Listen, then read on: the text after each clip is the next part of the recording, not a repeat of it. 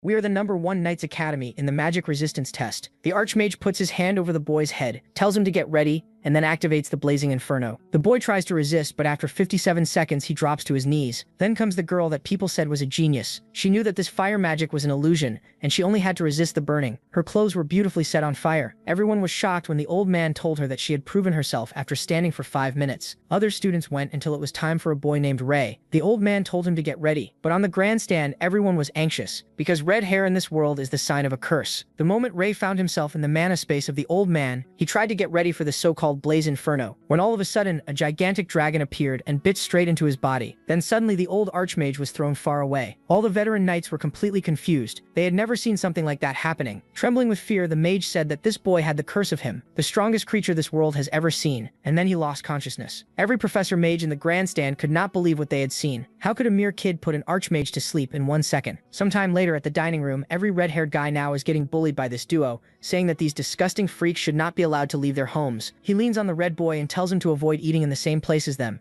so as not to curse their food. When suddenly a chicken thigh comes flying and hits the dude straight on his chin. When he goes to ask who did that, his face is instantly slammed to the table with Ray, telling the guy to repeat what he just said. One of the knights sees the commotion and everyone begs Ray not to kill the guy. But bro ain't letting this hair racism slide, and when the knight tells him to stop, he just pretends not to listen and keeps breaking the dude's arm. The knight repeated himself, but my boy does not care at all about him. Only after some pops he releases the dude and tells his friend that this is how you teach a lesson. But the knight asks why he disobeyed the order to stop. Ray just replies, "Sorry, my hearing is not that good," and walks away. Now bro is hated by the knights and archmages of this academy that he just arrived at. But considering that his goal is to kill everyone there, this is not really a problem. But why does he want to do that? See that red dragon defeated on the floor? That is Ray in his past life, the strongest being that survived alone for thousands of years to get revenge on mankind for killing his relatives. But funny enough, the second he closed his eyes as a dragon, he found himself as a baby. Bro went stone-faced like, why the fuck is there a human holding me? But without wings or claws, all he could do was wave his tiny arms. The little killer kept whining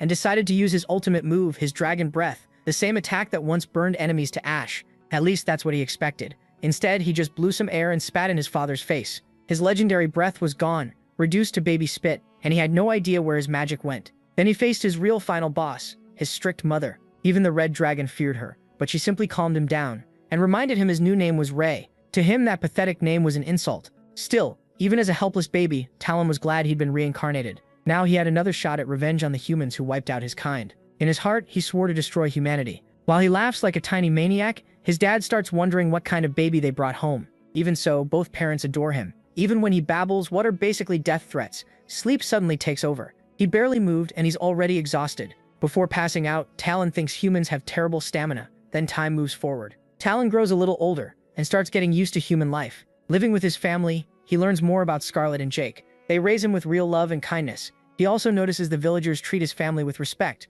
and this is when he first learns about adventurers. One day, the little dragon crawls to his mother for food and the villagers are amazed he already understands what he wants. They also start noticing his bright red hair, which looks nothing like his parents'. Jake explains it only turned red a few days ago. To Talon, that sounds like proof his powers may be returning. Later, he hears villagers whisper that the family might be cursed because of his hair, and that only makes him feel proud. His parents, though, still treat him like a normal little kid. He eats like a wild beast and makes a huge mess, trying his best to annoy them. And with Jake, even pee on him, but they still care for him. These humans love him more than anyone ever has, and to a dragon like him, that almost feels like torture. We also learn adventurers are rare, and Scarlet being a mage makes her even more unusual. Talon figures that if he ever gets his dragon powers back, revenge will be much easier. 2 years pass, and when children reach that age, they can take the mage evaluation. This is the day Talon finds out whether he has mana. Jake sends them off, and Talon rides with Scarlet in a cart. He's sure that as a reincarnated red dragon and the son of a mage, there's no way he'll fail. And if his magic returns, no one will stop him.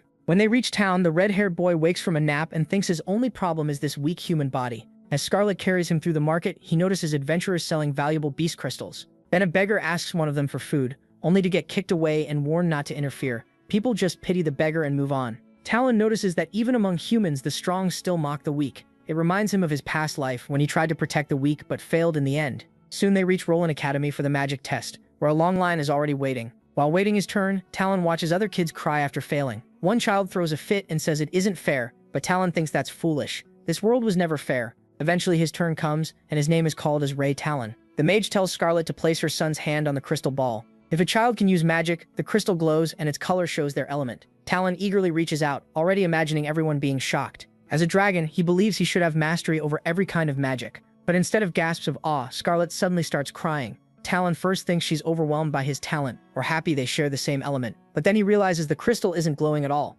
The old wizard sadly tells them Ray has no magic ability. Talon is stunned. How could the strongest red dragon be reborn without magic? Scarlet asks again, hoping there's some mistake, but the furious boy slaps the crystal ball with his tiny hands, convinced it's broken. The wizard picks it up and says there's nothing he can do. That only wounds Talon's pride more, and he spits out his pacifier, raging inside that he's the king of magic. Then he grabs the old man's beard and yanks hard, sure the wizard is lying and hiding his talent. Scarlet tries to stop him, but Talon keeps pulling, refusing to believe a dragon could be born with no magic. On the ride home, Talon starts thinking heaven is punishing him for killing so many humans, and wonders why he was reincarnated at all if this was his reward. Then he changes his mind. Maybe this is just a test, and if he can't become a mage, he'll find another path to revenge. Later during dinner, he looks at Jake and asks him, in broken words, to teach him how to fight. If he can't use magic, then he'll become a swordsman instead, and still chase his revenge. 2 more years pass, and Jake has been training him in swordsmanship. But Talon quickly learns revenge won't come easy. He hasn't beaten his father even once. During another practice match with wooden swords, Talon gets serious and vows to win. Watching Jake closely, he figures the key is to turn the instant Jake swings down, then strike from the side. He goes for it, but his legs get tangled, and Jake's wooden sword smacks him right on the head again. Ray wonders why it always ends like this. His mind knows what to do, but his small clumsy body can't keep up. Later he wakes up in bed after blacking out from the hit, and Jake just chuckles. Scarlet snaps at him for laughing and tells him to ease up. Ray is only 4. Jake mutters that the night trials are coming soon, and at this rate he won't pass. Still upset, Scarlet says he's pushing their son too hard, and reminds him Ray doesn't have to become an adventurer. There are plenty of other paths, but Talon says that's not it. Ray is just young and still can't fully control his body. They still have a whole year, and he believes their son can make it into the Avarian Knight Academy. Hearing that, Ray thinks he still has 1 year before the night trials, but isn't sure that's enough. Then he reminds himself he's the reincarnation of a red dragon, so he shouldn't be this weak. Fired up again, Ray tells them he can do it, and vows to become the strongest person anyone has ever seen. To step up the training, Jake gives him a gift, a real sword they can use from now on. Ray is shocked to hold an actual blade, especially one that feels too big for him. Jake says it will help him improve his control faster, and leans in to say he has one more gift. Ray starts wondering what he's hiding. They head to the storage room, where Ray finds a magic puppet. Jake warns him not to take it lightly. It's powered by magic, and even students at Avarian Academy use these to train. Even so, Ray eyes the puppet like he isn't fully buying it. Jake then tells him to attack it, and Ray takes the challenge without hesitation. After loosening up his wrist, Ray swings with all his strength, and the puppet activates at level 1. But the moment his sword hits its shield, it fires back instantly, and knocks his sword out of his hand. When level 1 shuts down, Ray is left frustrated by another loss. Seeing that, Jake calms him down and says beating even the first level would be enough to pass the night trial. He also admits he had to call in a lot of favors to get this puppet. That gets Ray excited again, and he starts thinking he'll clear the trial soon. Determined this time, he trains until he drops to the ground from exhaustion. With a deep sigh, Ray admits his body still won't move the way his mind wants. It frustrates him more and more. At this pace, he won't even beat the puppet, let alone get his revenge. Then a voice behind him asks why he's so set on defeating a puppet. Startled, Ray raises his sword and looks around for where it came from. He spots a girl who had snuck up on him and gets flustered. The blonde quickly apologizes for scaring him and introduces herself as Amy. She says she lives in the village and noticed him training out here, so she came to warn him to leave before sundown. A little uneasy, Ray asks if this place is dangerous. Amy explains that it's safe in the morning, but since it's close to the forest, magic beasts can show up after dark. Ray is surprised by how much she knows, and Amy says it's because she gathers fruits and vegetables around here all the time. She offers to head down the mountain with him before it gets dark, and Ray quickly agrees. As they introduce themselves, Amy reveals she already knows who he is because he's famous in the village. That catches Ray off guard, though deep down he already knows why people know his name. The Talon family is admired in the village, especially Jake, and people often stop him when he's out. But when Ray walks beside him, some villagers whisper that the red-haired boy is cursed and worry it might spread. No one else in the village has hair like his. Ray knows people respect his parents, but fear him for no reason, making him an outsider no one really likes. That reminds him of his past life as a dragon. Maybe it's because adults always use stories about cruel red dragons to scare kids. Red should mean power, but humans treat it like evil. He can't help thinking how twisted that is. Humans wiped out his kind, yet dragons are the ones painted as monsters in stories. To Ray, their revenge was just self-defense, but humans use that as proof dragons were savage. Lost in those bitter thoughts, he gets pulled back when Amy asks what he's thinking about. After that, Ray snaps out of it and walks down the mountain with her.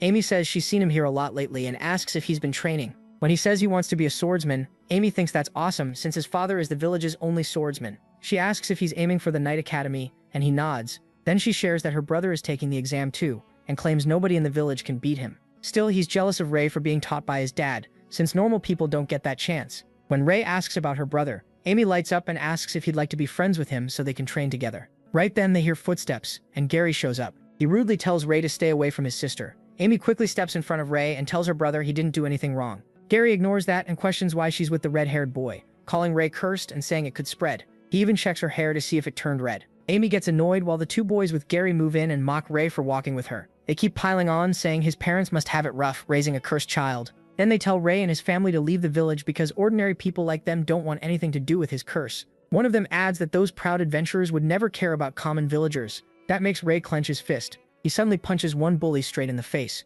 Done holding back, he goes for Gary next, but one of the others jumps in and takes the hit. Still, the blow is so strong it sends Gary flying too. Ray makes it clear he only wants to beat the one who insulted his parents. Gary calls him Ray Talon and says he knows both his parents are adventurers and that Jake is a swordsman. Since Ray was trained, Gary challenges him to a fight and says they won't use weapons because he doesn't want to kill him, so the two toss their swords aside. Ray tells them they can all come at once. He doesn't care. The fight goes on as both boys trade punches, but Ray's weak human body gives out. Gary lands a heavy final blow and slams him to the ground. Bleeding on the dirt, Ray lies there while Gary asks if he's ready to admit defeat. But Ray still won't quit and somehow forces himself back up. Gary just keeps talking trash, saying he's disappointed. A great swordsman like Jake trained him, yet he's still useless. Gary brags that his own father is only a merchant, but he's still better. Then he tells Ray to give up on becoming a swordsman and find something he can actually do.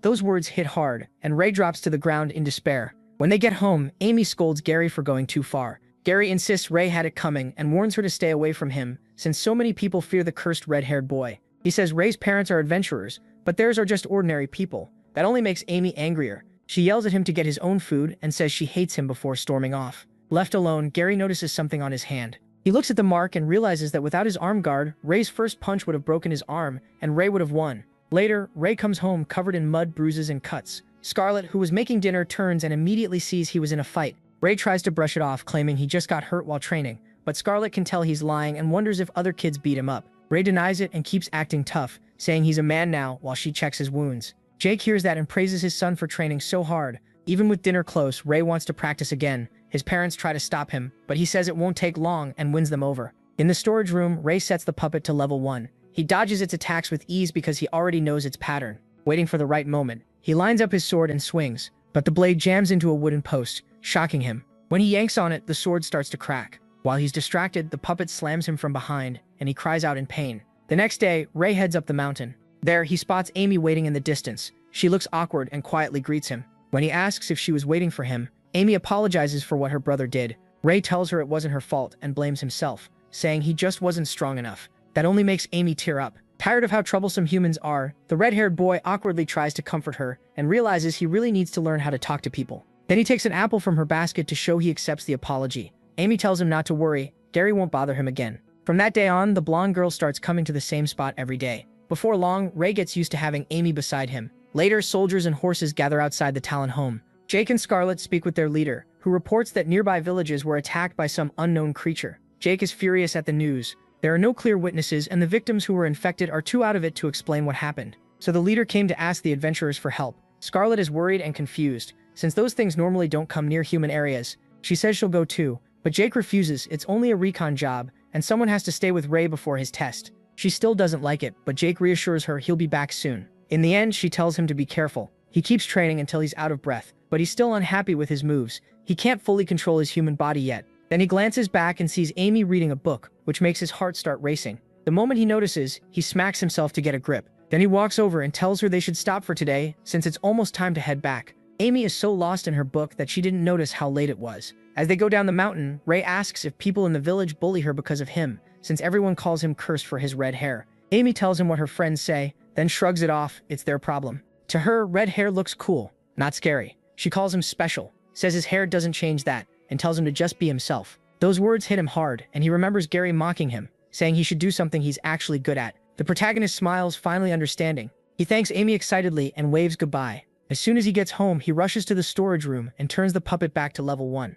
This time, he drops low, puts his hands on the floor, and holds the sword in his mouth. Moving like that feels natural to him, faster, lighter, and much more agile. Once he spots an opening, he attacks with everything he has, and just like that, he clears level 1. He's thrilled by the win, but instead of stopping, he wants to test himself. Passing level 1 already means he could likely pass the Knight Academy exam, and yet he still switches the puppet to level 2. Early the next morning, Jake gets ready to leave for the mission. Ray, just awake, sees him and asks where he's going. Jake apologizes and says he'll be away for a while, but promises to return before the test. He tells his son to keep training with the puppet while he's gone, smiling as he says he knows MC can beat it. He is about to tell him about clearing level 1, but the people waiting outside call Jake to leave. On his way out, Jake tells Scarlet to take care and says he'll miss her. Ray just smiles and thinks it's fine. Beating one puppet isn't that big a deal. He decides to save it and really shock Pops when he gets back. As he heads for the mountain, he wonders how Jake will react and realizes he only found this answer because of Amy's advice. He feels thankful and oddly happy, then catches himself becoming more like a human.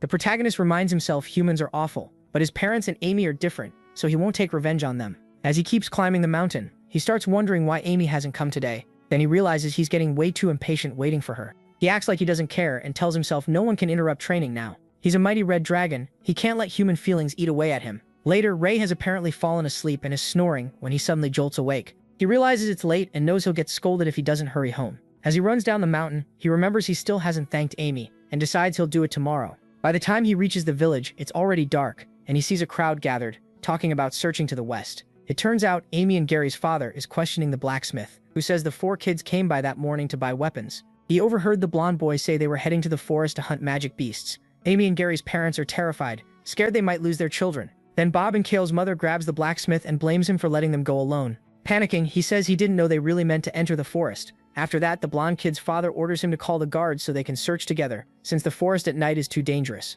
As the old man hurries off, Ray keeps walking and thinks about Gary's missing group. At first he figures it's karma. Maybe magic beasts already killed them, which would save him trouble. Then he remembers Amy. He tries not to think about her, reminding himself he doesn't want revenge on her since she treated him well, even if her brother is a fool. Around him, people gather torches and supplies for the search, while he starts to walk away, thinking how short human lives are anyway. But Amy's face flashes through his mind. He stops, confused by the feeling making him hesitate. Then he turns back, deciding Amy did nothing wrong, and he still hasn't even thanked her for helping him beat the puppet. The scene shifts to the forest, where 2 magic beasts are badly beaten. Nearby, Kay and Bob lie unconscious on the ground. Gary stands in front of Amy, trying to shield her while she cries in fear. He tells her not to move and raises his sword to face the beast. Ray rushes into the forest, catches the scent of blood, and soon finds a dead young demonic wolf. He checks the fresh sword wound in its stomach, and realizes the kids must be close. But the tracks and marks are so mixed up that he can't tell which way to go. As he's trying to decide, he hears a scream. Amy. Back at the fight, an adult demonic wolf slams Gary into a tree and sends him crashing down.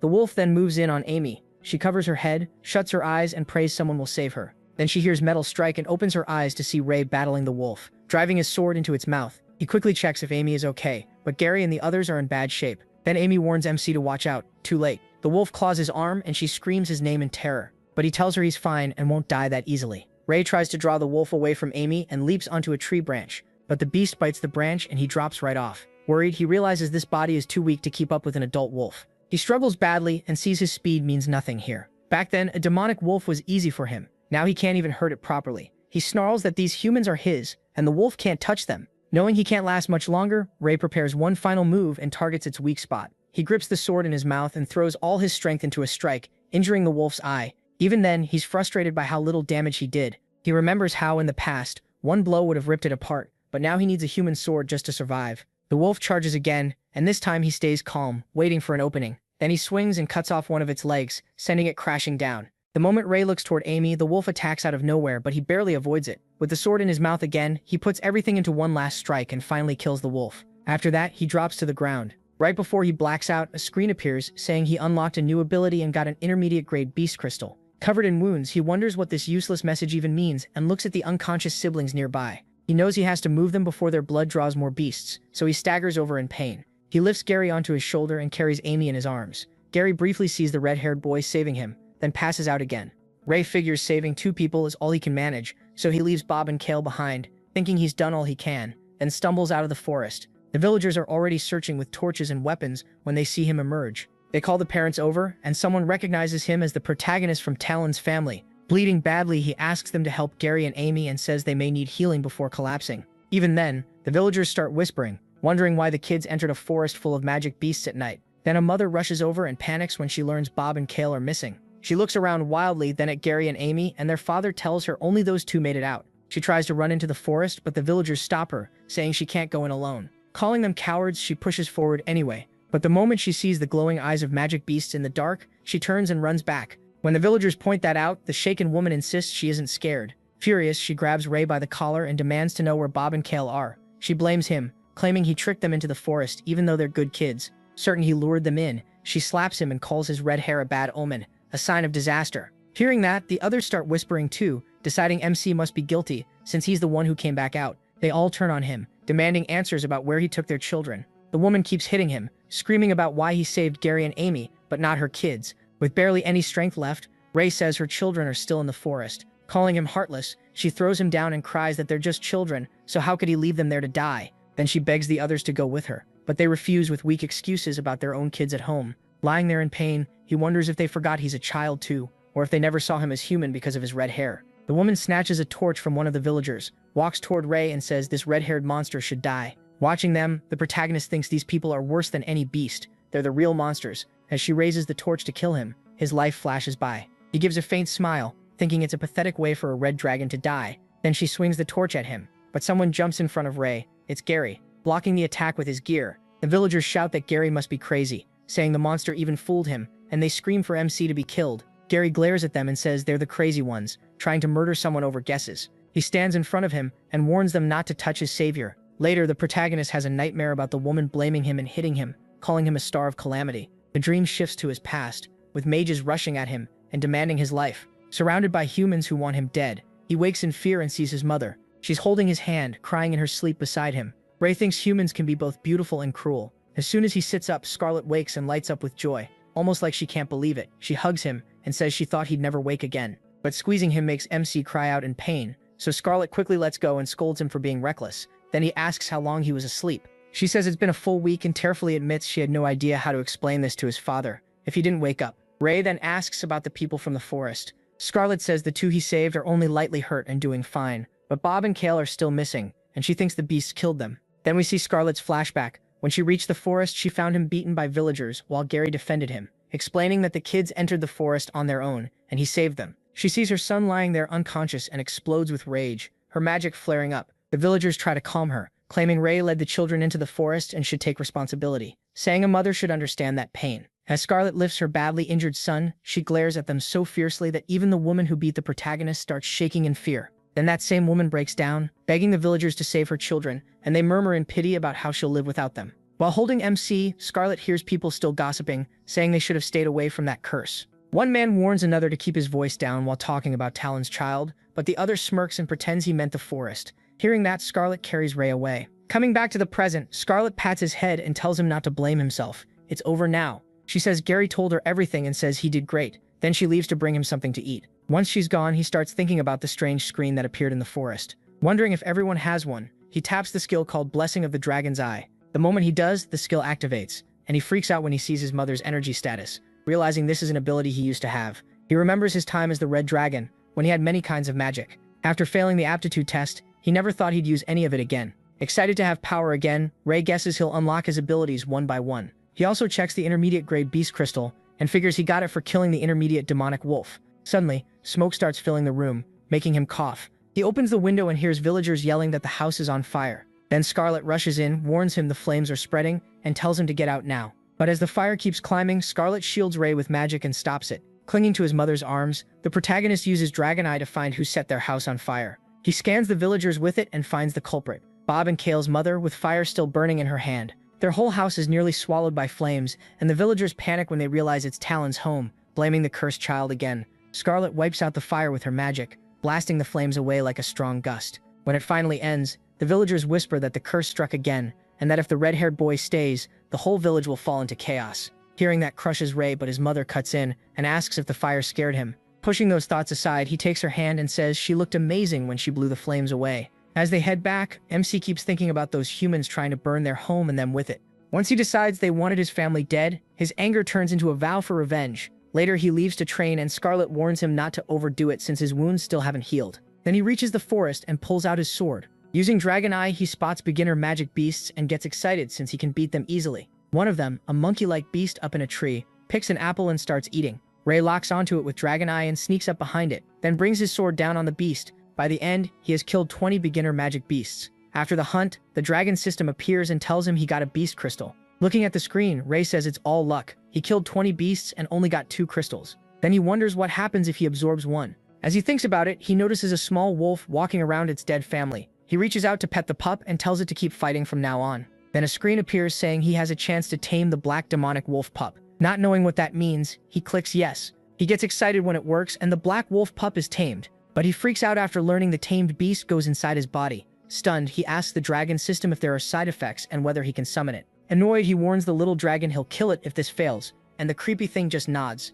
Right then, he unlocks another skill, but puts it off for later because he has something else to do. He starts searching for the two missing kids with Dragon Eye and finds them beyond a hill. When he gets there, he finds a cave-like spot full of corpses and skulls. Then he sees two bodies that look like Bob and Kale. The beasts tore out their organs and ate everything, leaving only bones and clothes. Ray takes the clothes as proof of who they were and puts them in a basket. That night, Scarlet keeps telling the protagonist not to train so hard while he's still hurt. He tells her to stop nagging, so she scolds him for talking back and dirtying his clothes. The protagonist still says he'll train again tomorrow. Finally, Scarlet says his dad will be home in a few days, so he can train with him instead. MC lights up, eager to show his father how much he's improved. Then his mother snaps and orders him to get under his blanket and sleep. It scares him enough to realize human instinctive fear is very real. Later, at midnight, Ray opens his eyes, still awake. He heads into the storage room and takes the bucket of clothes from the forest, along with another bucket filled with blood. At the same time, someone knocks on Bob and Kale's house, and their mother comes downstairs, wondering who could be there this late. She opens the door, hoping her sons are back, and calls their names.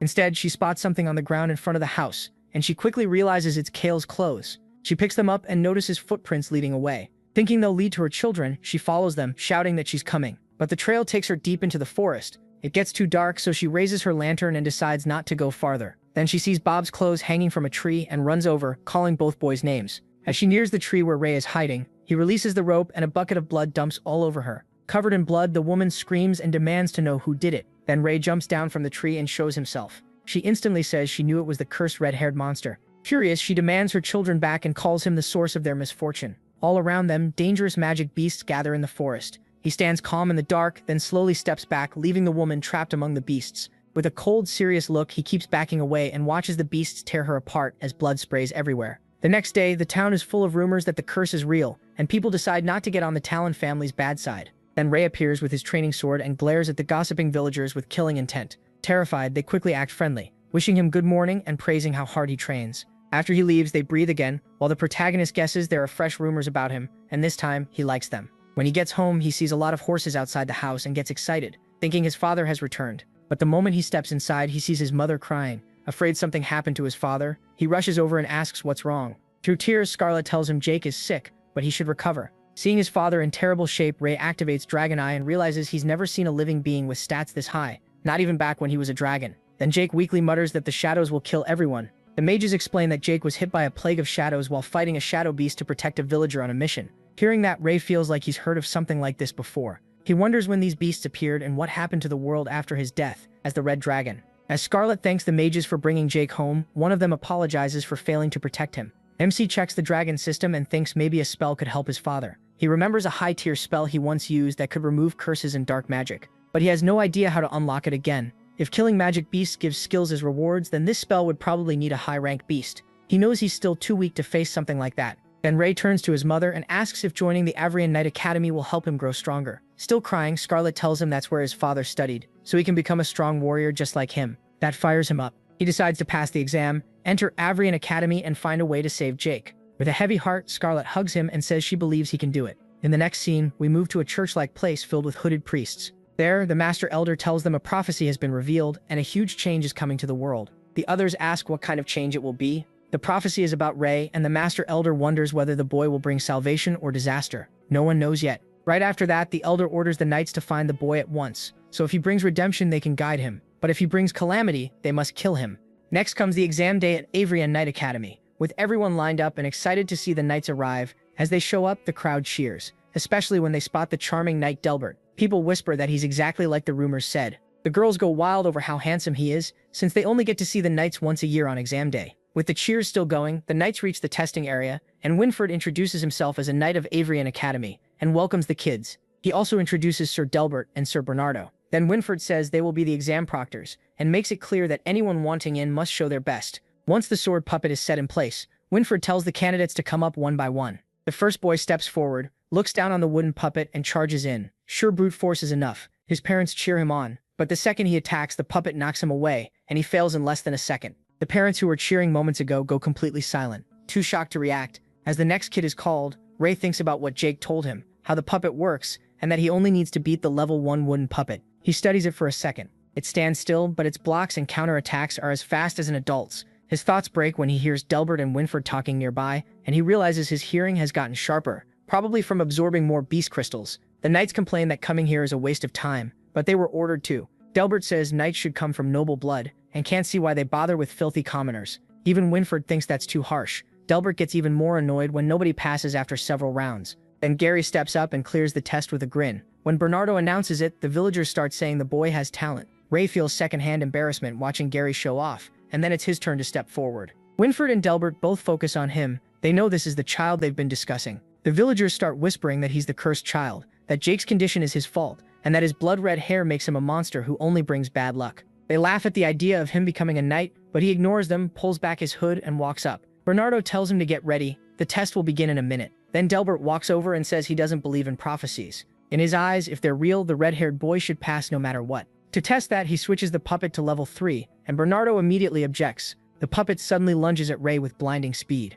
Bernardo and Winford shout for him to move before he gets killed, but in the next instant, the protagonist cuts the puppet's head clean off. The whole place goes dead silent as the wooden head hits the ground, leaving the knights stunned. Bernardo is too shocked to speak, so Winford tells him to announce the result. Bernardo finally congratulates Ray for passing. Scarlet is proud, while Gary can barely believe what he saw. After passing, MC leaves the village with the knights and says goodbye to his unconscious father. He tells him not to worry and promises to find a way to save him. Ray starts to tear up and Scarlet comes over. She holds a pendant and puts it on him, saying it has been passed down through her family and should bring him luck. He tells his mother he's leaving and asks her to take care of herself. Scarlet worries over him and tells him to stay safe, reminding him she will always be there if he needs her. He reassures her and says he's a man now. Then he leaves as Scarlet cries. When he reaches the cart, he's told to sit with the other boy inside. He looks in and sees Gary. They both go quiet, and Ray wonders if they were the only two who passed. The ride starts in complete awkward silence. Eventually, Gary works up the nerve to apologize to the red-haired boy, admitting he was cruel and even hit him.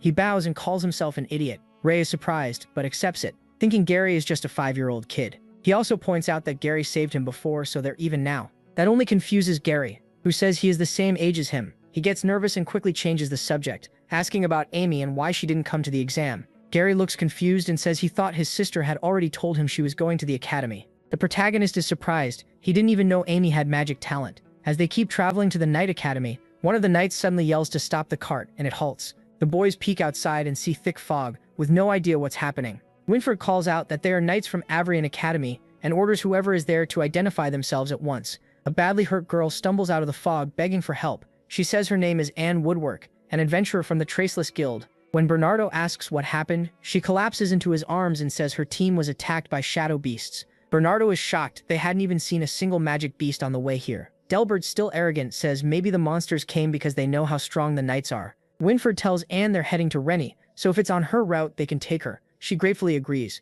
Gary asks why they're going to Rennie instead of the academy. Delbert hears him and snaps that sending kids straight to the front line would be stupid. Both boys are confused by what he means. Delbert explains that Avrian Knight Academy sits on the border, so it could be attacked anytime. Winford adds that they first have to train in Rennie for 10 years and learn the basics before going there. Hearing 10 years leaves Ray speechless. For a dragon, that's nothing, but not for a human. He wonders if his dad can hold on that long. Gary is also shaken. Anne was the only survivor, and Ray's father was attacked by shadow beasts too. Even the knights were rattled. So what happens if they run into them again? Then a cracking sound makes Ray tense up. Winford warns everyone to get ready. Something huge is coming. It's the Drop Bear King, now turned into a shadow beast too. All 3 knights prepare to fight as the giant monster charges in. It goes straight for Bernardo, and he can't dodge in time, but Ray jumps in and kills the beast, saving him. Bernardo immediately tells the kids to protect themselves, while Winford notices the Drop Bear King isn't moving and gets uneasy, thinking it's waiting for something. At the same time, Gary struggles against the shadow beasts and gets scratched by one of them. Ray saves him by slashing the creature across the back and warns him to be careful. These drop bears are much stronger than demonic beasts.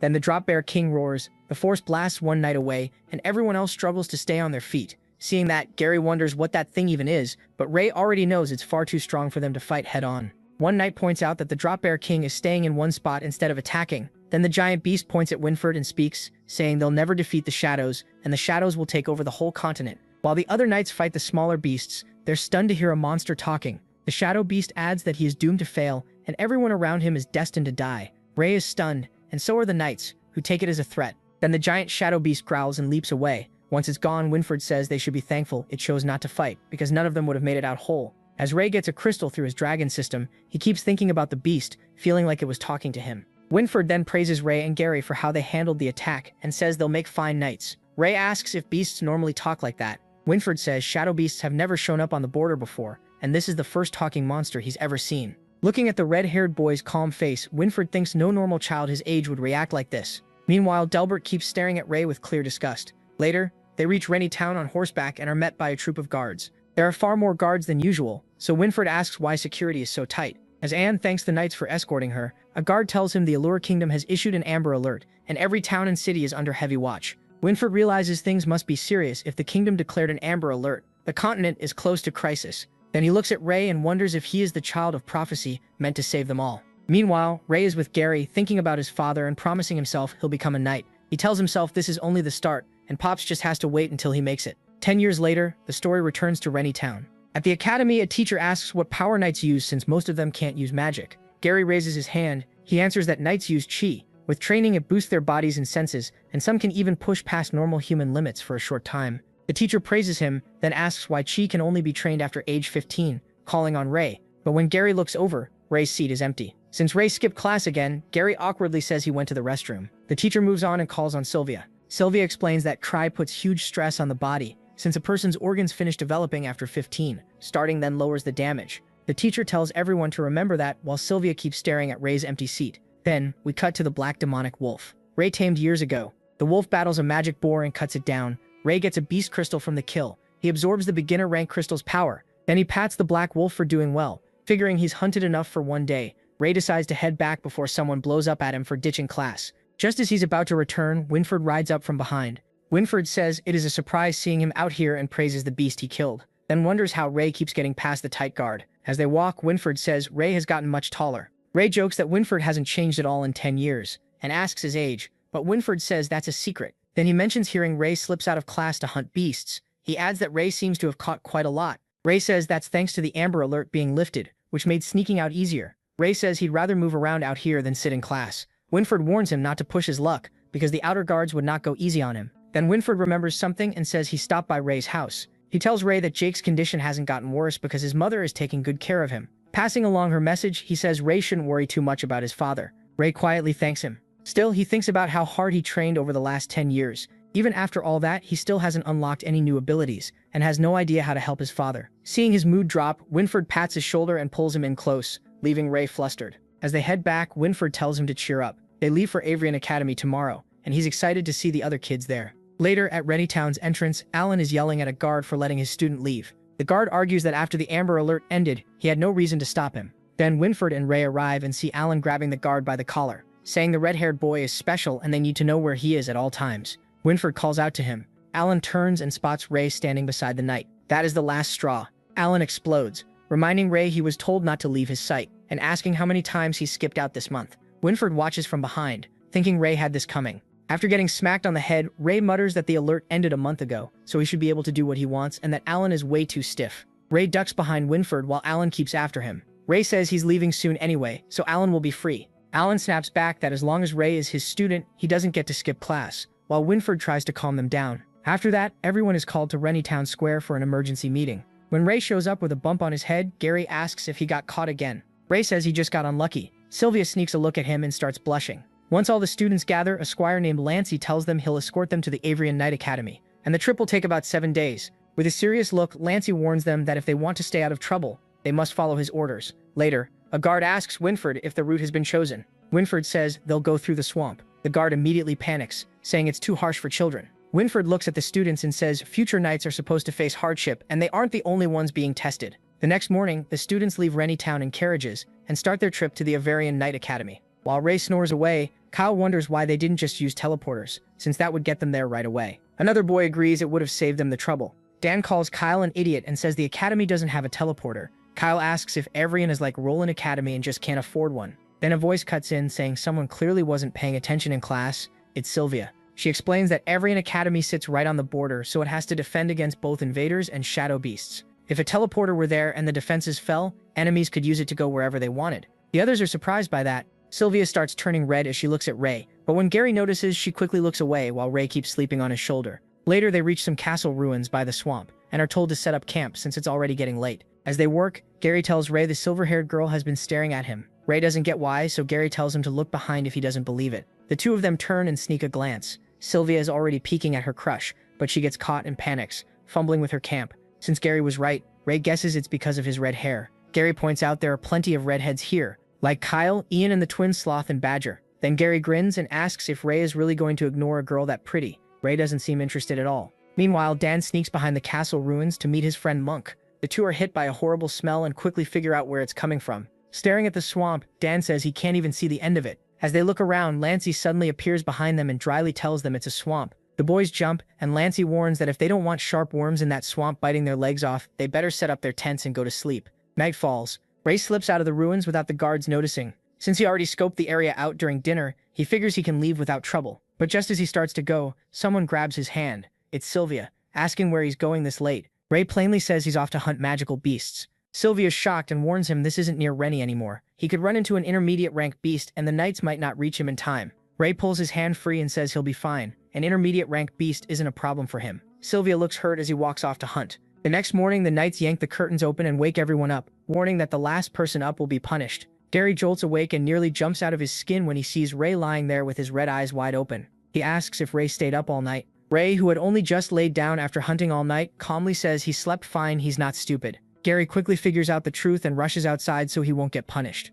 Ray stays behind, smiling at his dragon system. He figures that if he keeps hunting like this, he'll max out beginner beast crystals before they reach every Knight Academy. After that, he can start absorbing intermediate ones. Later, the group continues toward the academy, with the knights leading the carriages. As they move through a creepy forest, Winford suddenly stops after sensing something ahead. He gives Lancey a look and the knights pull back. The students are about to face this test on their own. Then things burst from the ground, rocking the carriages. Gary notes how quiet it had been outside, while Ray is still half asleep. Then a horse screams as something attacks it. Sharp worms erupt from the earth and slam into the carriage, terrifying several students. Gary and Ray react at once, drawing their swords and cutting into the worms. One worm crawls forward to strike a girl, but Gary jumps in front of her and slices it apart. The sight of worm blood pouring everywhere leaves some students shaking. Gary warns that sharp worms travel in swarms, so more are coming. He tells everyone to stay alert and get off the carts as others move in to help. He orders them to fight in the open and form groups of 3, standing back to back so there are no gaps. Kyle, meanwhile, looks fired up to kill every worm he can. Ray thinks they're getting a little too into it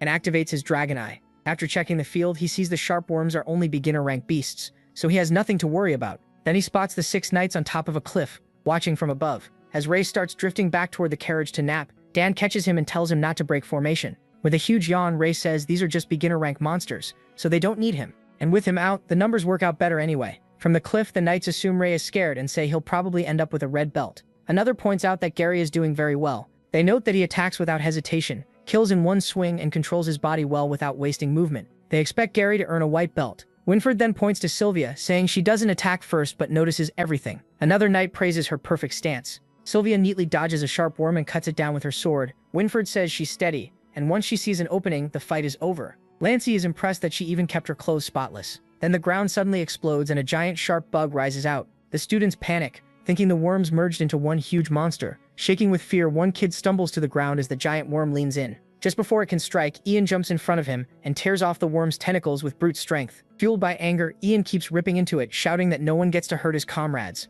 The twins, Sloth and Badger, rush into and carve through the giant worm like pros. Kyle, still counting his kills, drives his sword through it and proudly says that makes 45. Watching from above, the knights are surprised they don't need to step in. The red-haired kids, aside from Ray, have nearly finished the monster on their own. Once it's over, Ian checks if his teammate is okay, and everyone is relieved the worms are finally dead. Winford notes that Ian isn't just strong, he also looks after his team, making him a real gem. Then there's Ray, asleep on the carriage like none of this matters. Afterward, everyone climbs back into the carriage. Gary asks Ray why he didn't help, and warns that this place is dangerous. Stretching, Ray says he was too sleepy, and the knights were watching anyway. Gary can only call him a lone wolf. Winford, still watching, wonders which one is the child of prophecy. As the trip continues, Kyle brags about killing the monsters, and Dan praises him. They start talking like they'll be real knights before long, and Dan says if they're lucky, they might even earn a white belt. Gary, confused, asks what a white belt even is. Dan explains that knights have different ranks, and the ones escorting them now are white tassel protectors, high-ranking knights. He says those knights once earned white belts, proving their skill through tests and trials. There are also green and black belts for other levels, while red is the lowest rank. That wakes Ray right up when Dan adds that red belts go to students who do poorly on the tests. He goes on to say white belts get personal instructors, rewards, and better resources. Red belts get basic training and are mostly ignored. Since the academy gives up on them, they can pretty much go wherever they want. Hearing that, Ray is thrilled. If he gets a red belt, he'll have all the freedom he needs to hunt magic beasts and gain stronger crystals and abilities fast. Excited, he clenches his fist and decides he has to do his best to earn that red belt. Soon after, they finally arrive at Avarian Night Academy. The place leaves the students stunned. Gary thinks it's awesome, and Ray is speechless at how massive it is. Avarian Night Academy is basically a giant castle with enormous gates. The students can only stare. It's exactly how they imagined it. They whisper that the academy feels like a whole city just for knights. They're even more amazed to learn it runs on mana crystals instead of torches. Gary says this place feels like a completely different world from the village he grew up in. Lancey then tells Gary and Kyle to stay close if they don't want to get lost, promising they'll have time to explore later. Lancey the squire starts giving them a tour, leading them through the armory. At the library, he tells them to keep quiet. Some of the girls are more focused on how handsome Sir Lancey is. Dan asks if the librarians are knights too, and Lancey explains that every graduate must serve the city for 2 years before choosing to stay or leave. Before the dorms, Lancey brings them to one last stop that looks almost like a cemetery. He reveals it holds the remains of knights who fought or died for the Allure Kingdom. He says he brought them here to remind them that war never truly ended, and a knight's first duty is to protect home. The students answer together that they will fight to protect their home. But Ray starts trembling with anger, thinking about how humans use dragon bodies to make armor and weapons. Then Sivlia raises her hand and asks about the statues and who they were based on. Lancey says they honor the founders of Avarian Night Academy, the legendary Dragon Knights. The students immediately start buzzing with questions. Lancey cuts it short, saying they'll learn all about them in academy history.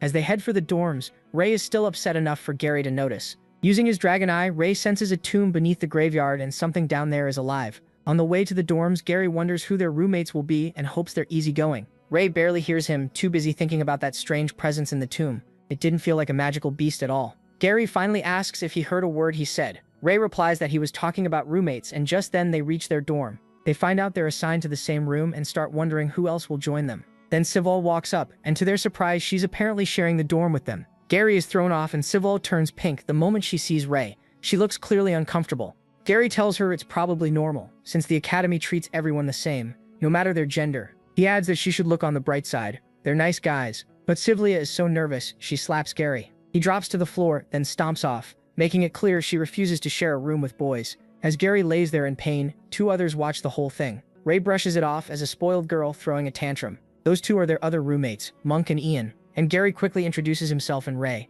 Noticing Ian's red hair, Ray figures he must be from the same place as him. Gary checks the dorm list and sees 2 more roommates are still coming, Dan and Marcia Woodwork. Meanwhile, Sivlia slowly heads back upstairs toward the boys' room. She glares at them and warns them not to come in because she's changing. Forced out into the hall, Gary says he knew the school wouldn't let her switch rooms. Right then, Dan shows up and asks why they're all standing outside. Gary says they were waiting for him because there's a huge cockroach inside, and they need someone to handle it. Hearing that, Dan puffs up and says future knights shouldn't fear a bug. Then he throws the door open, while the others struggle not to laugh. They just played a dirty trick on their new roommate. The scene then shifts to dinner, where everyone is busy eating. Still annoyed from the prank, Dan asks if they had fun, since now Sivlia might kill him in his sleep. With a slap mark still on his face, Gary jokes that plenty of people would be jealous just to get her attention. The second Dan says more about her, Sivlia overhears and gets mad. Dan and Gary quickly deny talking about her at all. Meanwhile, Ray keeps eating like none of this matters. Sivlia mutters that she can't believe they're eating at a time like this when the test is so close. Since Ray is focused only on food,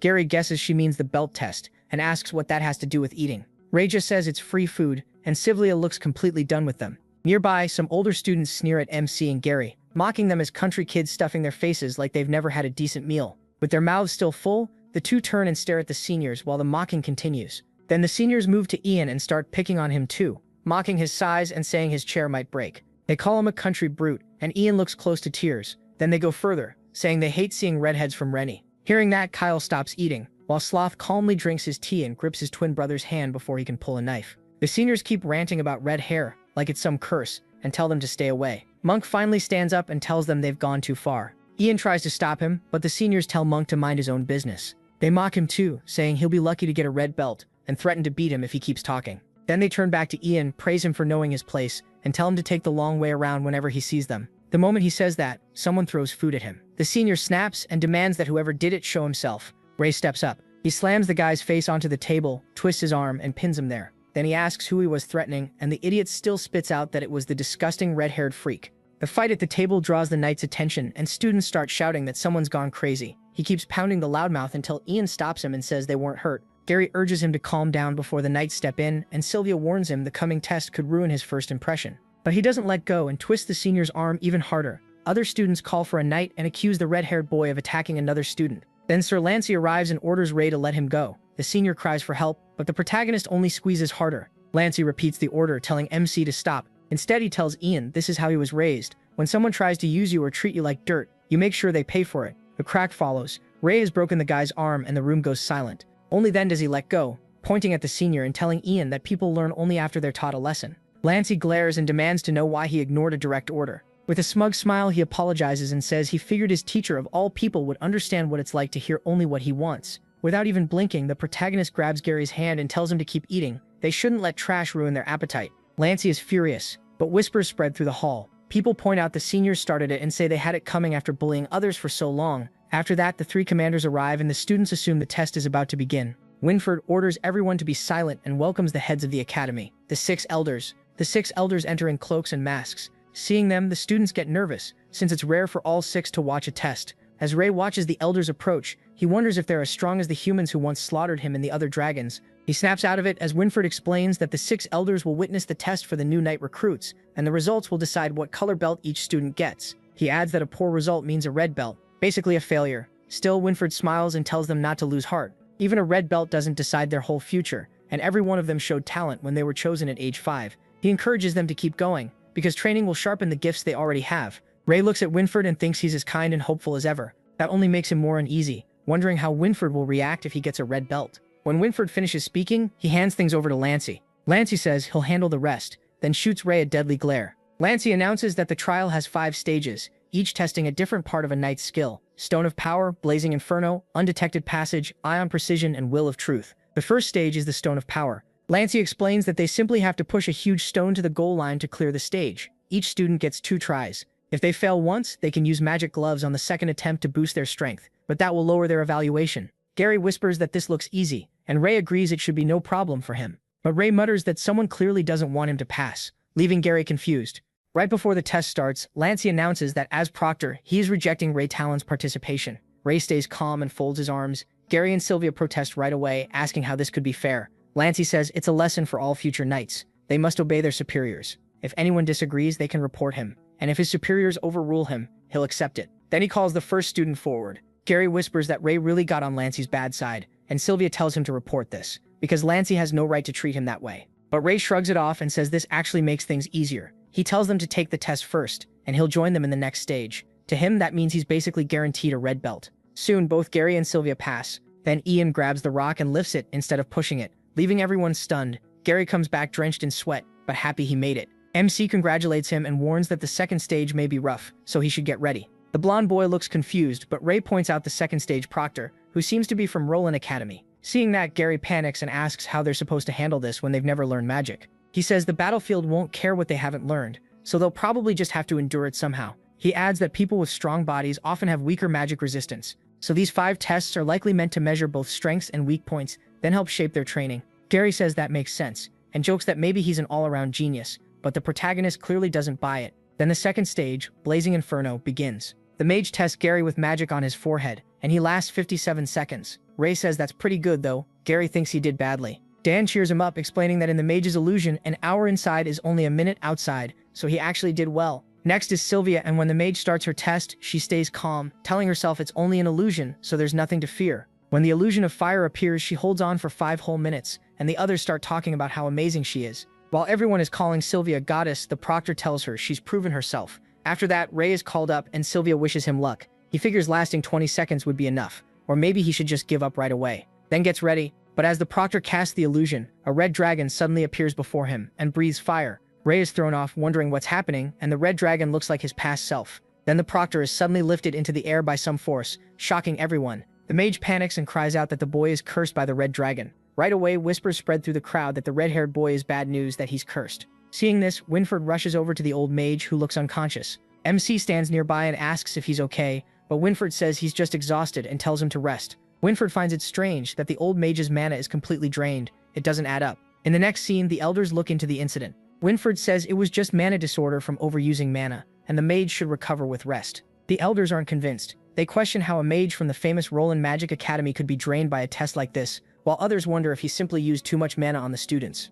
Winford tells them the mage is resting, and says he'll keep investigating. He also suggests replacing him for the remaining tests, and the elder agrees, but as Winford leaves, one masked elder calls over an armored guard knight and whispers something to him, and the guard says he'll handle it at once. Then the elder stares at Ray Talon from a distance as he heads back to his friends. After the incident, he asks about mana disorder. Sylvia explains that it happens when a mage has no mana left, but forces out another spell anyway, causing it to backfire on their body. He understands, while Gary jokes that his friend is just unlucky, and says geniuses always have it rough. As the two laugh, Sylvia stays doubtful. She thinks it's weird that a mage from Roland Magic Academy would make such a simple mistake, and she keeps thinking about the curse he mentioned. Then they hear a noise and the ground starts shaking. Everyone thinks it's an earthquake, but trees suddenly start appearing everywhere, making it clear this is magic. Soon the whole testing area is filled with trees. Gary has no idea what's happening, and Sylvia says someone is casting a spell. Then a proctor appears and announces that the third stage is starting now. While everyone is still caught off guard, he tells the students to follow him and copy his movements as closely as they can.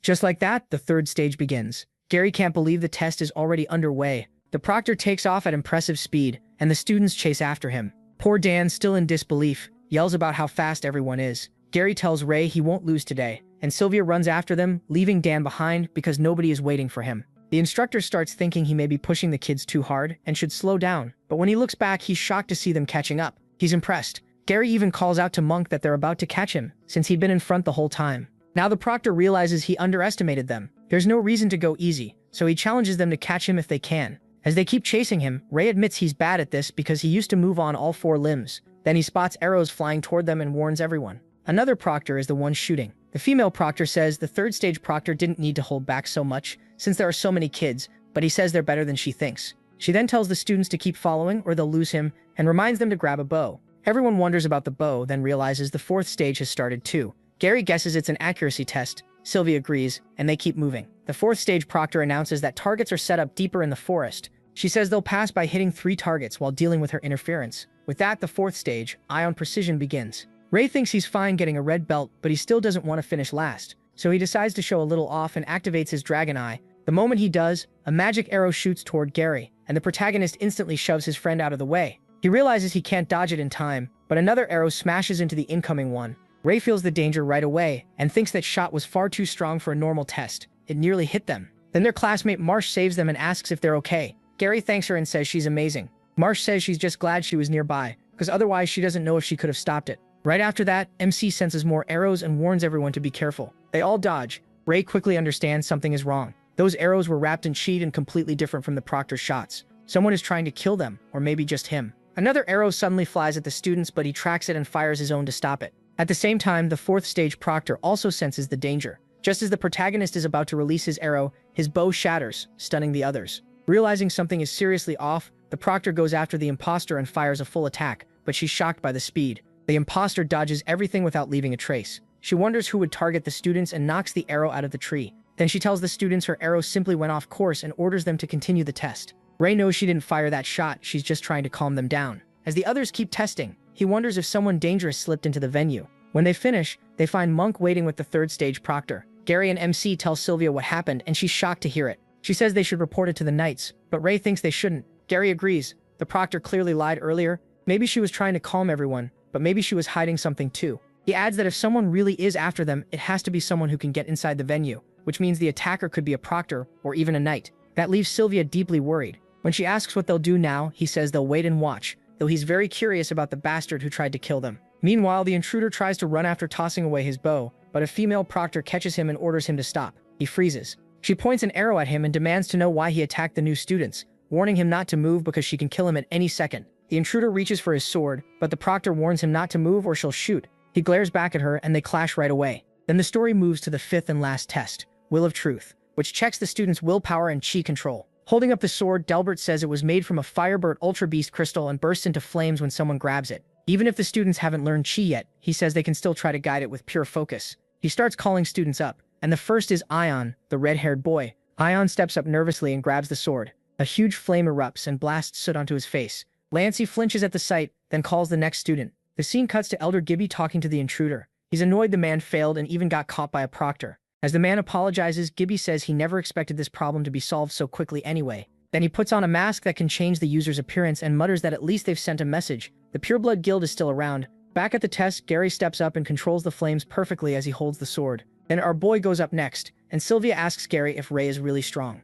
Gary thinks for a moment, then says Ray is insanely strong. The others doubt it since his first 4 scores were awful. That's when the blonde boy brings up the last time he fought with Ray. He says he won easily, but 10 years ago when an intermediate demonic wolf attacked him, Ray saved him and killed it. The others laugh it off. They were only 5, so they think it was probably just a big wolf, not an intermediate beast. Sylvia starts wondering if Ray really is strong and why he hides it. Then the test begins. Our boy grabs the sword and suddenly the dragon system appears, asking if he wants to absorb the ultra-grade beast crystal. No flames come out at all. The students start whispering that weird stuff always happens with this guy, and they're shocked the sword isn't even glowing anymore. He swings it around, wondering if it broke. Delbert stares in disbelief, and yanks the sword from his hands. When no flames appear, Delbert panics, shouting that the weapon was made from an Ultra Beast crystal and is one of the Allure Kingdom's treasures. He grabs the red-haired boy by the collar and accuses him of doing something to it. Ray, totally confused, asks how he could damage a sword made from Ultra Beast crystal. He adds that Delbert was watching him the whole time, so he couldn't have tried anything anyway. Delbert is furious,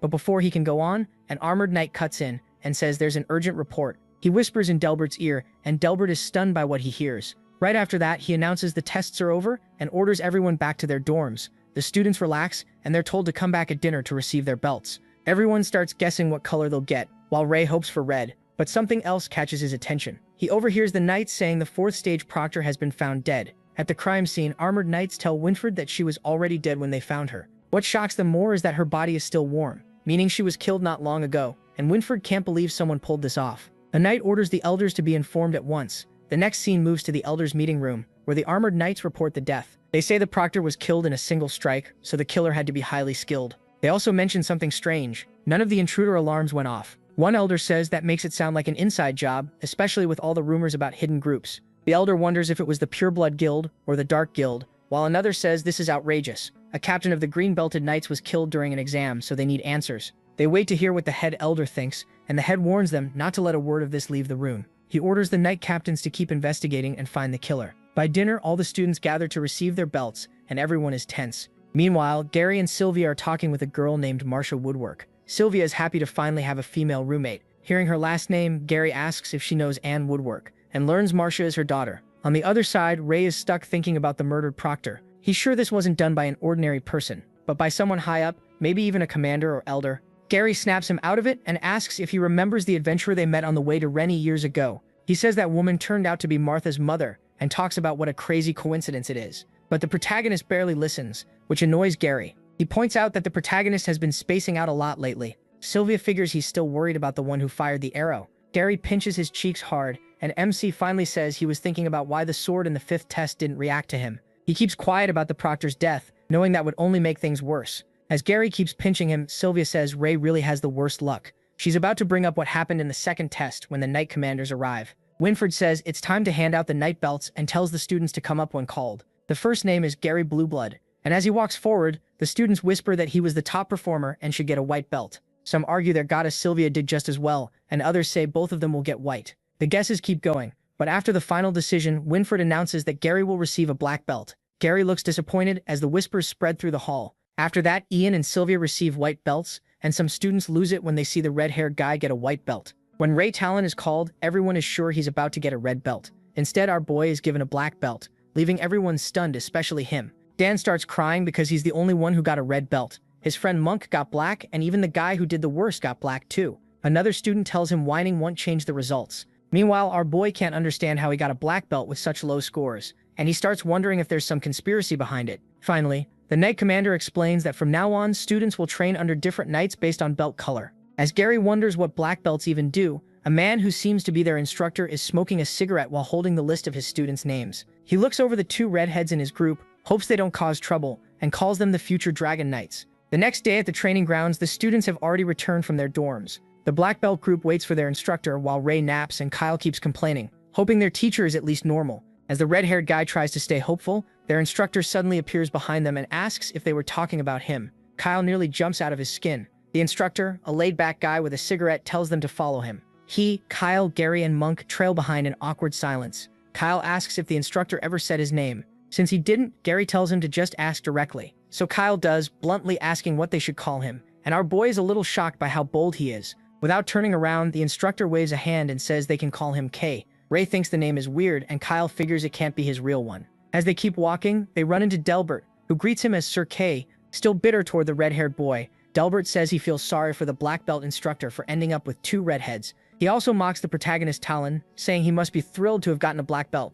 Then he adds that if it were up to him, someone like MC would never have been allowed into the academy. But our boy fires back that it's a shame Delbert doesn't get to make the decisions. That pushes Delbert over the edge. He warns Ray to know his place and says he'll be watching him. As Delbert moves to hit him, Case blocks him with his sword and reminds him that he is now part of the Black Belted Knights. So letting discrimination come between them would only make things worse. Case's sword stops Delbert, but the knight just smirks and says everyone will soon learn the prophecy about the protagonist is wrong. Still annoyed, Delbert tells him good luck and walks off. The students are left confused, whispering about the prophecy and wondering what he meant. Kyle glares after him, then tells the student knights to follow. He leads them to a room inside the castle and says this will be their special training area from now on. When they enter, the chamber is completely dark. A strange wind hits them, making the students flinch and shield their eyes. The place is run down and gloomy. The silence freaks Monk and Kyle out, and they suddenly realize Sir K has vanished without them noticing. While the others start panicking, Ray uses his dragon eye and figures K is gone. He still can't find him, even with that. Gary asks if MC can see their teacher, but he says no, he's nowhere in sight.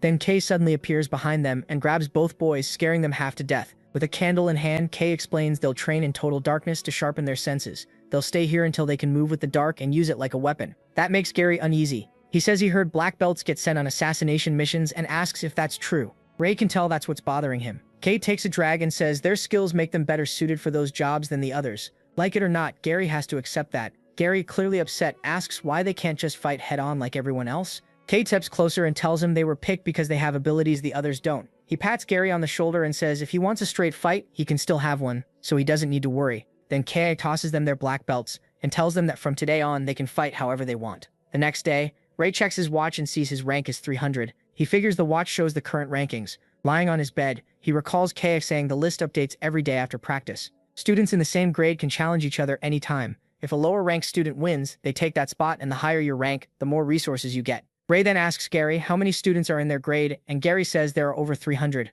He realizes that puts him near the bottom of the rankings. Then Dan checks Gary's watch and freaks out when he sees Gary is ranked first, saying everyone had been wondering who'd take the top spot. Dan is thrilled to share a room with the first and third rankers, laughing that he can brag all he wants. Gary gets annoyed at him for flashing everyone's ranks. Nearby, Sylvia, the third-ranked knight, glances over at Dan, acting wild, and says, "Boys are foolish." Then Ian asks Monk why he looks so happy. Monk checks his watch, sees he's 65th, and quietly gets excited. He says it's nothing, but he's clearly proud and ready to keep working. 10 days later, Ray walks through the hall thinking he's close to 100 points for beginner beast crystals, but hunting hasn't given him much. When he reaches his dorm, loud arguing inside snaps him out of it. Monk is heated, saying Gary only climbed the rankings because of his natural talent, while Gary argues that the black belt training is kind of deceptive and useless for him. Monk shoots back that the training isn't useless. Gary just sucks at it. Gary says he doesn't need it to keep his rank anyway. The protagonist walks in confused, and Dan says he's never seen Monk this mad. Dan explains they're fighting over whether black belt training is actually useful, then asks Ray what their training was like.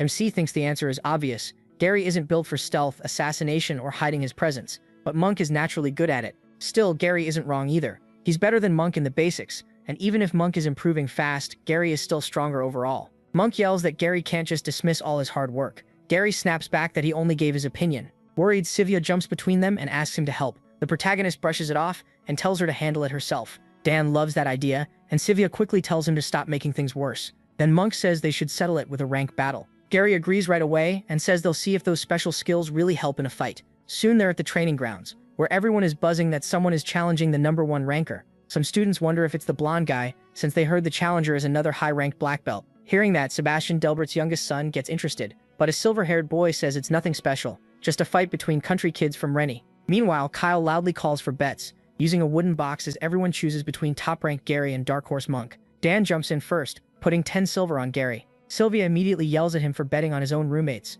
Then, to her shock, Martha bets on Monk, saying maybe he'll surprise them. Troubled, Sylvia asks Ray if Monk has any chance of winning. By then, the match is starting. Gary and Monk take their wooden swords while Kyle stands in as referee. Kyle eagerly gives the signal to begin. At the same time, MC asks Sylvia if she thinks Gary will win. The fight starts, and the two clash hard right away. Sylvia says Gary is clearly gifted. His technique is great, and he stands above most of them. Still, Monk has worked harder than anyone in special training, so he's probably Gary's biggest rival right now. Monk swings hard and smoke bursts out around them. He thinks his training paid off, but when the smoke clears, Gary has blocked it. As their swords grind together, Gary tells Monk to give up because he can't win. Ray admits Monk has improved a lot, enough that Gary has to take him seriously. Even so, he still thinks Gary will win. He yawns, nearly nodding off, while Sylvia says Monk can't close every gap in such a short time. Martha, who bet on Monk, watches nervously as he starts losing the fight. Around the training ground, most people are already expecting Gary to win, and that's what happens. Gary lands one final strike and shatters Monk's wooden sword. Monk stares in disbelief, asking how this happened. Then he starts to break down and Gary apologizes, saying that's just how it is. But Monk can't accept it. He grabs the broken sword, now sharp at the edge, and rushes Gary from behind. Still out of control, he charges with the jagged blade and yells that it's not over yet. Seeing Monk about to stab Gary in the back, Sylvia screams a warning, and Martha yells for Monk to stop. The broken blade is only a moment from Gary's neck when someone catches it barehanded, blood dripping down. Gary turns around and Sylvia is stunned, wondering when Ray got there. It's Ray. He stops Monk's attack and tells him that's enough. Monk finally snaps out of it, drops the sword, and starts apologizing. Sylvia's shaken. Monk moved so fast she couldn't even follow him. Yet Ray crossed the distance in an instant. She can't understand how he did that. Monk keeps apologizing as blood runs from Ray's hand. But Ray says it's only a scratch. Monk says he lost control, and if Ray hadn't stopped him, it would have been much worse. Even after that near disaster, the students who placed bets start shouting at Kyle, asking who won and saying it had to be Gary. Kyle tries to calm them and says the match won't count since someone interfered, so everyone will get their money back. The crowd hates that answer. They curse at him, accuse the redhead of doing it on purpose, and then start throwing things. Poor Kyle keeps shouting that everyone will get their money back, trying to settle them down. The mess on the grounds gets even worse. The students start hurling stones, calling them trash, and yelling for the redheads to leave the academy. They keep mocking them as red-haired monsters, and drive them back with rocks until one hits Ray in the head. Monk jumps in front of Ray to shield him, but the crowd just curses at him and tells him to get lost. Gary checks on Ray and sees blood running from his head. Sylvia and Martha try to calm everyone down, but the crowd is out of control. Elsewhere, a silver-haired student named Sebastian Spoony grabs a large brick, ready to throw it at Ray. Monk rushes over and knocks the brick from his hand with a stone. Monk tells him to stop, saying Ray has nothing to do with this. But the silver-haired boy snaps back and warns Monk he'll remember this, calling him a brat. Sebastian is clearly losing his temper. Ray gets mocked again by the humans around him. They call him a red-haired freak, say nothing good happens when he's near, and wish he had never been born. As those cruel words pound through his head, Ray wonders why this always happens to him and thinks humans never fail to disgust him. Their insults keep echoing, tearing him down again and again. Ray's anger explodes, his veins bulge, and he decides they should be the ones to die. Then Sir Winford arrives and finally brings the chaos under control. Gary quickly tells the knight Ray is bleeding badly and needs treatment. Winford calls for the injured to be helped, but Ray insists it's only a scratch and asks if the knight needs something. Winford hesitates, then tells Ray that his mother is here to see him. Scarlet is waiting for her son. Ray walks in and calls out to his mother. She greets him warmly, saying it's been a long time and noticing how much he's grown. Ray happily says he got taller, takes her hand, and asks if Pops is doing well since she came here. But Scarlet brings terrible news. His father is gone. Ray panics, thinking he died, but Scarlet says that's not it. Jake left the house in the village. Shocked, Ray bombards her with questions. How could that happen when his father had been stuck in bed since getting infected? Outside the room, Winford hears everything and thinks about how he never had the courage to tell Ray the truth about the plague of shadows. Most infected people die within a year. A few like Jake can resist longer, but in the end, even they lose themselves to the shadows and become slaves that spread the plague. There has never been an exception. Scarlet explains that Jake had been fighting the plague of shadows for the past 10 years. Then she tells Ray about one night when she heard a noise. She found Jake sitting in a chair awake and able to move. She rushed over and hugged him. But Jake, whose body was turning black, said he couldn't hold on much longer and begged Scarlet to kill him. Hearing that, she broke down in tears and said she couldn't do it. Then his condition suddenly got worse as the plague took over. Jake burst into flames. Even then, he kept begging Scarlet to kill him. All she could do was watch him turn into a black shadow. Back in the present, Scarlet tells Ray she couldn't kill Jake and takes out a letter.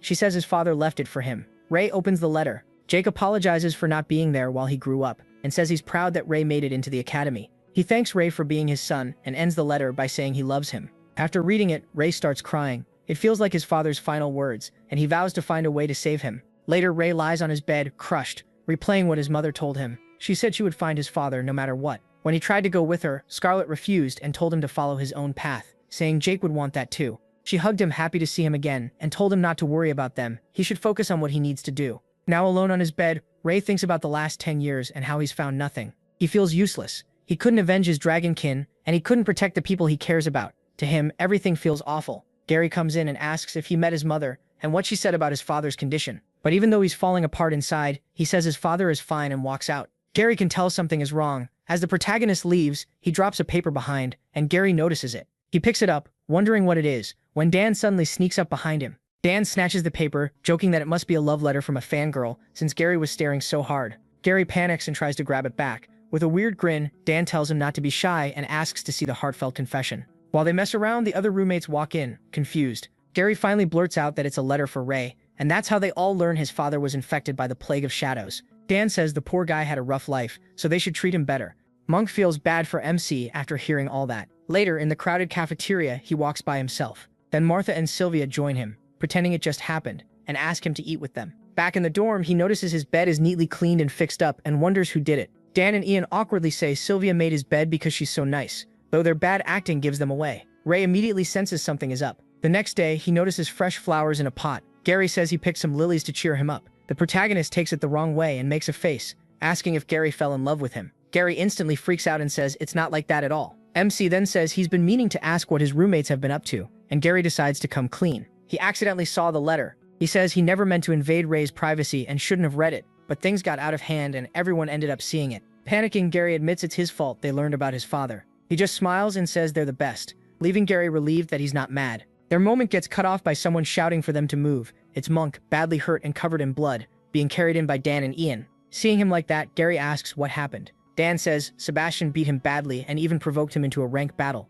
Since rank battles are supposed to stop when someone gives up, the protagonist asks how Monk got hurt this badly. Dan explains Monk passed out during the fight, so he never got the chance to surrender. Sebastian kept beating him anyway on purpose. Monk weakly calls out to Ray and apologizes, saying he won't be able to help make his bed for the next few days. Sylvia says his limbs might be broken and they need a doctor right away, so Ian runs to get one. As Gary asks where MC is going, he says, barely holding himself together, that he's going to make Sebastian pay for what he did to Monk. Gary grabs his arm and tells him to calm down and not do anything stupid, but he, set on revenge, asks if Gary is coming. Gary hesitates, admitting he also wants payback for Monk, but he says this isn't just anger, it's retaliation. Then Sylvia steps in and says Sebastian is from House Delbert, while Gary adds that he's Sir Delbert's youngest son, so crossing him is dangerous. The protagonist doesn't care. He says Sebastian started this, so he should answer for it. Gary snaps, saying the protagonist doesn't get the situation. This isn't the first time Sebastian has done something like this. Nobody wants trouble with him, and the protagonist could get expelled. Still, the red-haired boy says he'll be fine because he's not stupid.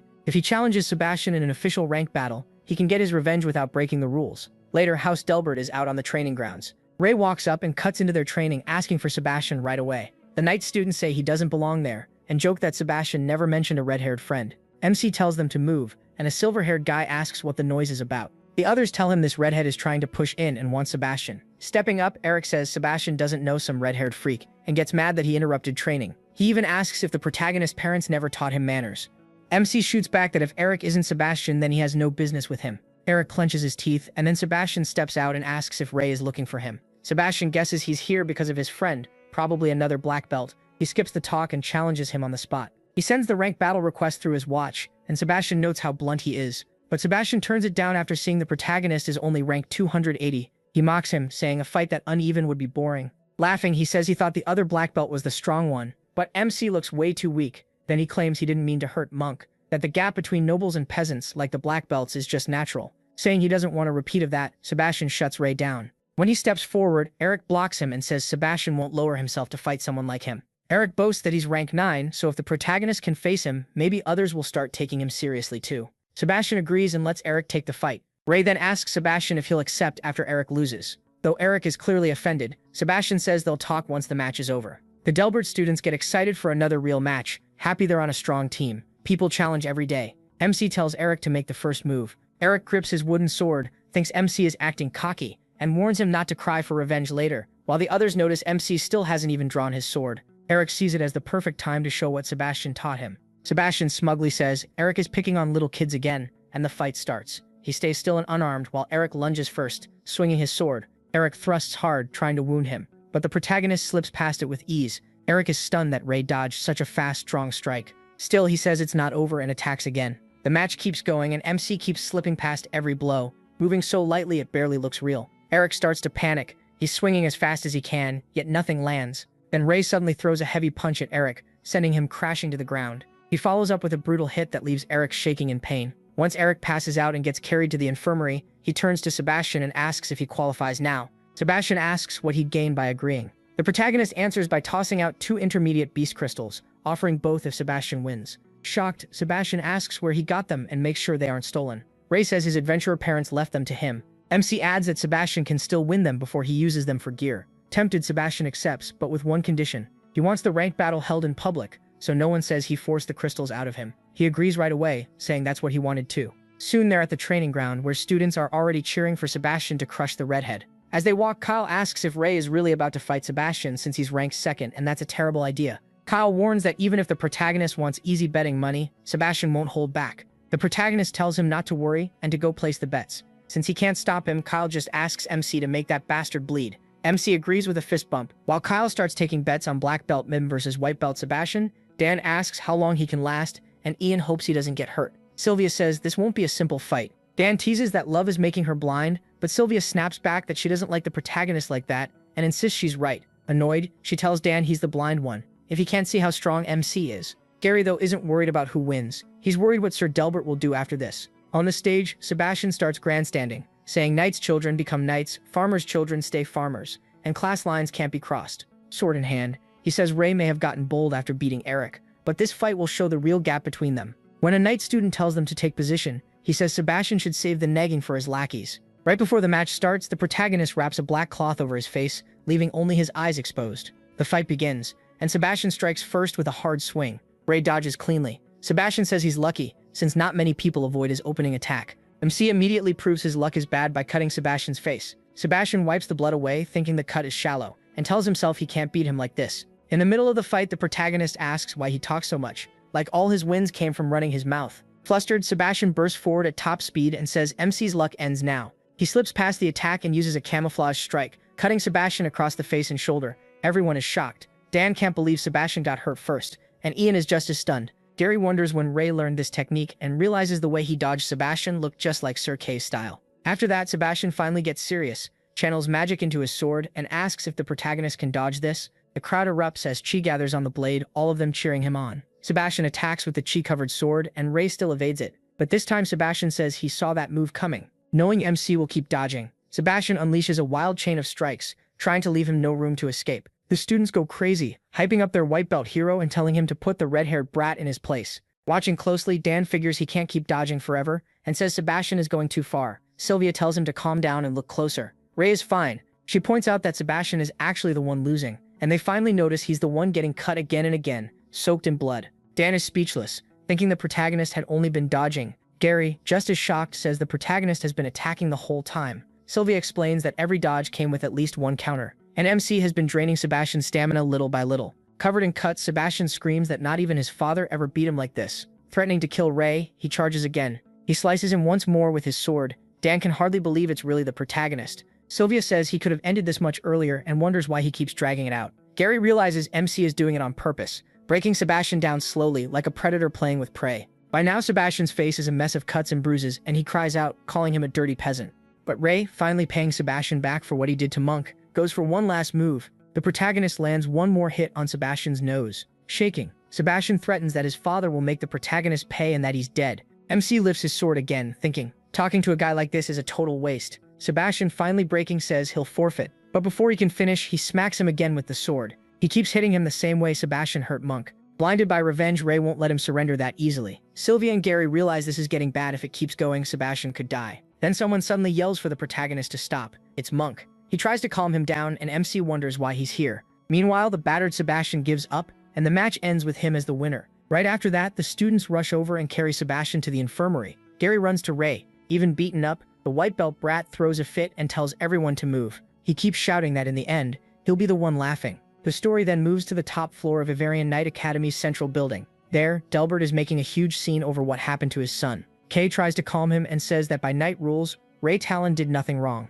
The black belt instructor tells him not to ignore the rules, but Delbert slams the table in anger. He says if rules didn't matter, he would have killed the red-haired brat himself, then demands Kay look at his son's ruined face. He accuses the protagonist of doing it on purpose, and says he was born a monster. One elder cuts in and says Delbert may not be wrong if the prophecy is real. That red-haired boy could destroy the kingdom. But Elder Van reminds them the prophecy also says the boy might become the world's chosen savior. Another elder interrupts, saying the child already shows signs of becoming a disaster. Someone else suggests expelling him now before things get worse. The head elder shuts that down, saying arguing is pointless. Since everyone disagrees, they should vote on whether Ray Talon should be expelled. In the end, Delbert, Elder Gibby, and Master Knight Rose vote to expel MC. On the other side, Elder Van, the head elder, Elder Humphrey, Winfred Bernardo, and Instructor K vote against it. So 3 support expulsion while 6 oppose it. Ray stays in the academy. Later, he is lying on his dorm roof with his eyes closed when he hears footsteps coming closer and wonders who it is. It's Sylvia. She couldn't find him in the dorm, so she checked the roof. The protagonist says he wants to be alone, and she asks if he's thinking about Monk.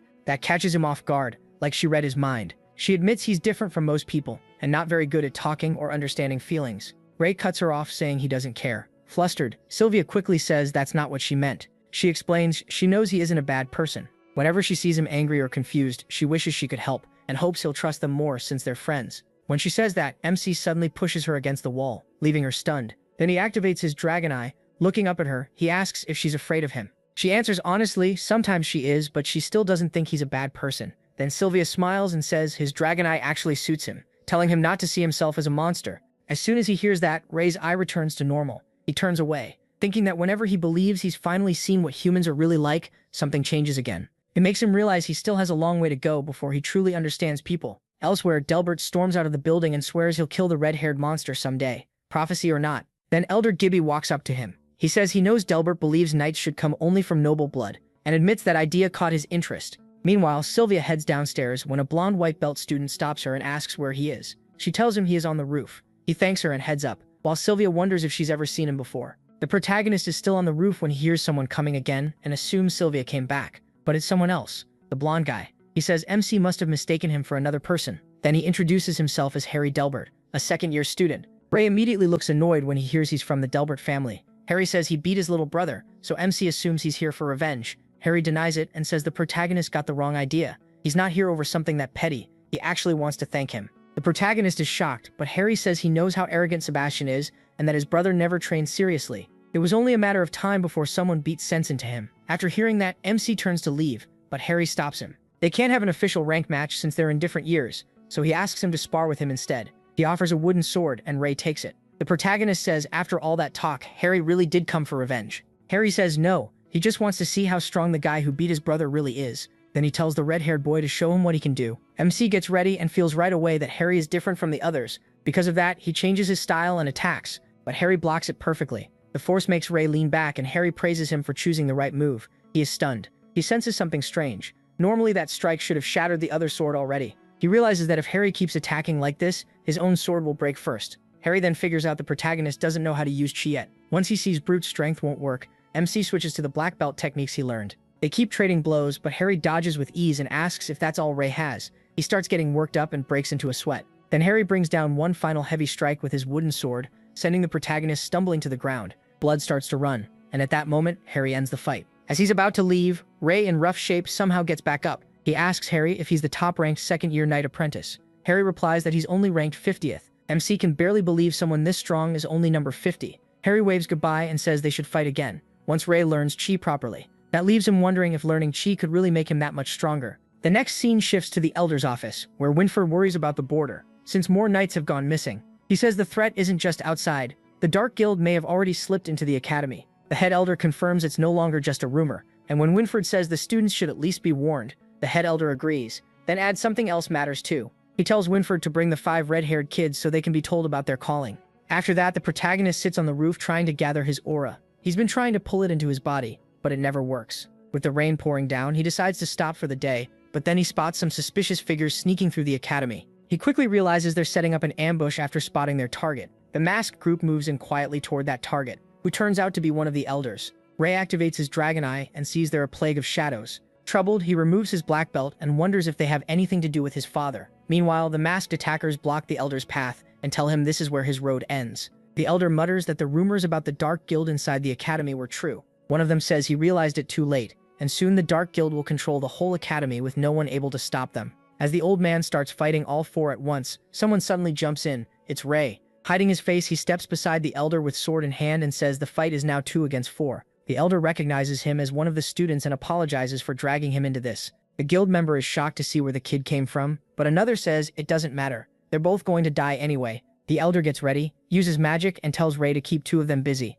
As Ray clashes with the pair, he realizes the old man's chi is different. He also sees these shadow beasts still have their own minds. Ray slips past their attack and tries to strike from behind, but the other one cuts in. Then one of them casts magic. Ray bends back to avoid it, and they instantly figure out he can't use chi. He's just an amateur. Realizing they exposed him, he grips his sword with his mouth and throws them off. Confused, they rush in to kill him, but he keeps dodging until one shadow starts thinking this brat moves strangely. When they lose sight of Ray and still can't catch him, they look around for the red-haired boy and suddenly see two allies already killed by the elder. The old man tells the last two to keep going. He wants to see what the kid can do. Feeling cornered, they consider using their secret power, but first decide to get rid of Ray. Watching from above, Ray realizes the old man never really needed help. Still, now that he has a chance to fight, he jumps at the shadows from behind. Ray keeps annoying them since they still can't catch him, but eventually they box him in. Just when MC seems stuck, the elder shouts for him to grab the man's hand and pull. Then he tells Ray to turn and use that force to throw him over. Ray follows exactly and hurls the man toward the elder. The elder answers with a heavy chi punch and blasts the shadow fighter away in an explosion. Seeing that, Ray can only wonder how strong the old man really is. Right then, the knights arrive. The last guild member tries to flee and Ray starts after him, but the elder stops him, saying not to chase someone who's already desperate. As the knights reach them, Ray gains a new ability after all these years. The knights check on the elder and he says he's fine. He mentions one enemy escaped, so they can go after him if they want. The knights take off in pursuit. The elder thanks Ray for helping and calls him talented, so Ray asks why the guild attacked him, but the elder avoids the question. Instead, he taps Ray's shoulder and asks if he'll join the martial arts club when he becomes a second year. After that, the elder leaves in a burst of chi, vanishing like the wind. Ray just stares, thinking the old man is seriously weird. Next, Ray is called to the head elder's office, where Winford is already waiting, and says the head elder wants to see him. That makes Ray wonder if he got caught already. It turns out Winford gathered all the red-haired kids, Ian, Kyle, Sloth, Badger, and Ray. The boys get restless, guessing the elder has some special mission for them, but the head elder gets right to it and says they were called because of a prophecy. He explains that 10 years ago, heaven foretold their land would be saved from ruin by a red-haired boy. Kyle quickly assumes it could be one of them, but the elder says they found 10 red-haired children who match that sign. That leaves Ray even more shocked. When they ask about the other 5, the elder says those children have talent for magic and study at Roland Academy. Hearing that, Ray remembers Amy and thinks she probably already knows about them. While Kyle and the others get excited about saving the world, the elder keeps explaining the prophecy. Long ago, 5 dragon knights saved the land, defeated the shadows, and founded Avrian Knight Academy. Now the head elder puts that legacy on their shoulders and says they'll get training beyond the normal and special courses. These 5 red-haired kids are expected to become Avrian Academy's next dragon knights. After they leave, Kyle and one twin are thrilled to be called saviors, while Ray asks Ian if his hair was always red. Ian says yes, and that it caused him plenty of trouble growing up. Ray realizes everyone else's hair was always red, but his changed from black to red. That makes him wonder if he should even count as a dragon knight, and he starts thinking the head elder is hiding something. Back in the head elder's office, Winford questions why he didn't tell the children the whole prophecy. The head elder says they already carry enough, so the rest can wait until they're ready. Winford reluctantly agrees. Then the story shifts to Ray researching the dragon knights.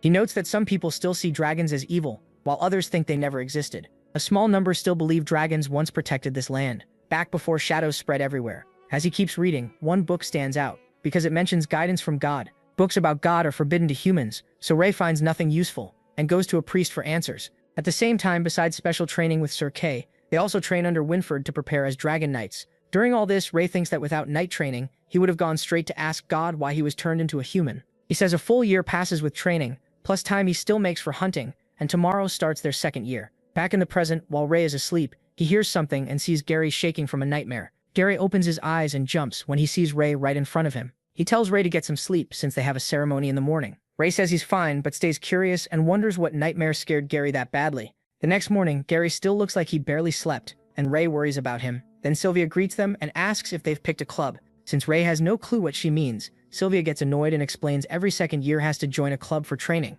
She picks the medic club, and Gary has already chosen swordsmanship. Ray feels a little left out, then remembers someone once told him to join a club. He recalls the old man telling him to try the martial arts club. Since nothing else interests him, Ray decides to check it out, and if it's boring, he'll just use the time to hunt beasts. After Ray got that new ability, he learned he had no mana, which is why he failed the assessment years ago. Now he hopes that changes once he starts absorbing intermediate beast crystals. But after beating Sebastian, too many people are watching him. Since he's ranked 10th now, he figures he'll have to skip some fights. MC heads to the martial arts club and is surprised by how far out it is. Seeing no one outside, he walks in and wonders if this rundown place is really the club. Ray calls out and spots someone sitting inside. He walks over, but the man doesn't react at all, and he can't even sense his presence. Thinking the guy might be dead, he taps the old man's shoulder, only for the elder to grab his hand and slam him hard to the floor. The old man snaps, asking how dare he come in here. The protagonist quickly explains he came to join the martial arts club because the elder told him to. That calms the old man down, and he recognizes him as the red-haired student who helped that day. It is the same elder, and he starts patting Ray. Our guy complains that attacking strangers first nearly got him killed. The elder apologizes and says too many suspicious people have been coming around lately. He's pleased MC took his advice and joined, then happily announces he'll be MC's teacher. Hearing that, he is stunned and feels like he got tricked into this club. Stuck one-on-one with the old man, he starts wondering how he'll ever escape. The elder tells the protagonist to begin with the basics, since he couldn't use chi when they first met. As he explains chi attacks, Ray figures this club must be unpopular for a reason. But the elder insists people just don't understand martial arts. Once he's done teaching him, MC will learn that his own hands are his best weapons. Then he asks about the people who attacked him before, and the elder says they were from the Dark Guild. He adds that he will hear more about them in second year. The old man explains the Dark Guild wants to destroy the Allure Kingdom. Their leader used to be a high-ranking member of Avrian Knight Academy before being expelled and forming the group. Remembering how their aura felt like the plague of shadows, the protagonist asks if they're dangerous. The old man decides to be honest. Since he owes MC, he admits the guild wanted him dead because he's one of the Academy's 6 elders. Elder Vaughn then takes off his shirt. He says he may be old, but he's still proud of his muscles. Figuring Vaughn might know about his prophecy, Ray decides not to hold back. So when Vaughn tells him to show his strength, the MC goes all out. He throws a full power punch at the elder. The hit feels like slamming into solid metal.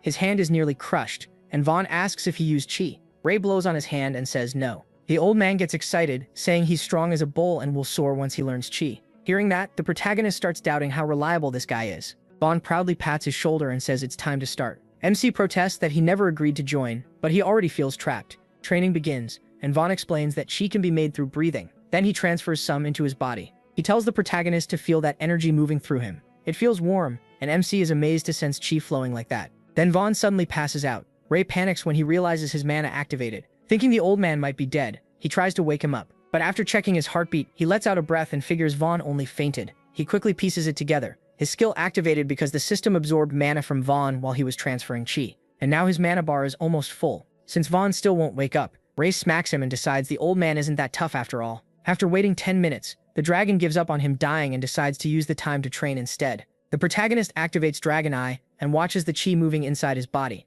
He tries gathering it in his solar plexus and actually succeeds. Then he starts circulating it through his body. But when he tries to control it, the chi keeps fading away. No matter how many times he tries, thinking the flow is too unstable, he decides to use more energy. As Ray pours in more chi, his body starts to hurt. Things begin getting out of control, and Vaughn finally wakes up just in time to see MC overflowing with energy and losing control. Shocked, Elder Vaughn yells at him not to move and pulls the energy out of his body. When he forces it out, the blast wrecks the place. Only then does Vaughn reveal that Ray was close to killing himself. The power inside him was that dangerous. Before he can fully process it, he collapses. He wakes up in the hospital to voices nearby. It's Sylvia and Kyle, guessing he passed out from mana deficiency. Sylvia says an old man rushed him there and only calmed down after the dean said the protagonist would recover fast. Kyle gets suspicious, wondering who that old man is if he could get the hospital dean involved. Ray cringes at Kyle's loud voice and wonders if the elder had to make such a scene. To clear things up, he says the old man is the martial arts club instructor. MC then asks why Kyle is at the hospital, and Kyle says he joined the medic club because he's always liked medicine. Right then, Gary peeks through the curtain like a ghost. He's glad he woke up since all the noise was driving him crazy. Seeing Gary by the bed, he jokes to himself that their dorm practically moved into the hospital. Gary looks awful and says he hasn't been sleeping well, so he collapsed during training and came here to rest. While he argues with Kyle, who keeps telling him to take better care of himself, Ray starts wondering what kind of nightmare Gary has been having.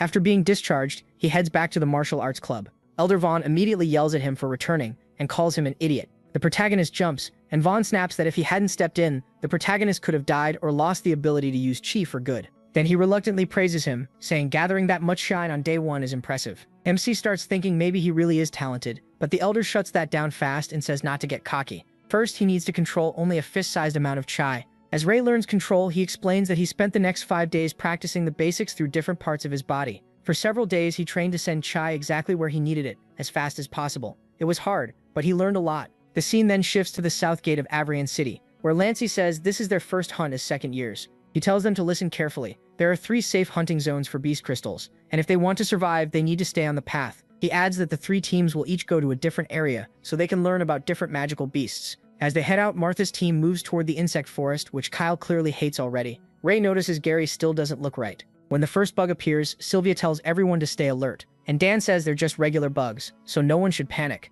That confidence vanishes when Dan and Kyle realize the bug is as big as a person's head. Martha starts cutting them down with her arrows. Sylvia warns that bugs may be weak, but they attack in swarms. A swarm of bees rushes them, and everyone jumps into action. Kyle fights off the gross bugs while Dan points out how fast they are. Sylvia warns Ray to watch out. He activates Chai and takes the bugs down barehanded. Kyle is impressed that he learned Chai, and he wants to test his training, but Dan tells him to quit showing off and use a weapon. Suddenly, Monk and the protagonist hear a noise, and they see a bug has bitten Gary's arm, leaving him bleeding. Ian kills the bug and asks if Gary is okay. Sylvia checks the wound and says it isn't deep. She asks Ian to help remove the armor so she can treat it. Watching this, Ray grows more worried. Gary has been acting strange for a while, and now he got hurt by a beginner beast. He decides to ask him about it later. Sylvia then uses Chai on Gary's arm. Dan is impressed when the wound closes up a lot and asks if she learned that in the medic club. Kyle says yes, and explains that Chai can speed up cell recovery, making it useful for simple first aid. MC realizes he's not the only one learning new skills, and decides to train even harder.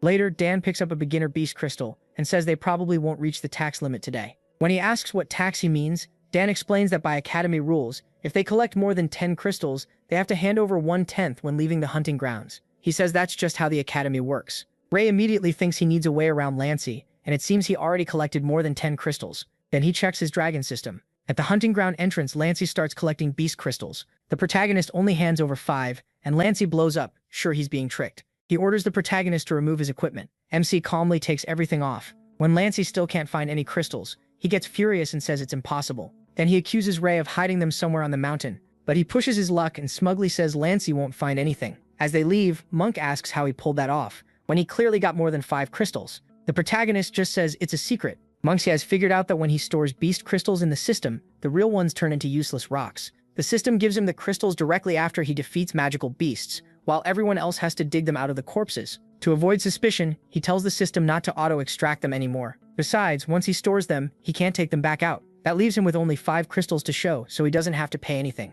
After finding a way around the tax, Ray reminds himself to be careful. If Lancey learns the truth, he won't let it go. On the way back, he calls out to Gary, thinking he forgot something. The moment he taps Gary's shoulder, Gary starts muttering about opening the red door. Then he begins shaking in fear and screaming while covering his ears. Ray tries to calm him down, and Monk notices they're no longer behind him. He tells Sylvia and Dan he's going back to look for them. Monk finds the two of them and asks what's going on, saying everyone else is already far ahead. The protagonist says Gary isn't doing well, and keeps talking about a red door. Gary is terrified, mumbling that he has to open it because a voice keeps calling him. Monk makes a guess, maybe Gary is talking about Avrian prison. Ray speaks to the voice and it says it has been waiting for him. Then it starts revealing hidden history and the world's secrets. The voice seems to be coming from the red door. Then it suddenly vanishes when the door is shut. Ray yells for it to wait, then jolts awake shaken because the dream felt way too real. Seeing Gary mumble about the red door in his sleep, MC realizes it may be the same one from his own dream. We then flash back to the hunting grounds, where he asks Gary what kind of nightmares he's been having.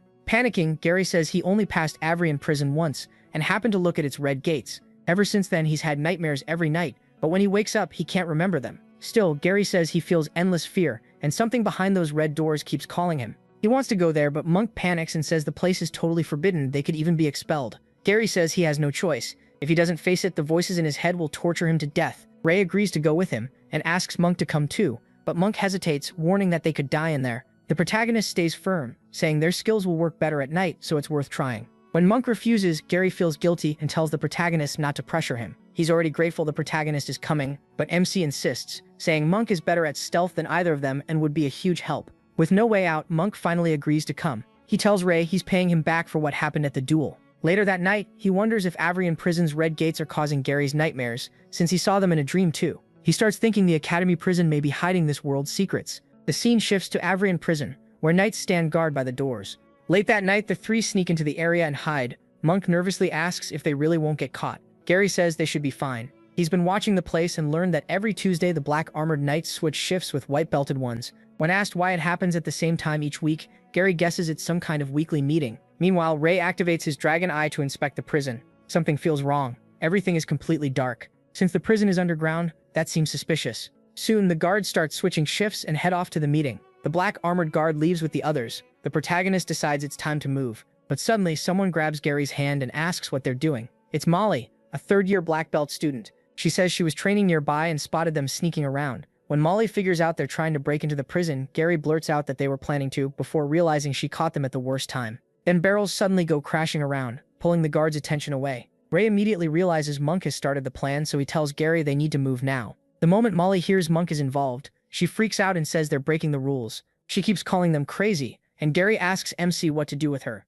Thinking they might kill her, Molly quickly reminds them they're supposed to be kind fellow students. Then Gary chops her in the neck and knocks her out, saying she just wouldn't stop talking. Ray decides they have to bring Molly along since they'll be finished if she wakes up and exposes them. Right then they rush for the red door, while Monk works on opening the gate and the guards stay distracted. They slip into the prison successfully while the guards keep arguing over the barrels. But inside, someone appears to be watching them. It's the same man who killed the Stage 4 proctor. Smirking, he reveals he lured them here on purpose and says Elder Gibby will be pleased. Meanwhile, the group heads farther in and is shocked to find there aren't any windows at all. Gary lights the area with a glowstone, and Monk freaks out when he sees Molly. Gary explains they brought her because she caught them. Molly eventually wakes up and Monk asks if she's okay. She's furious, yelling at them for treating a senior like that and threatening to report them. Gary tries to explain why they did it. Ray coldly tells her to go ahead and report them and shout as loud as she wants, so they all get expelled together. That only makes her madder, and Monk quickly tells her not to mind him. He walks off and Gary gently suggests that since they're already inside, they might as well look around. Molly is still really annoyed with the protagonist.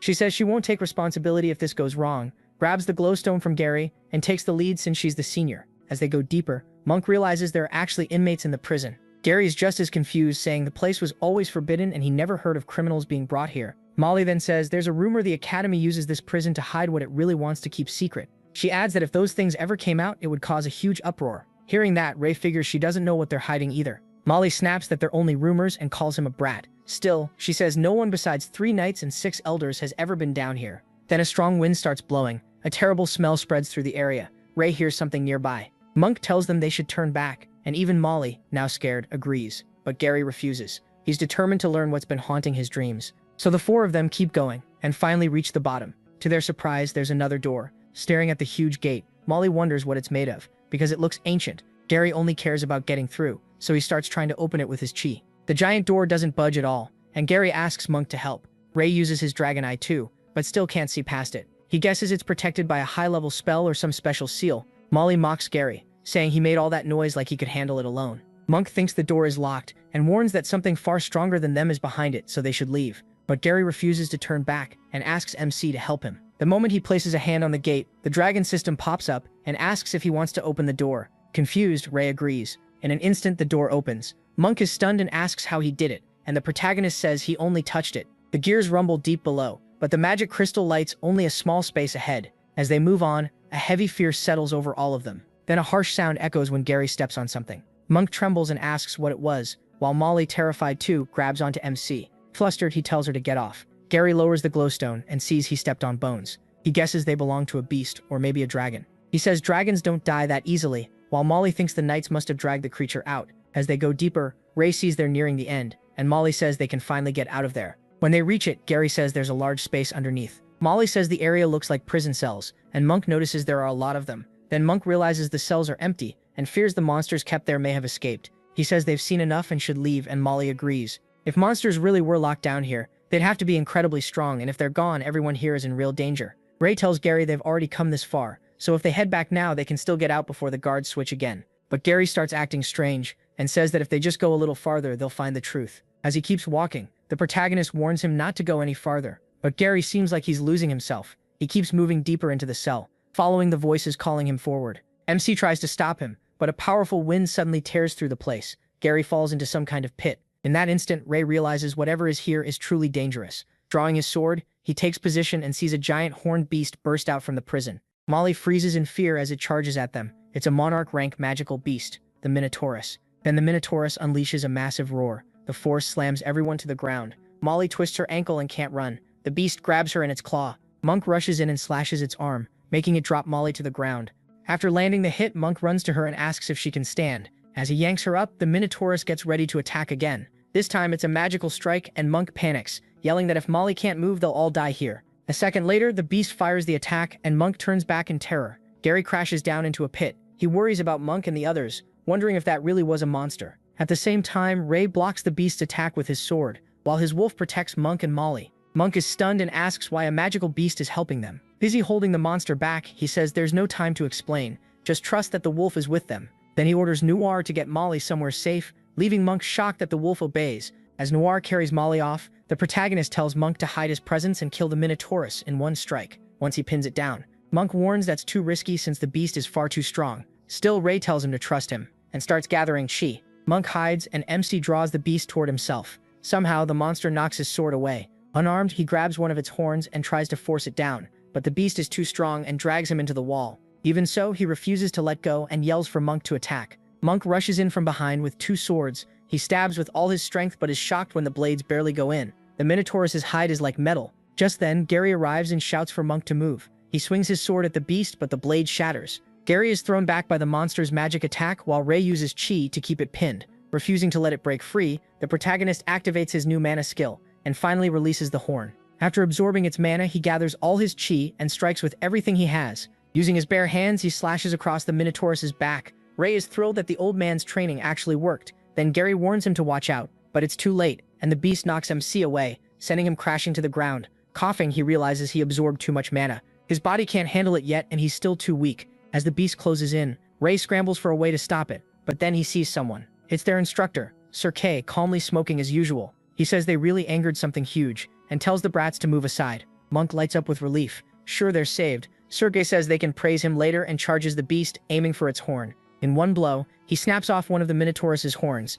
When he goes in again, the beast grabs his leg, but he counters right away and slices through its fingers. The Minotaurus roars in rage and charges him. Then it suddenly stops and looks around. Sir K has vanished. Like a shadow, he appears on its back and cuts through its head, killing it instantly. As Monk supports Gary, he can only think about how easily Sir K took down such a monster. Ray tells Noir to head back. When Noir obeys, he gains a new ability and wonders if it came from absorbing that lightning attack. Sir K picks up the unconscious Molly and says the monarch beast was nearly out of mana, otherwise even he would have had trouble. Then he tells them to follow him before something worse shows up. As they leave, Sir K demands an explanation, while Molly pretends to be unconscious to dodge blame. Monk nervously asks if they'll be expelled. Cater says they should be grateful expulsion is even still an option after sneaking in here. Thinking it's a miracle they're alive, Monk and Gary apologize, but then Sir K turns and winks at them. He says it'd be a waste to expel students who fought a monarch beast and survived. He'll let it slide, as long as they keep quiet and say he never saw them. Hearing that, the 3 of them are filled with relief. At the door, Sir K asks how they got it open. Ray lies and says it was already open,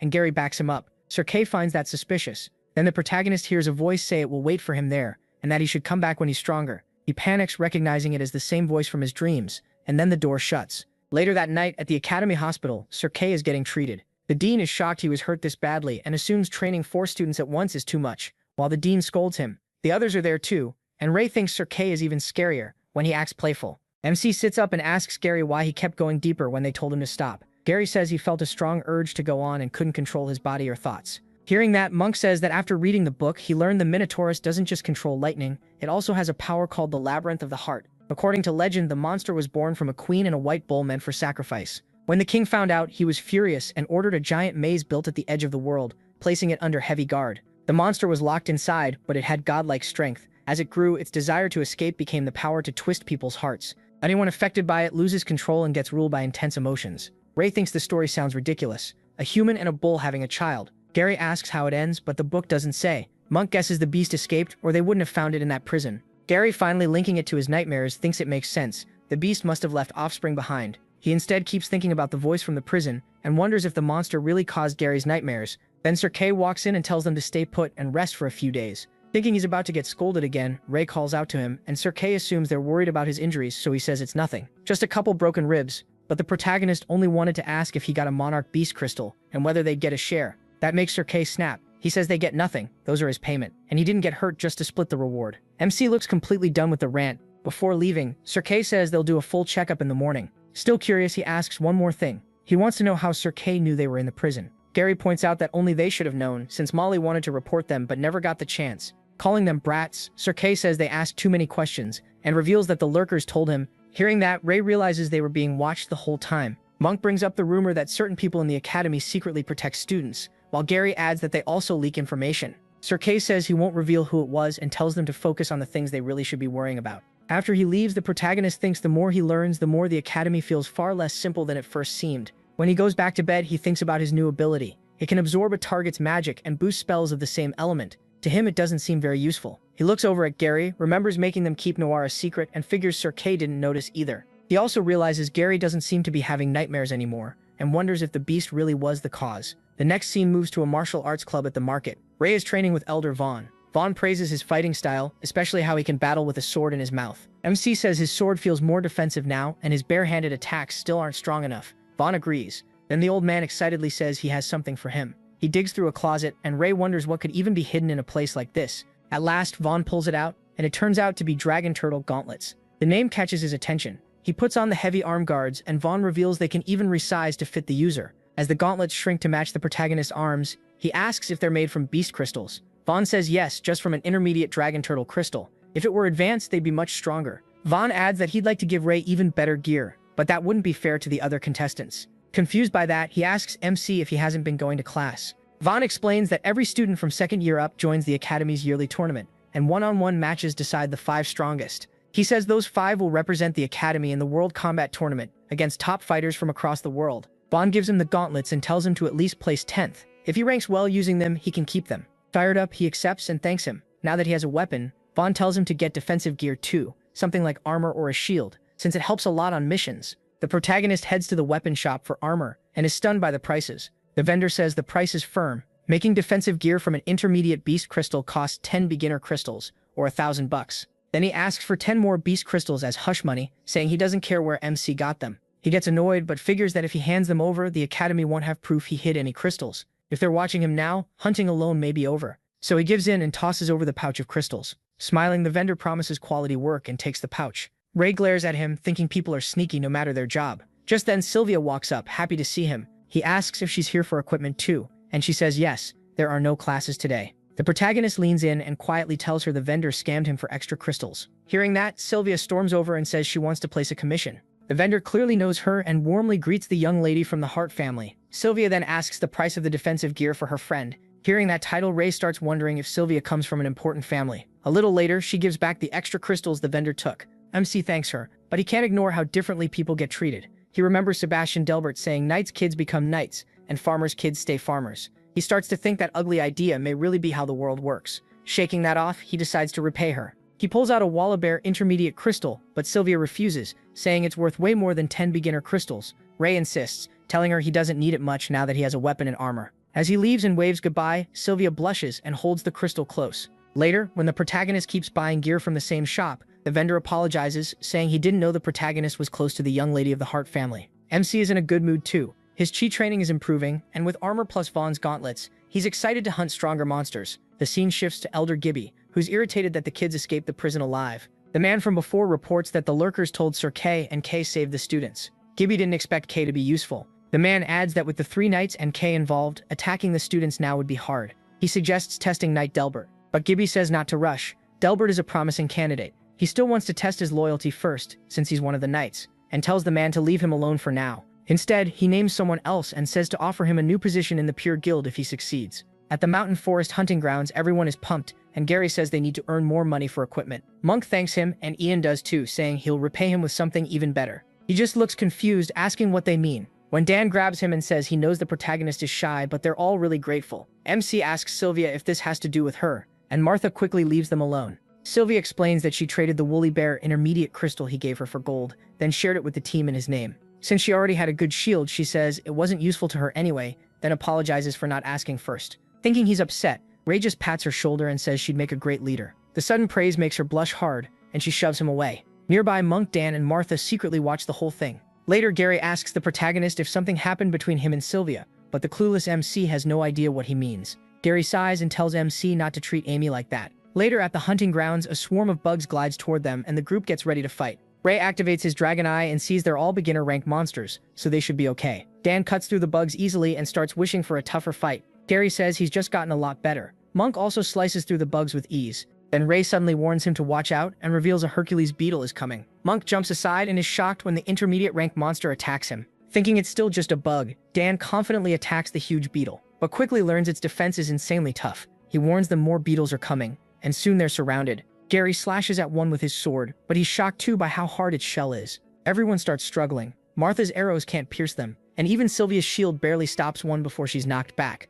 Monk, Ian, and Dan get boxed in by the beetles and can't break free. Then a giant beetle crashes down nearby. Ray jumps in, using his new gauntlets and chi to fight them off. He punches straight through the Hercules beetles with ease, leaving the others stunned by how strong he's gotten. Dan notices the new weapon and freaks out over how powerful the gauntlets are. Monk explains that his martial arts club advisor loaned them to the protagonist, and Dan immediately regrets joining the wrong club. Ray keeps smashing beetles, but he knows he can't make it look too easy, or the team might get suspicious. so he calls for help, and everyone joins in. Martha fires at the beetles with her arrows, while Sylvia finishes them with her sword and shield. At the same time, Monk, Dan, and Ian hammer the rest with their weapons. Once they kill them all, Dan excitedly says they're rich now, thanks to the intermediate crystals, and Monk even finds one. Just as Ray is about to absorb the beast crystals, birds suddenly burst out of the forest. He uses his dragon eye and sees fire spreading through the woods. MC warns the team about the fire, and Martha jumps onto a branch and confirms she can see the flames. Gary puts his ear to the ground and says beasts are stampeding out of the forest. Dan asks why they're still standing there. They need to run too.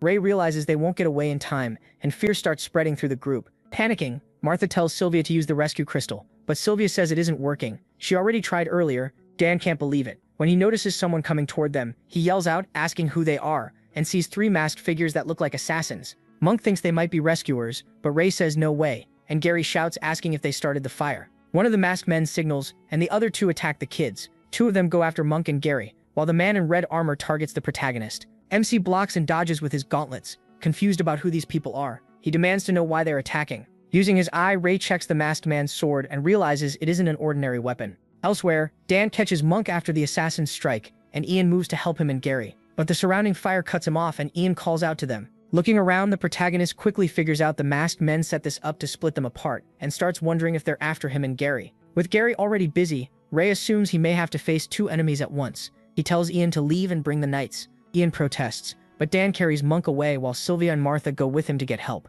MC asks Gary if he can handle this, and Gary says he can take one of them. He notes how fast the masked men are, but figures he'll survive as long as he keeps defending well. Gary keeps one attacker busy and buys the protagonist some time. Then both masked men lunge at the protagonist with a chain weapon. Reading the move, MC grabs the chain and avoids one strike. But when he looks around, another attack comes from a blazing sword. He jumps back, realizing this fight just got worse. He realizes every time he focuses on one, the other cuts in and ruins his opening. Then one assassin swings hard and catches Ray off guard. He slams into the ground, but his armor takes most of the hit. Seeing how well the 2 work together, Ray changes tactics. He notices Gary's arm is hurt and tells him he doesn't need to keep fighting. But Gary refuses and says he'll handle one of the masked men himself. Right then, one assassin goes for Gary, promising to kill him slowly. Since they clearly mean to murder them, Ray sees no reason to hold back and absorbs 5 beginner beast crystals. As the power builds, he transforms into a dragon knight, horns rising from his head, and summons his wolf. Noir appears, also evolved with horns, muttering that it's time to hunt. Seeing Ray use magic, one assassin panics, saying nobody told them the kid could cast spells. The other orders him to stay on mission, and both rush in. Ray recognizes the same setup as before and refuses to get tricked again, grabbing the sickle weapon. He tells Noir to move, then uses the chain to trap both assassins. They break free almost at once, and Ray isn't even surprised. He tells Noir to handle the one with the sickle, while he jumps the other. As Ray trades blows with one, the second charges him, but Noir cuts in just in time and attacks. The assassin mocks him, saying beasts like Noir are easy work, then dodges with his weapon. Ray keeps evading and realizes the man is using the same pattern again. That sword is a problem, so he decides to pin it down. He also notices the masked man avoids close combat whenever the chain isn't in hand and wonders why. To test it, Ray suddenly attacks the assassin and catches him off guard. Just as he thought, the man doesn't trade blows and leans away instead. Now that Ray has found his weakness, he glances at Gary, who's pressuring his opponent hard. Gary says they're students of Avrian, then stabs the assassin and demands to know why he attacked them. As Gary pins him with the sword, Ray shouts a warning. The other assassin sends a fire strike their way, but it hits his own ally instead. The stabbed assassin catches fire and screams for help. Shaken, Gary realizes these men will even kill their own teammates, and he moves to help Ray. But pain hits him, and he collapses. Ray tells him to rest and promises he'll rip these bastards apart. With his sword in his mouth, Ray says trash like this doesn't deserve to live, especially after throwing away their own comrades' lives. He lands a heavy blow on the masked man, but the guy survives. Ray sees he avoided the worst of it and realizes they came fully prepared, with special gear and weapons. His gauntlets are already cracking, so if this keeps up, his equipment won't last much longer. To buy time, Ray calls Noir again and sends him at the assassin. The man says the wolf is only intermediate rank and will die before its master. Noir circles fast trying to throw him off, but the assassin grabs the chain and snarls that he won't be looked down on. Then he catches the wolf with it. Seeing Noir trapped, Gary tries to help. The assassin aims to finish the wolf, but Gary jumps in and blocks the strike. Calling him stupid for risking his life for a beast, the assassin hits Gary again, even though he's barely standing. Gary crashes to the ground and his sword slips away. Still, he grabs the assassin's leg and tells Noir to take the sword and fight like Ray. The wolf picks it up in its mouth. As the masked man tries to kill Gary, who still won't let go, Noir slices through his head and cleanly takes it off. Now only one masked man is left, and as he looks at his fallen ally, Ray grabs the sword and strikes with everything he has. It still doesn't do much damage. But the assassin's mask shatters, and to their shock, it's Knight Lancey. Lancey pulls the rest of the mask off, and Gary, stunned, curses him for doing this as a teacher. Lancey doesn't care. He says Gary will die anyway and rushes him with his sword. Noir jumps in front and takes the hit. Ray tells Noir to stop, then unsummons him. Gary drops hard and lies there helpless. Lancey storms toward Ray, saying he'll kill them one by one. As Lancey comes in with a flaming sword, Ray thinks about how rotten people like him love causing pain. He decides to make him pay and catches the blade with his gauntlets. Lancey smirks, thinking Ray is wasting all his strength just holding it, and tells him to enjoy burning alive.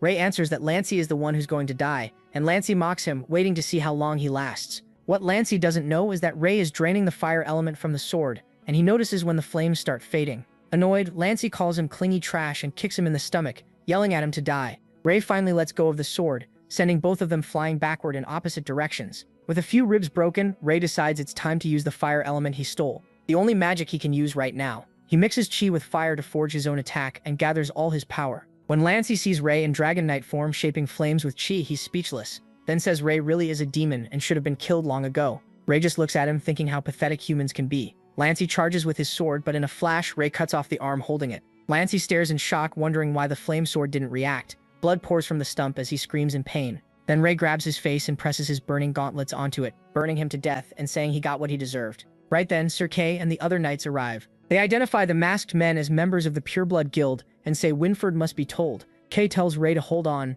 but his body is badly torn up, and after saying everyone is safe, he passes out. The story then moves to the hospital. Ray wakes up covered in bandages and realizes he's in the infirmary. Sylvia is relieved to see him, and he asks how long he was out. She says he was unconscious for 3 days. Helping him sit up, she explains he got treatment in time and is healing well. Ray remembers his mouth burning, but now it feels fine. Sylvia then calls the others in. They've all been waiting for him. The team enters with Sir Ket, and the instructor casts a spell so nobody can overhear them. Confused, Ray asks what he's doing, and then notices all his classmates are there.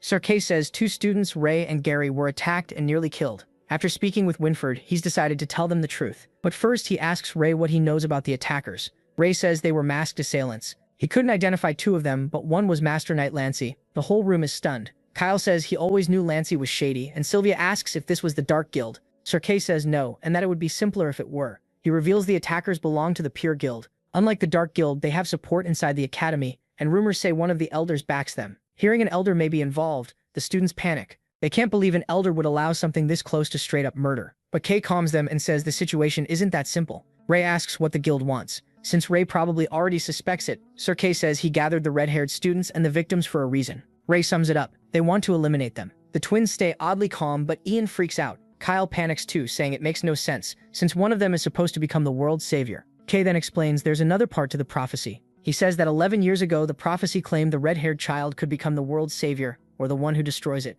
Because of that, many knights put bloodline and birth above everything else. They couldn't accept that what they'd protected for generations might go to ordinary kids, and plenty still think that way. He adds that war is raging on Allura's borders, and they have to fight the shadows, deal with other nations, and keep the academy stable. But right now, the higher-ups can't expose the Pureblood Guild. If Allura starts breaking apart from the inside, peace won't last. After hearing that, Kyle asks if they're just supposed to let those people attack them. Dan looks a little relieved, thinking the rest of them aren't involved since they aren't the ones meant to save the world. Sylvia immediately snaps at him for talking that way about their friends. Sir Kay makes it clear they're all caught up in this together. He warns them to stay alert at all times because the guild is getting bolder. Sir Kay says he's placed watchers near them, and the knights will also keep an eye on them. Still, he reminds them there are only a few people they can trust, so they need to depend on themselves too. Gary quietly says the only answer is to train harder and get stronger. Sir Kay taps Gary's broken arm and jokes that people who only wait for others to save them usually die first. The students take it as his strange way of comforting them. Then he ends the meeting and tells everyone to leave because he needs to speak with Ray alone.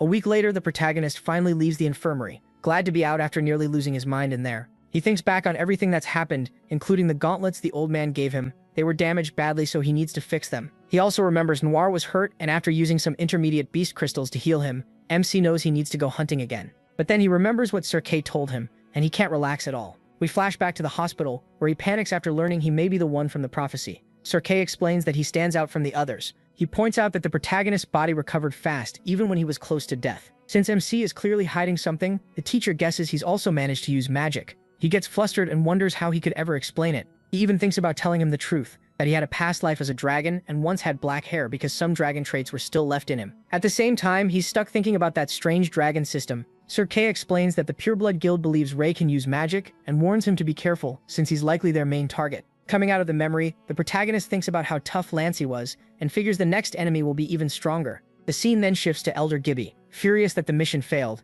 he mocks Lancey for being useless, saying he still couldn't kill a kid even with top-grade gear. Still, Gibby is pleased Lancey died before he could talk. His assistant reports that Kay and Winford already know their goal, and they won't be able to move against MC for now. Elder Gibby says they can wait, but for now, he tells the assistant to summon Delbert. They've ignored him for too long. Gibby plans to pull a few nails to test Delbert's loyalty, and then leaves. After that, Ray returns to the academy, where Monk and Gary welcome him. When they ask why he's hurt again, he says he fought the old man from the martial arts club. Dan can only wonder what kind of insane club that is. Just then, Martha and Sylvia come into the dorm and say there's a letter for Gary. Sylvia is happy to see the protagonist back, and Martha says he should fix his hair. Dan suggests shaving half of it off like his, which only annoys Ray since he has no interest in looking like Dan. Kyle cuts in and says MC should just go bald like him. Seeing him there, the MC asks why he's in their dorm, and Monk explains Kyle always wanted to move in. Since there was space, Sir Kyle allowed it so they could look out for each other. He complains that Kyle is way too loud, then looks at Gary and realizes something is wrong. A moment later, Gary rushes out of the room, and Sylvia guesses it's because of the letter. Dan jokes that maybe he got dumped, but the protagonist quickly runs after him. He activates his dragon eye and sees Gary heading for the roof. Ray hurries up there and finds Gary sitting alone. When he asks what's wrong, Gary says the letter was about his sister, Amy. MC asks what happened and Gary tells him she died. Ray remembers Amy and realizes he never got the chance to thank her. Now she's gone and he breaks down, tears running down his face. Gary then says he could never shake a terrible nightmare. In it, Amy was torn apart by monsters at Roland Magic Academy. She was left there helpless with countless nobles just watching. Gary starts crying too and says it wasn't just a nightmare, it was intuition. His anger rises even more when he says their parents also wrote that the nobles paid the family a large sum as compensation. Furious, Gary breaks the barrier and says that to them, his sister was nothing more than some country child. Ray stays silent and listens. Gary then shouts that he won't forgive them and will find the one who killed his sister. With tears still falling, he swears he'll kill them. He tells him he's in. Overcome, Gary grabs him and says he knows Ray awakened magic, can summon a beast, and use flames. He urges him to show the elders so he can transfer to the Magic Academy. But the protagonist refuses, saying his powers aren't that special, and if he tells the elders, they'll just watch him more closely. He pats Gary's shoulder and says he doesn't want to leave him behind. Instead, he wants them to find a way to leave Avrian together. Gary says that's almost impossible. They can't just leave the academy, and after graduating, they still have to serve for 2 years. Then MC brings up the upcoming academy tournament. If they place near the top, they can represent the school in the World Combat Tournament. That would let them meet people from Roland. Gary stubbornly agrees with him. The scene then moves to the third-year dorms, where Harry asks about the other roommates. The student inside says they're all getting ready for the academy tournament. Guessing it's that time of year, Harry asks if there are any strong contenders. The other guy says no, but hopes the second years have some interesting newcomers. Next, we move to tournament training. Kyle notices Gary has been pushing himself hard lately. Monk asks him if something happened, and he tells him to give Gary some space for now.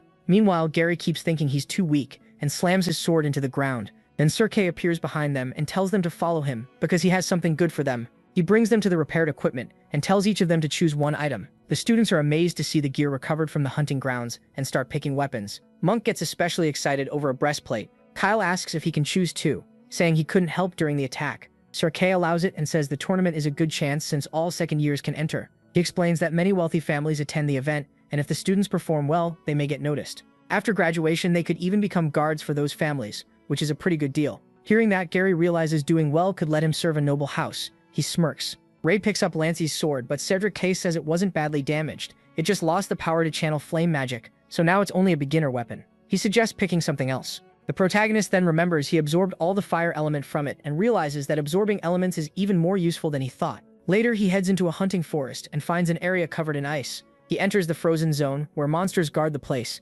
Using chai and flame magic, he kills the monsters. When he sees a bunch of ice elemental golems inside, Ray is pleased and tells Noir to handle the ones on the left. 3 weeks later, the Avarian Night Academy tournament begins, and the place is packed with visitors from many academies. In the waiting hall, students chatter among themselves when Martha runs over and says the tournament rules changed this year. Dan is confused because he thought it would be one-on-one duels, but before she can explain, the knights enter and the students get excited for the tournament. One knight calls up the top 5 second and third year students. Monk, Ian, Dan, Sylvia, and Gary step forward, making the others whisper since they're all from the same dorm. Dan thinks he only made it because Ray gave up his spot. The head knight then calls for the third-year students, and a third-rank girl named Cherry says Jura is away on a mission. Then she calls Jay, and a huge muscular guy steps out. The boy introduces himself as Jay Gree and says he's waiting for someone to challenge him. smiling like he's excited for it. The 5th-ranked girl peeks at him and calls him an idiot. The students whisper as they realize Jae is the academy's top-ranked student, and they're shocked he actually joined the tournament. Monk nervously asks Gary if they'll have to face the 3rd years,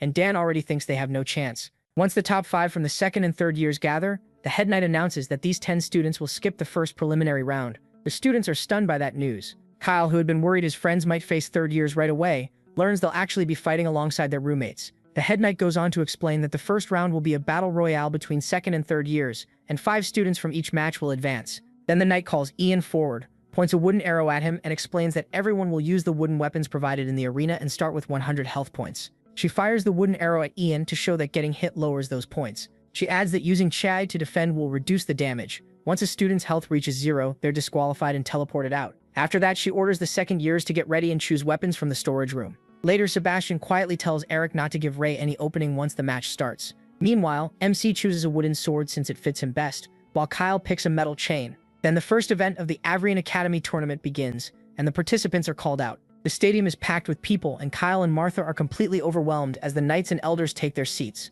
Elder Vaughn looks at Ray with pride, feeling that it's finally his time to prove himself. And with that, the first match starts. The moment it begins, he is shocked when all the 2nd years rush him at once. Then Sebastian strikes from behind with a wooden sword, and the protagonist instantly realizes they're teaming up to take him out. Eric shouts at the others to make sure Ray gets disqualified. Still bitter over getting beaten before, Sebastian keeps ranting about making Ray pay. Tired of hearing it, Ray tells him to shut up, then smacks his hand so hard that the sword flies out. He grabs Sebastian by the collar, and right then, 3 3rd years rush him with their weapons. Ray reacts fast and yanks Sebastian in front of him, so all 3 attacks land on their own guy. Eric panics and yells because they just hit their boss. Still in Ray's grip, Sebastian blurts out that he's a monster. Ray lets him go and throws him aside, saying he should be grateful he's only getting disqualified. Then he drives a hard kick into Sebastian's stomach and sends him flying. He crashes and rolls across the ground, while his teammates stare in shock. Sebastian looks at his health and sees it has dropped all the way to 0. He can only hang his head as the judges announce the first disqualified student. Furious, Delbert slams his hand on the table after seeing his son Sebastian go out first. At the same time, Ray's raw strength starts scaring the other contestants. He tells them to come at him all at once, since he's ready now. Angry Eric yells at everyone to stop hesitating and attack Ray. But even Eric is clearly too scared to make the first move, so Ray jumps at him instead. Terrified, Eric screams for him to stay back, nearly crying. Ray twists his arm until the sword drops, then stomps and cracks his feet. Watching Ray tear through the fighters, Jae is impressed by the red-haired kid's power, but Knight calls him brutal. Knight says this event was meant to show the students' skills, but it turned into a chance for Ray to go wild. She doesn't know the 2nd year's plan to gang up on him first, and now he's just beating them fairly. She also notices that each of Ray's hits only takes about 20 health points, thinking someone could have died if he used more force. Sylvia and Ian worry because the students are getting badly hurt, but Gary folds his arms and says they deserve it. He makes it clear there was no way that cheap plan would ever beat Ray. Meanwhile, Ray keeps battering the other players, breaking arms and knocking 20 health points off with each hit. Dan is stunned and wonders if any of them even know how to use chi. Sylvia says they do. Ray is just too strong for it to matter. In the crowd, people start whispering that Ray is too savage, too uncivilized, and nothing like a knight.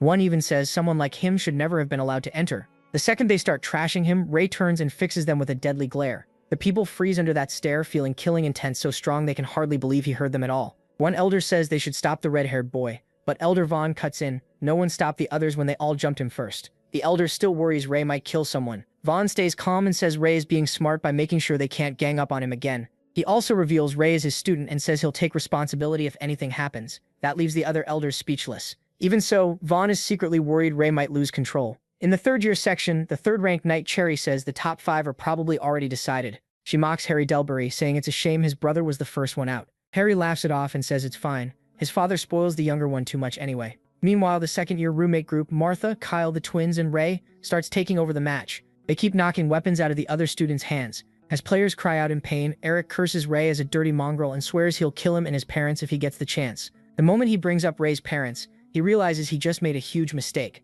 Ray instantly snaps and walks toward him in fury. Broken and helpless, Eric begs him to stop, unable to run with his limbs already wrecked. Ray grabs him by the head, and one of the elders becomes sure he's about to kill the silver-haired boy. Staring him down, Ray says he shouldn't even dream of becoming a knight, then activates his mana and starts draining Eric's. Eric freaks out as all his mana gets sucked dry, and Ray finishes him with a heavy punch that drops his health to 0. Eric falls limp onto the ground after the beating. The elders realize Vaughn was right. Ray doesn't keep attacking once someone's out. Vaughn quietly relaxes, glad the boy at least stopped breaking more limbs.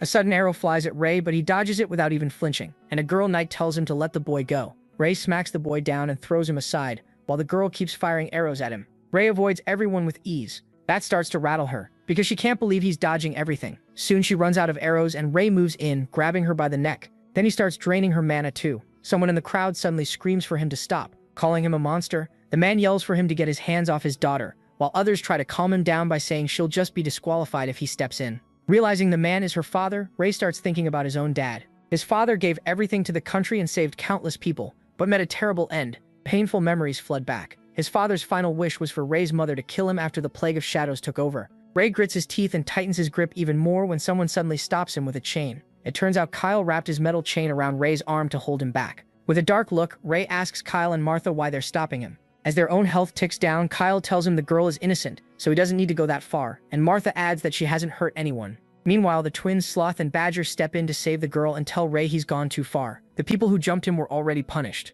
The other twin tells him to act like a gentleman, and Ray finally steps back. He remembers all the times his roommates stood by him at his lowest. Grabbing his head, he wonders why it always ends up like this. All that pain buried inside him boils over and he screams, asking what they even know about him. His roar kicks up a violent whirl and Ray starts losing control. Rage takes over and he dares them to stop him by force. Going mad, Ray yanks Kyle's metal chain and pulls him right in. Without hesitation, he drives a punch straight into Kyle's stomach, then slams him to the ground and drops his health points. Barely thinking straight, he tells Kyle to train his Chiang better if he wants a chance. Then Martha fires 3 Chiang-covered arrows at him, but he dodges them like it's nothing and snatches the arrows out of the air, leaving Martha stunned. Then Ray throws the blazing arrows back at Martha at incredible speed. She barely dodges, but he still lands a hit and warns her not to hesitate if she wants to beat him. Looks like the MC still has time to lecture his roommates while crushing them. Martha also hits the ground and he tells her to read his moves instead of watching where he's standing. Soon Sloth and Badger have had enough of him beating his friends and rush him from behind. Then fire bursts out from within him, shattering the ground, and the twins are blasted back by the force. They seem mostly fine, and Ray tells them to think before they move. When they charge again, he tells them not to waste time trying to ambush him. He smacks both of them, and they end up on the ground in pain. Seeing all this, Sarah turns pale and realizes Ray is terrifyingly strong. The crowd is just as shocked, calling the red-haired kid a monster no one can match. Nearby, the third-year Knight Nye thinks that if Ray still wasn't top 5, then the real top 5 must be on another level. Meanwhile, Ian and Dan Loki already feel beaten. After that, only Sarah is left, and Ray walks straight toward her. She trembles and gives up right away, knowing she can't beat him. His hand is wrapped in chi, and Sarah's father screams at the judges to stop him, sure that Ray is about to kill his daughter. But to everyone's surprise, he finally comes back to his senses, lightly taps Sarah on the head, lowers her health points, and even apologizes. Sarah leaves confused, and her father and the crowd can't believe it ended like that the boy didn't really hurt her. Then the results are announced. The 5 students who qualify are Martha, Ray, Sloth, Badger, and Kyle. A little later, he leaves the arena, and the judges tell everyone to rest before the third-year Battle Royale starts that afternoon. The elders are impressed by MC's performance. One says that if he ever went on a rampage, few could stop him, but Elder Vaughn defends him and says MC could save many lives. At the same time, Knight Gilbert quietly tells the Master Elder they checked the students. It was mana deficiency. For now, they can't use Tri, and there's no guarantee they'll recover. Hearing that, the Master Elder decides not to discuss it any further. He already has enough to worry about.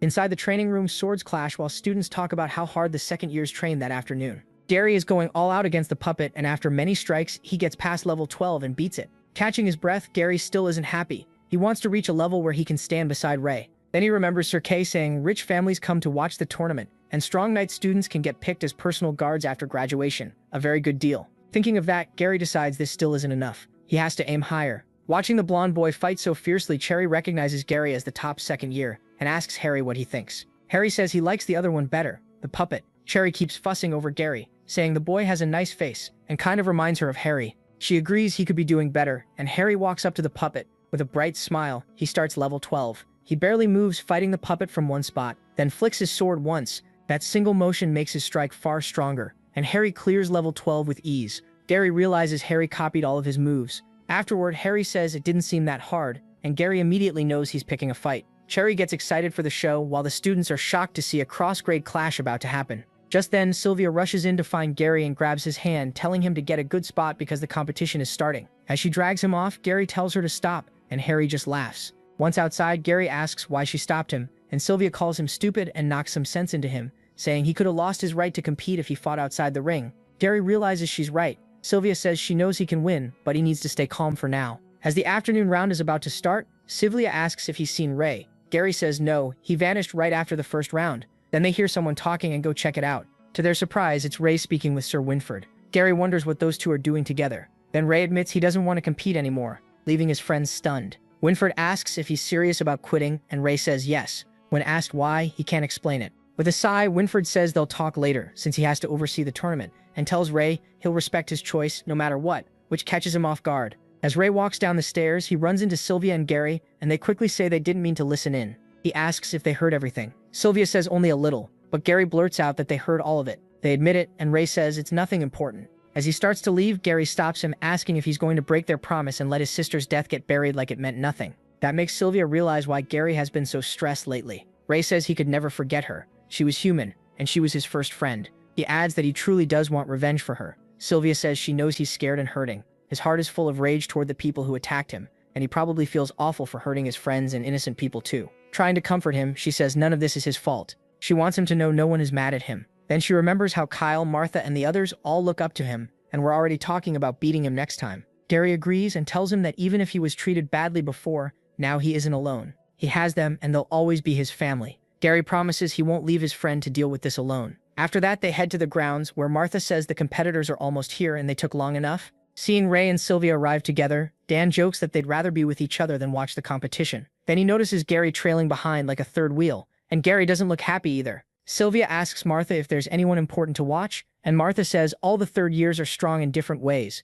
First is Harry, an elegant fighter and the only one who hasn't been hurt at all. Then there's Gio, a big powerhouse with explosive strength who can even challenge the first place guy. Samir and Mizuhiro are fan experts with great teamwork for offense and defense, even better coordination than Sloth and Badger. While they were looking for the last player, Ray spotted Molly training and seemed impressed that she made the top 5. Then the judges congratulate the 5 winners of the third-year bracket. Now the main event begins. Winford announces that after 2 rounds, the field has been narrowed down to the final 20, while praising the second years for doing far better than expected. He glances at Ray, wondering if he'll join in. Ray nods, making Winford smile, and then he explains the new rules for the tournament. The screen shows the new matchups. The second years are paired against third years, which makes them think it's unfair since the older students have had an extra year of training. Gary is matched against Harry, and he's happy with that draw. Sylvia, though, has to face Jay Gree, the Academy's strongest, so she starts doubting herself. Jay says it's a shame he didn't get Ray, and Harry admits he's wanted that fight too, now that Ray has gotten stronger. Jay says he'll get his chance against the red-haired boy eventually. Sylvia's brothers watch from above and regret missing their youngest sister's match today.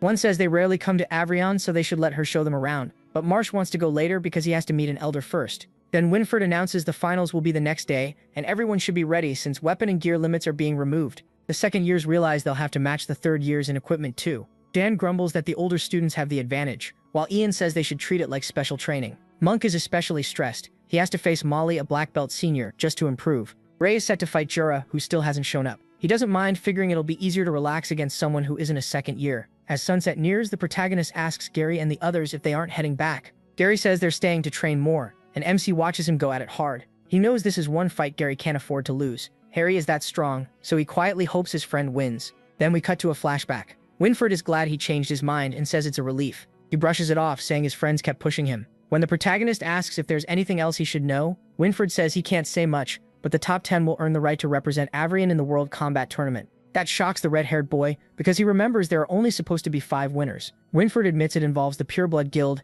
and the elders will explain after the tournament. He just doesn't want MC to miss this chance, and MC understands. Back in the present, MC never expected this competition to cause so much trouble. He wonders what the Pureblood Guild plans to do next, then suddenly notices a slip of paper. It says, "Meet me at the arena at 9. The message makes him uneasy. It feels like a trap. Kay and Winford warned him not to act alone, but this may be his only chance to use his powers freely. He looks around and realizes he still knows almost nothing about the Pureblood Guild or the Dark Guild. If he wants clues about his father, he needs information. So he decides to use the Dragon Eye and catch whoever sent it, trap or not. Right then, Jay Gree walks up behind him. Jay says it's funny running into Ray now, and he's finally glad to talk to him after dealing with those ugly people earlier. It's Jay Gree, the strongest third year. He immediately asks if he's with the Pureblood Guild. Confused, Jay says no, he just wants to fight, since they won't get that chance in the tournament. Jay keeps pushing for a match right now, but MC politely refuses. He's not in the mood. That only irritates Jay. Ray had hoped for a real lead, not some musclehead with too much free time. Then Jay suddenly swings his huge sword at him.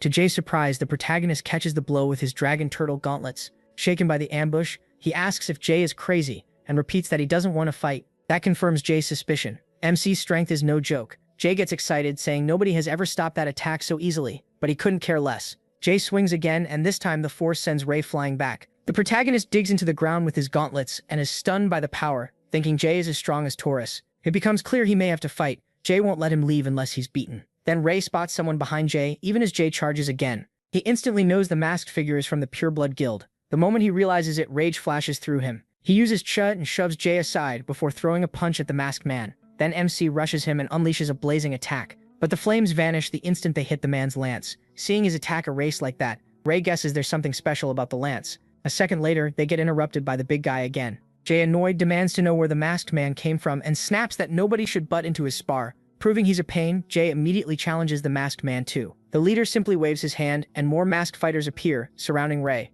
Jay clashes with the leader and complains it's cheap to bring backup, but he also seems to enjoy it. Meanwhile, he is already fed up with Jay and thinks he's more annoying than flies. He draws his sword. One masked attacker rushes in with a slash, but Ray jumps clear. In the next instant, he vanishes. The henchmen look around in shock until one warns them not to drop their guard. The protagonist is a black belt knight. A few tense seconds pass, then MC appears and strikes at one of them. His sword slams into the man's head with a clang, but another enemy uses chi to knock Ray's weapon away and disarm him. The others rush in together, all attacking at once. He avoids the blows with help from his turtle gauntlets and gets shoved back by the force. He quickly realizes these assassins are strong and their weapons are too. If he hadn't used the ice golem's protection, his gauntlets would have been damaged again. He freezes them over to protect them and figures normal close combat won't work anymore. At the same time, Jay and the masked leader are locked in a brutal fight, with Jay calling him a slippery eel. The leader thrusts his chi-covered lance with huge force, but then something unbelievable happens. Jay catches the lance with his bare hands. Holding it tight, he asks if the man really thought that could hurt him. Dust blasts out from the impact as Jay admits he isn't great at controlling his power,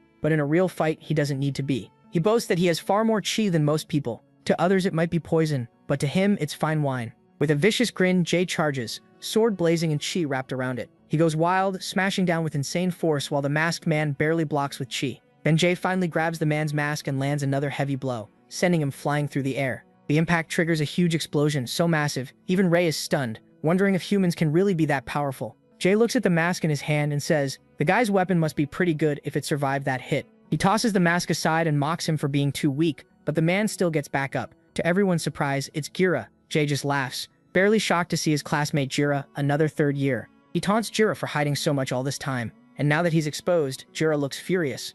Enraged, Jira lunges at Jay. Jay blocks it with his sword. Elsewhere, Ray is still struggling against 5 henchmen. They're a pain to handle, but he's at least glad Jay is keeping the leader busy, and figures he owes him for that. The protagonist freezes one enemy's arm, but another comes at him right away. Then Ray vanishes again. Hidden above, he tries to buy time for his mana to recover so he can finish them off. The henchmen warn each other not to get ambushed and shout that they know he's running out of steam, so he should come out and make it quick. At the same time, Jay throws another massive strike, but Jiro leans back and avoids it. Jay asks how much longer he's going to keep hiding. Then Jiro pulls something from his armor, a small bottle. He opens it, leaving Jay confused. Watching from above, Ray realizes what it is, and his eyes go wide. It's a plague of shadows. Jiro drinks the purple potion, and a strange violet aura surrounds him. Jay feels at once that something is wrong with his chi. The purple energy surges out, and Jiro loses control, transforming into a terrifying monster. Ray yells for Jay to watch out. Jiro, now a plague of shadows, suddenly lunges at Jay, Gree with his spear. Jay is shocked by how much stronger he got and knows he has to dodge, but before he can, Jiro drives the lance into his chest.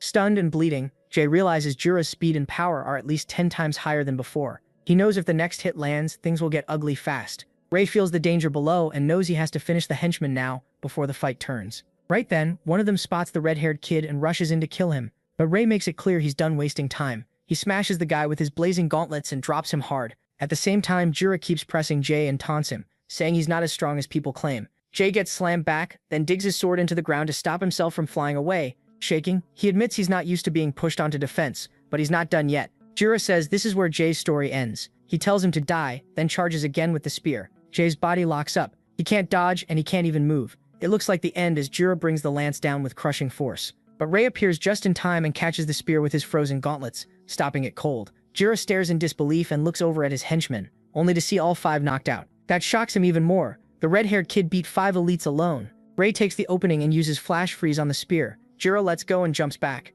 Badly hurt and still bleeding, Jay thanks Ray for saving him. Ray tells him to leave the rest to him, but Jay quickly warns him about the weapon. It's made from a crab spider demon's carapace, tough, able to reflect damage, and coated with a neurotoxin that can paralyze anyone it cuts. Keeping that in mind, Ray decides he has to end this fast. He releases his chi and flames burst around him. The fight starts up again and Ray keeps slipping past Jiro's fast attacks. Then in an instant, Jira finally lands a hit on Ray and shifts his weapon, slashing and smashing him away. Thrown back hard, Ray realizes Jira's weapon can even change form. His chest plate is shattered too, and his gauntlets are worn out from blocking. Panting, he knows one more solid hit could finish him, and he still needs to get his sword back. That's when Jae calls out. Knowing Ray needs a weapon, he throws him his sword and tells him to use his baby. The moment Ray catches that huge sword, he nearly freaks out from how heavy it is. He can barely hold it, and the blade starts dragging to the ground as sweat pours off him. Ray is stunned by the weight, and Jae just admits it's insanely heavy, and tells him to swing it. Using chi, Ray knows he has no choice. If he doesn't swing now, they both die. Flames flare up, and he finally lifts the sword and brings it down at Jira. The blade crashes into the spear, and Jira says it's useless. His spear, he reveals, is built to counter heavy weapons like this. For a second, the clash between them crackles with tension. Then Ray uses ice and the sword starts freezing over. Jira panics as the spear's tip begins to freeze too. With the spear locked against the sword, the ice spreads fast and shatters it apart. Jira watches his weapon break into pieces, but that's not even the worst part. Ray swings one last time and drives the sword into him, ending Jira for good. Jae praises Ray for that brutal attack. Afterward, the ice-covered sword slams to the ground. Ray pants hard, thinking that one strike used almost everything he had. If it failed, he would have lost the fight. Then he tries to use mana siphoning on Jira, but the system says he can't absorb mana from an infected target. That confirms it. Jira was infected with the Plague of Shadows. More than that, he did it to himself after drinking the vial and turning his chi purple-black. Ray starts connecting the dots. It looks just like the Dark Guild, but the Pureblood Guild is supposed to be separate. So if Pureblood had that potion, the two groups may be linked somehow. Then the dragon system tells him he's unlocked a new ability, Glamour.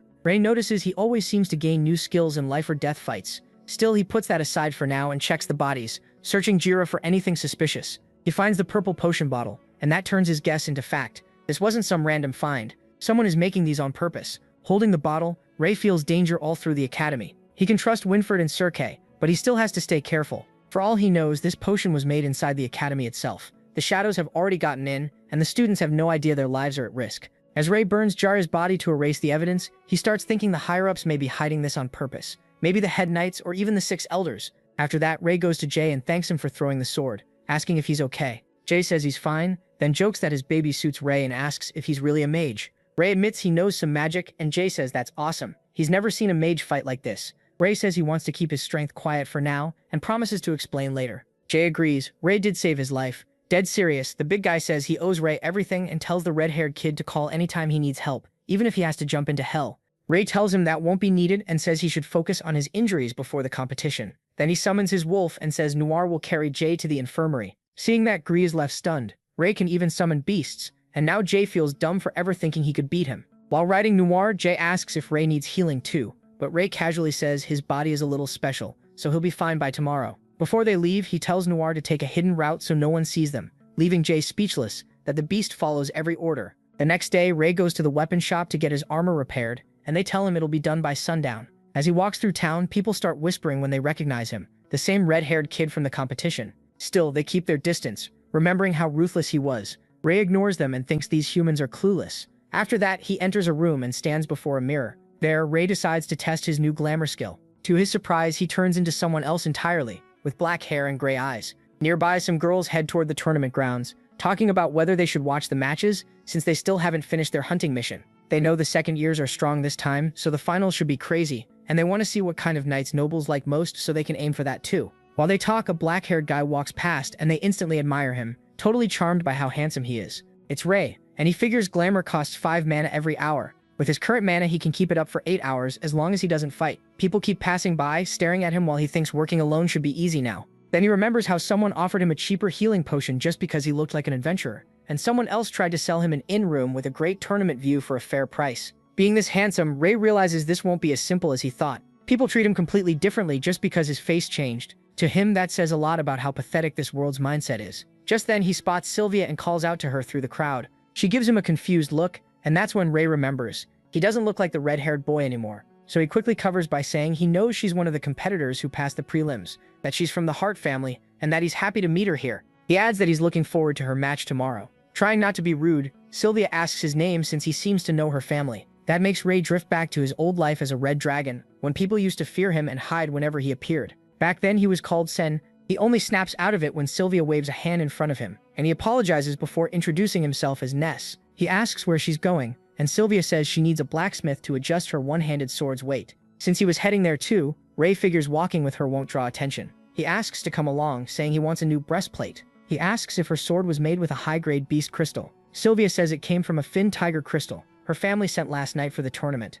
Ray realizes nobles can get gear like that easily, while normal kids would need years to earn it. Since he's an adventurer, Sylvia asks if he often takes dangerous jobs. Nez says he does missions near the border, which makes her wonder if her family would ever allow that. They'd think it's far too risky. Sylvia admits that once she leaves the academy, she'll have to return to her family, so she's jealous of how free adventurers seem. That hits Ray hard, bringing back the memory of his father, an adventurer who died after risking his life. He quietly tells her, "No one here is truly free." Then they hear an explosion. Alarmed, they look around as people rush by yelling that there's a fire. The two run toward it. At the blast site, the owner of the burning building is left in shock. Ness and Sylvia push through the crowd and hear that a merchant's carriage had stopped near the inn with what looked like beast crystals. Not long after, the place exploded. Ray asks if the merchant survived, and a bystander says he was taken to the infirmary. Nearby, a woman is sobbing. Her 2 children are still trapped inside. Sylvia rushes forward to save them, but Ray grabs her hand and stops her from going in. With a sigh, he decides to go himself. Sylvia warns he'll be burned alive. He says he can use ice magic, then cast Frostvine to cool the flames.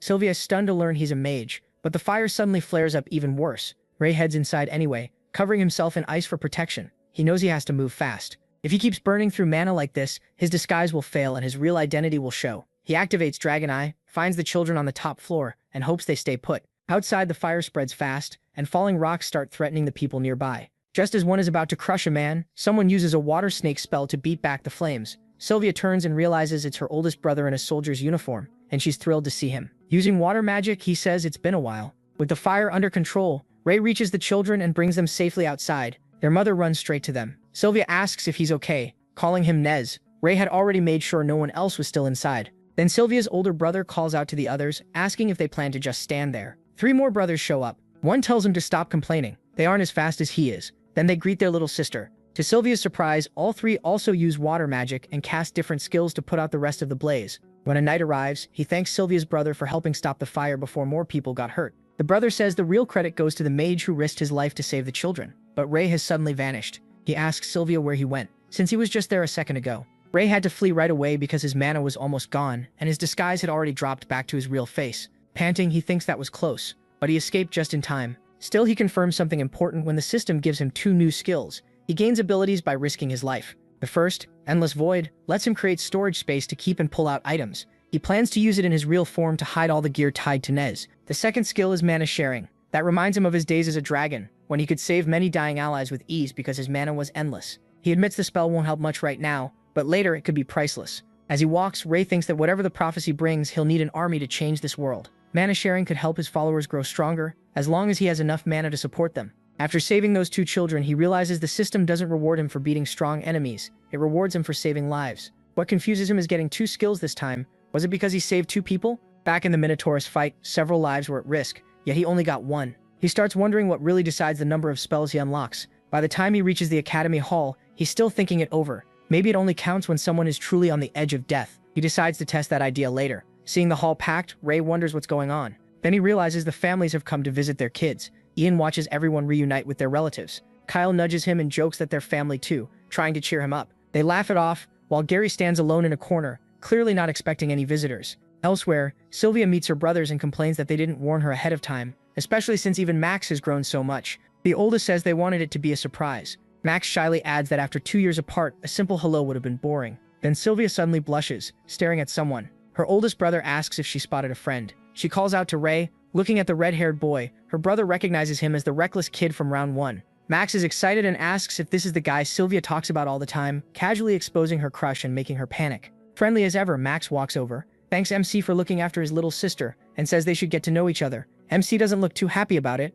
Sylvia quickly apologizes for Max and awkwardly explains that he can be a bit rough. Then she introduces them as her brothers. The oldest brother doesn't love his attitude, but since Sylvia clearly cares about him, he stays polite. He introduces himself as Marsh and tells him to look after her. Blushing hard, Sylvia cuts in and says she can take care of herself. When the protagonist shakes Marsh's hand, he can tell right away how powerful the man is. His mana feels nearly endless. MC says Sylvia is a natural leader, and usually the one taking care of all of them, which makes 2 of her brothers chuckle. She then introduces the other 2 as Johan and Jekyll, both serving in the military like Marsh. Next, she explains that Max studies at Roland Magic Academy. Max happily says they might meet again at the World Combat Tournaments if he wins, but he reacts sharply, shocked that he goes to Roland. Max asks what's wrong and wonders if the protagonist knows someone there. The protagonist quickly asks if he knows a girl named Amy. Hearing the name, Max tries to remember, but says he's not sure. Roland is a huge city, just like Avrian. Desperate, Ray explains that her full name is Amy Blueblood and that she recently died in an accident. He asks if Max knows anything. Max can't recall anyone by that name but promises to ask around when he returns and tell Sylvia if he learns something. MC can't hide his disappointment, though he still thanks Max for trying. Then the mood shifts. Marsh tells his brothers time is short and the head knight still needs them. He tells him and Sylvia to rest, and Sylvia waves goodbye, saying she'll show them around the academy after the tournament. As Ray and Sylvia leave, Marsh keeps watching them, then asks Max if he just lied. Nervous, Max admits he did. He says he lied to the protagonist about Amy and doesn't know what to do about that girl, so he asks Marsh what he thinks. Marsh tells him he made the right call. MC is strong, dangerous, and not even a little intimidated by them. Worse, Marsh can't read what he's thinking at all. Max asks if they should stay out of his business, and Marsh agrees they should keep their distance and watch what happens. The story moves to the finals. The contestants wait in the ready room. Kyle and Monk are nervous, and Sylvia is especially shaken because her first match is against Jay. Sylvia is clearly nervous and asks Ray if it shows. He calms her down, telling her to fight like she always does, and not stress too much about the result. She admits she really wants to make it to the World Combat Tournament. In her family of mages, she's the only one without magic. She still can't forget how ashamed her parents looked because of that. Seeing how serious she is, Ray asks if she truly wants to win. She says yes right away. She has to prove herself. Sylvia wants to show she can be just as great as her brothers, even as a knight. The protagonist suddenly takes her hand and leads her away. At the same time, Kyle says the match is about to start, and Dan jokes that they're getting all romantic before the fight. In private, MC says he'll lend her his strength for a while. Fire rises from his hand, and Sylvia stares at it. He says he's helping her now and hopes she'll help him too when he needs it. Sylvia blushes. Then she says she wants to become his strength too. Ray uses his new spell, Mana Sharing, and transfers his power to her. He tells her to use his chi only when needed, and warns her not to go over the limit or her body will be damaged. As his chi flows into her, flames flare around Sylvia. Shocked, she realizes he can give his strength to others, something she's never seen or even heard of before. She can't help wondering how many secrets the protagonist is still hiding. Soon the final match is ready to start. The crowd gets excited when Jay Grease steps out, wondering if he'll go easy on a second-year girl. The fight between Sylvia and Jay begins. Any equipment is allowed, and 2 Master Knights will judge it. The commentator adds that if a fatal blow is about to land, they'll stop the match and announce the result. Both fighters enter the arena, with Sir Winford on Jay's side and Sir Kay on Sylvia's. Once the match starts, Monk doubts Sylvia can win. Martha believes in her, but Dan points out the obvious. Jay Grease is a huge powerhouse and strong as a bull. Ray quietly agrees and remembers Jay had been badly injured before, but now he looks fully recovered. Even with MC's power, Sylvia can only win if she's skilled enough. Then MC locks eyes with Jay. Jay suddenly starts yelling in the arena, waving his sword and asking his boss if he should lose to this girl. He is left wondering what that idiot is doing. The protagonist tries to ignore him, while Dan guesses Jay is talking about him. The crowd is confused, wondering why Jay is calling a second-year student his boss. Then Jay shouts MC's name for everyone to hear. Embarrassed, MC snaps at him to stop yelling and just fight, while Dan realizes he was right. Jay proudly says he'll do his best. Pointing at Sylvia, he explains he thought she was his boss's girlfriend, so he almost went easy on her. Blushing hard, Sylvia quickly says she's not his girlfriend, they're just friends, and tells him not to hold back. Jay immediately jumps in and swings his sword. Sylvia dodges and the heavy blade slams into the ground. She instantly realizes she can't block a hit like that with her shield. If she tries, her arm will break. Jay comes in with another attack. Sylvia jumps away and avoids it again. She admits he's insanely strong, but he also leaves a lot of openings, so she decides to test one. She slips behind him and thrusts her sword into his back. To her shock, the Fin Tiger sword can't pierce his skin. She doesn't even leave a scratch. His muscles are that tough. Jay swings again and she barely blocks with her shield. Realizing normal strength won't be enough, Sylvia decides to use Ray's power. The next blow shatters her shield, and she gets thrown back. Stumbling, she forces herself to stay upright. Then she activates the protagonist's power, deciding to end this fast within 10 minutes. Fire bursts from her body. Jay is surprised by the totally different aura and gets excited now that the fight is getting interesting. She throws away the broken shield. Sylvia's power surges at once, and she rushes Jay with crazy speed so fast that even he can't track her properly. Still, Jay assumes her speed alone won't be enough to hit him, but he loses focus for a split second when she moves even faster than he expected. She appears behind him and drives her sword into his stomach, drawing blood. Jay's eyes widen in shock. He mutters that lately he keeps getting surprised one after another. His classmate Cherry is stunned that Sylvia actually hurt him, and Harry Delbert admits he thought only Ray could do that among the second years. The crowd goes wild for Sylvia, with some even calling her a goddess. Her brothers watch proudly from the stands. Max yells for her to beat Jay up, but Johann and Jekyll tell him not to get carried away. The fight has only started, and Jay still hasn't gone all out. Marsh, though, is impressed. Sylvia is doing better than expected, and her clean, efficient style proves she's made to be a knight. Of course, none of them know she's using Ray's power, not just her own. Meanwhile, Dan says the hit looked amazing, but it only scratched Jay. and Kyle nervously says his body must be made of metal, using Ray's chi. Sylvia realizes she still can barely injure him, but she also notices Jay relies too much on his natural toughness and doesn't focus his chi well enough to guard his weak points, leaving plenty of openings, so she decides to keep attacking the same spot and force a chance to win. Moving fast again, Sylvia slashes Jay's wound and makes it hurt even more. At the same time, Jay smashes the ground with his sword and Sylvia hops away to avoid it. She dashes in again, aiming for the wound on his lower abdomen, but suddenly her energy starts fading. At the worst moment, Ray realizes she's run out of time. Shaking, Sylvia tries to hold herself together just a little longer. But in one instant, Jay strikes, her sword flies from her hand and she's disarmed. He takes the opening and swings hard at her, while her classmates panic, sure she's about to get badly hurt. Then Winford calmly stops the sword and says that's enough, while Sir Kay catches Sylvia in his arms. Jay apologizes, saying he got carried away because it had been a while since he'd fought a girl this good. The judges then declare Jay Gry's the winner, and the crowd cheers. Afterward, Monk is shocked by how strong Sylvia had become and thinks it's too bad she still lost. Martha says that by the end of third year, Sylvia might surpass Jay. Next up is MC versus Jira. His friends wish him luck, and as he walks out, he already knows Jira won't come because MC burned him to death. Still, he has to show up to keep appearances. On the way, Jay praises Sylvia and calls him boss again, and he silently agrees that she fought well. Once the protagonist takes his place, the commentators call for Jira to enter at once. The crowd starts buzzing, wondering if he overslept, ran away, or just chickened out. Cherry asks Harry if he's seen Jira lately, since she hasn't seen him since the tournament began, but Harry says he hasn't seen him either. To everyone else, Jira seems to have vanished. In truth, he already died at the MC's hands. Meanwhile, the head knights discuss his absence, and the crowd grows restless, waiting on someone they barely care about. The announcement finally comes. Since Jira never showed up, he's disqualified, making Ray the winner by default. The crowd is disappointed, and starts saying the whole thing feels rigged. Marsh is disappointed too since he wanted to see MC fight, and Max sighs bored because he had really hoped to watch him before possibly facing him in the future. Next up are Badger and Sumar. Badger is shaken without his twin Sloth. They've always done everything together, even sharing a toothbrush, which grosses Dan out while he tries to cheer him up. He says he's going to check on Sylvia, and Martha teasingly tells him to send her regards. Kyle sulks, saying he's got it easy, and he wants to fall in love too. On the way to the infirmary, the protagonist thinks Sylvia wasn't badly hurt and he also needs to take his chi back. He asks if she's okay, but Sylvia just hides under the blanket.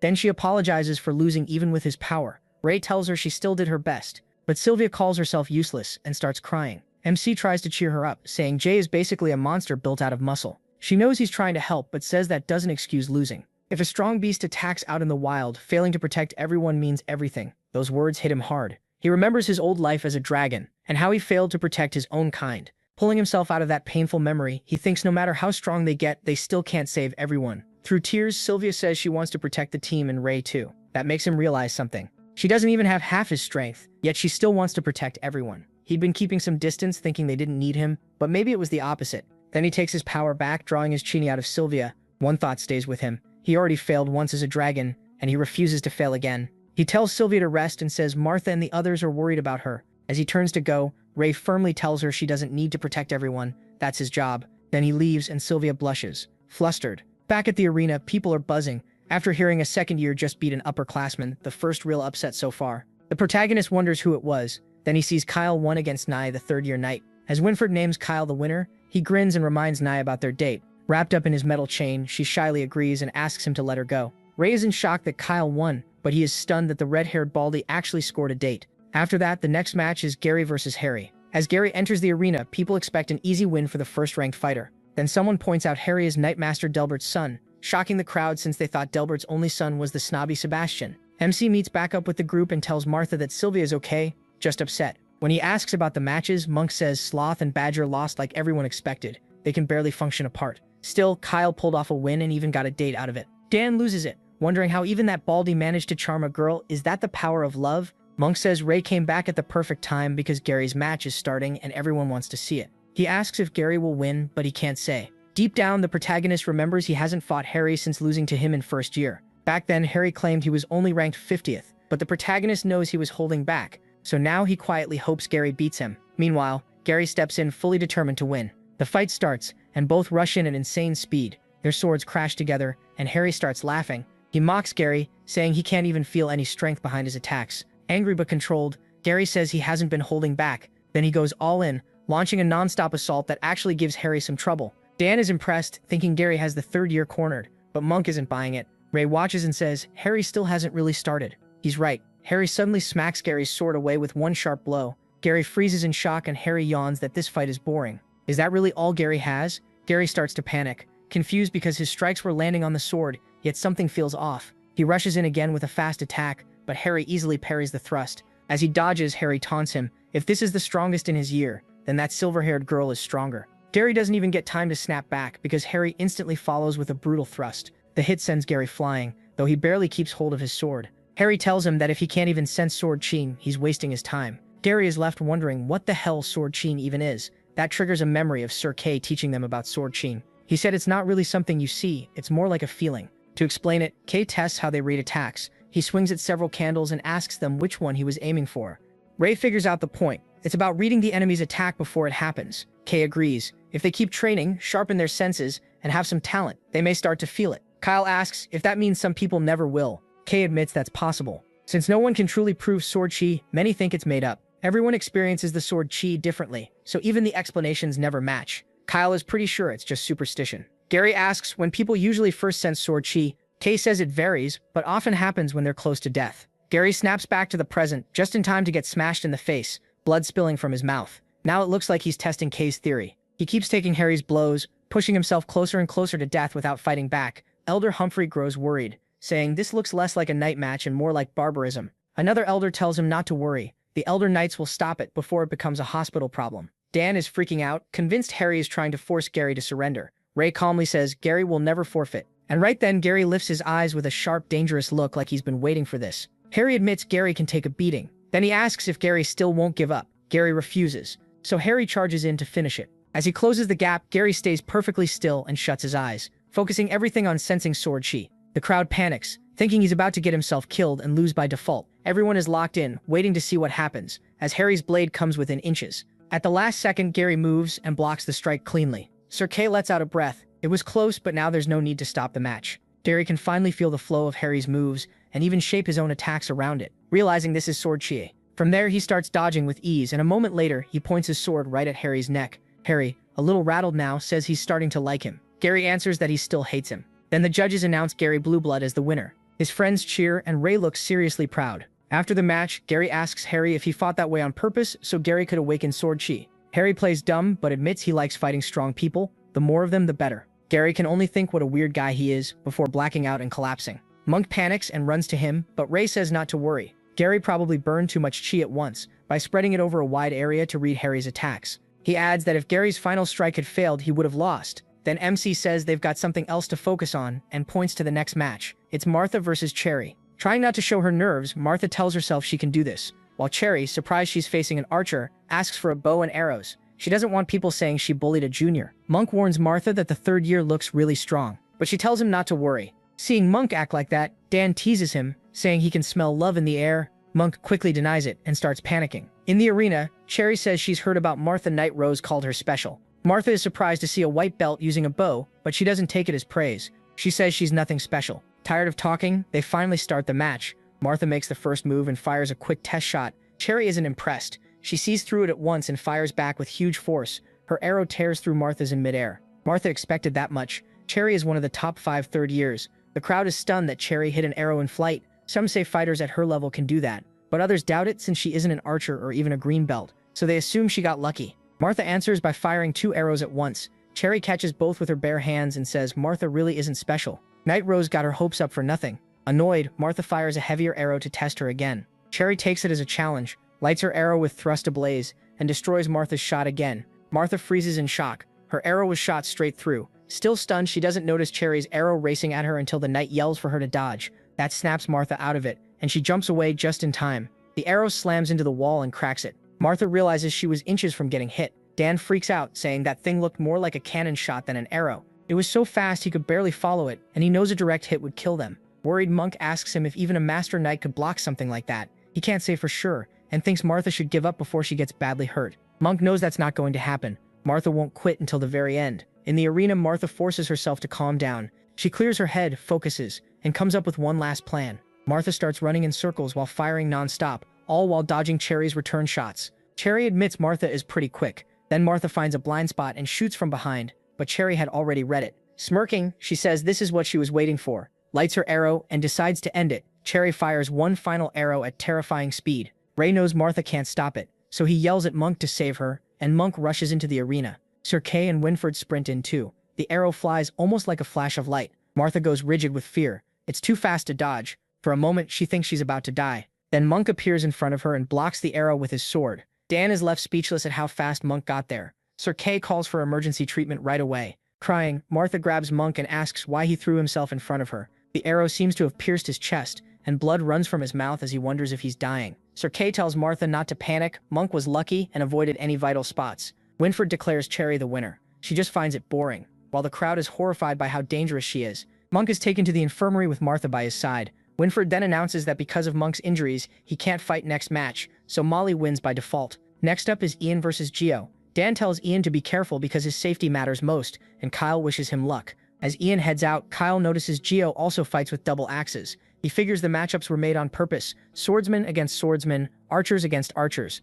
Ray says that's exactly why, since the World Combat Tournament has team battles, they want balanced teams that can handle all kinds of situations. Before the fight starts, Dan asks if Ian can win. The protagonist tells him to watch closely. He has a feeling Ian will surprise them. The match starts and Ian charges in first with both axes. Gio realizes Ian just stepped into his range. He unleashes a double axe storm, creating a whirlwind, but Ian slips past it at the last second. Barely safe, Ian catches his breath and waits for Gio to slow down. The moment he does, Ian dives in and slams both axes into Gio's chest plate. The hit blasts Gio backward with shocking force. Gio is stunned by how quick Ian is, and thinks a few more hits like that will dent his armor, but then he sees it's already worse than that. His chest plate isn't just marked, it's cracked. The crowd is amazed that the red-haired kid nearly shattered it in one blow. Gio sneers and says playtime is over. He drinks the same potion Gira used, saying he can't fail. It's the master's order. Ray sees it and instantly realizes what it is. After drinking it, Gio's power surges like a monster's. As they watch him take the potion, Jay starts to suspect something, but Harry cuts in and says anything goes in a match.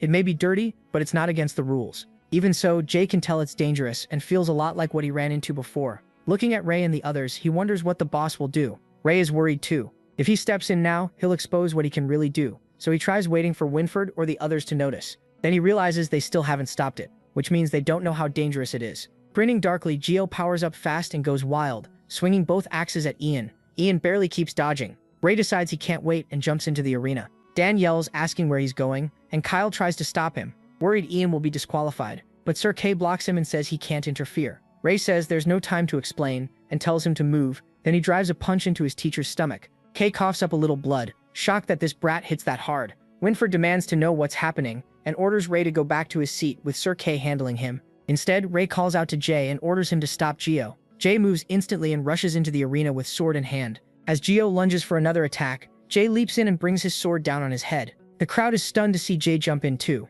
Even Winford can't believe what these two are doing. Then Winford suddenly notices something wrong. Jay is shocked too. His strike didn't leave even a scratch on Gio. A strange aura starts pouring out of Gio like the plague of shadows, and with a twisted look, he calls out Jay Gree. Wrapped in purple energy, Gio sneers and calls Jay trash. Winford orders him to stop or be disqualified, but in the next instant, he sees Gio's face twist into something monstrous. Winford instantly realizes it's the plague of shadows. The plague suddenly spreads through the third-year participants, and the crowd erupts in panic. Sir Kay is stunned to see so many students infected at once. Ray, shocked, realizes this was planned from the start.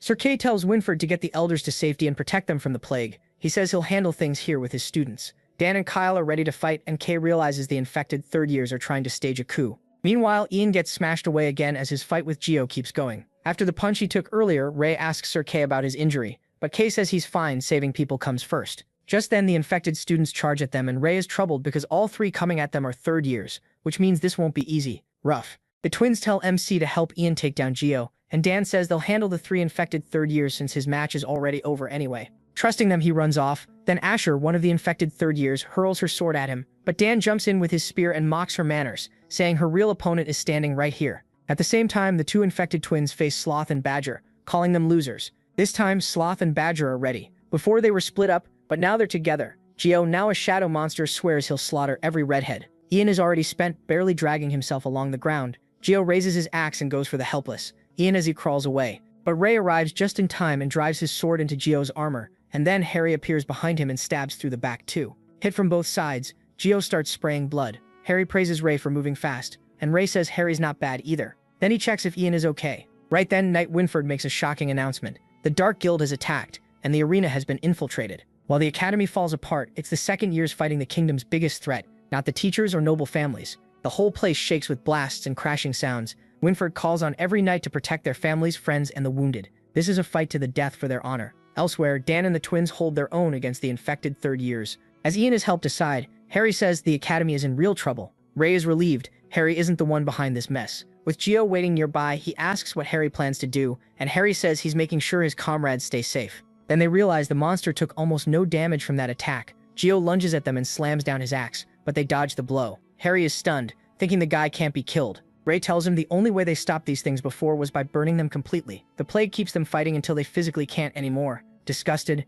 Harry tells Ray to find his friends while he handles Gio. Ian, totally worn out, leans against a wall to rest. Ray leaves Gio to Harry. Jay yells for him to take him too, but Ray orders him to help Sir Kay instead, then runs off. He climbs higher to check the battlefield. Using his dragon eye, Ray sees how bad things are. People are fighting Dark Guild members everywhere. The infirmary is surrounded, and there are infected people all over the place. He rushes toward the infirmary, hoping Gary and Sylvia are safe. Elsewhere, Sylvia's 4 brothers are also fighting the Dark Guild, and Marsh says he never thought they'd sink so low as to work with pure bloods. The intruder shamelessly admits it doesn't matter how they do it, as long as they reach their goal. Marsh tells his brothers to spread out and attacks with Water Slash, while the Dark Guild man says they're only delaying the inevitable. Marsh then tells Max to find Sylvia and keep her out of this. Meanwhile, Winford briefs the head elder on everything and says he already alerted the whole city, just as ordered. The elder barely reacts and tells Winford to leave. But Winford clearly has more to say, then swallows it and walks out in silence. At the infirmary, Gary is lying in bed when a man dressed like a conductor approaches with a syringe. Gary asks what he's doing, and the man claims it'll ease his pain. Just as he's about to inject Gary, Sylvia and Martha rush in and stop him. Martha attacks, but he dodges and reveals his true form. He's infected by the shadows. Sylvia runs to a boy who was already injected and asks if he's okay, but it's too late. Then more infected appear, and one gives them a choice. Join them or die. Gary picks a third option, fight back. Sylvia tries to stop him, saying these people might still be saved and begs him not to kill them. Gary kicks one of them in the leg, but the shadows mess with his head, reminding him these are his comrades and he can't bring himself to kill them. One infected offers Gary a place at their side, and a second later Martha shoots him with an arrow. She tells Gary the others may be comrades, but that one isn't. As Sylvia praises her, they notice the infected are starting to lose control. Gary says they can't worry about hurting them now, but Sylvia tells him to just hold them down, break bones if he has to, just don't kill them. As they struggle to fight back, Gary asks what's happening. Martha doesn't know either, except that the infected have gone berserk. Sylvia thinks someone may be trying to stir up chaos, so they need to leave. Martha panics and says they have to find Monk in the operating room. When they get there, the window is splashed with blood.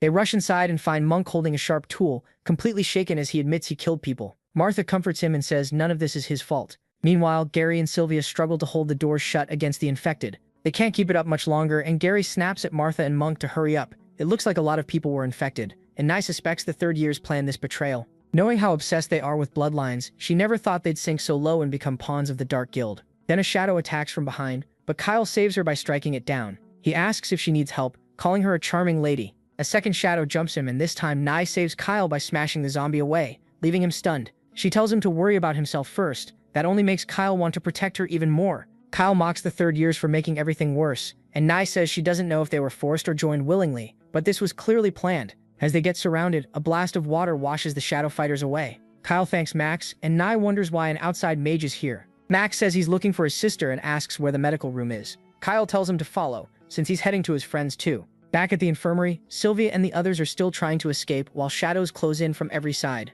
Martha asks why it keeps getting more crowded, and Sylvia says it's because they're targeting the uninfected. Near the exit, they hear Kyle, and Sylvia also recognizes her brother Max's voice. They call out and tell them where they are. Kyle finds them and freezes at how many infected are inside, but Knight tells him to quit staring and move. Following a quick plan, Kyle and Knight throw a chain and dart rope to Gary and Monk, telling them to grab on. Once they do, they use the ropes to kick the zombies away, while Max clears a path with the Sylpha's wall of water. Since he can't hold it long, everyone rushes through. As they run, Sylvia asks Max about the others. He says they're at the arena, the Dark Guild attacked, their forces are there, and he has to go help. She insists on going with him. Martha asks Kyle about the rest, and he says everyone was fine when he left, except Ian, who was badly hurt. Gary asks about the protagonist, and Kyle says he was heading here too. He even thought the protagonist would arrive before him. That makes Gary worry something happened to him.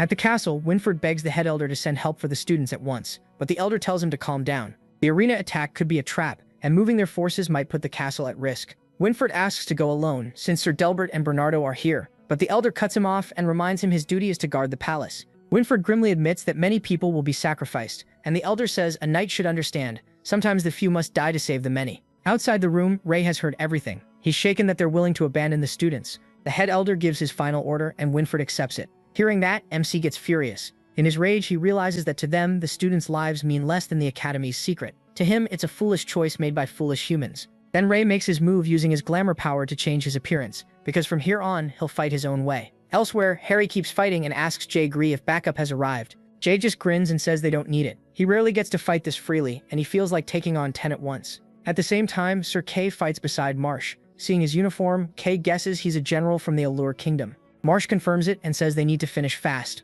because things will get worse in the second stage. Kay cuts down an enemy, thinking the exact same thing. Then it cuts to Asher, already infected, attacking Dan and mocking him for being weak. Dan says this is her limit. She can only go this far by borrowing power that isn't really hers. Right then, an arrow flies in and pierces Asher's neck, making her cry out in pain. The shot came from Cherry, who apologizes for killing a classmate. Dan tells her it was a great shot, and Cherry says she only landed it because he kept Asher busy. Next, the infected twin third years are beaten by Sloth and Badger, and they can't believe it after seeming so weak during the competition. The twins argue that they were split up back then, so they couldn't do much, but when they fight together, they never lose. Then Sylvia and the others rush outside and find her brother Marsh. Marsh is relieved to see his sister safe, while Dan is happy that Monk and Gary made it out too. But another wave hits right away as a crowd of infected students charges at them. Dan panics, they barely finished off the last group, and now even more are coming. Marsh orders the injured to fall back, and Kay tells his students to line up and stop the enemy from breaking through. Sylvia, terrified, begs them not to kill anyone. They're infected students, and they might still be saved.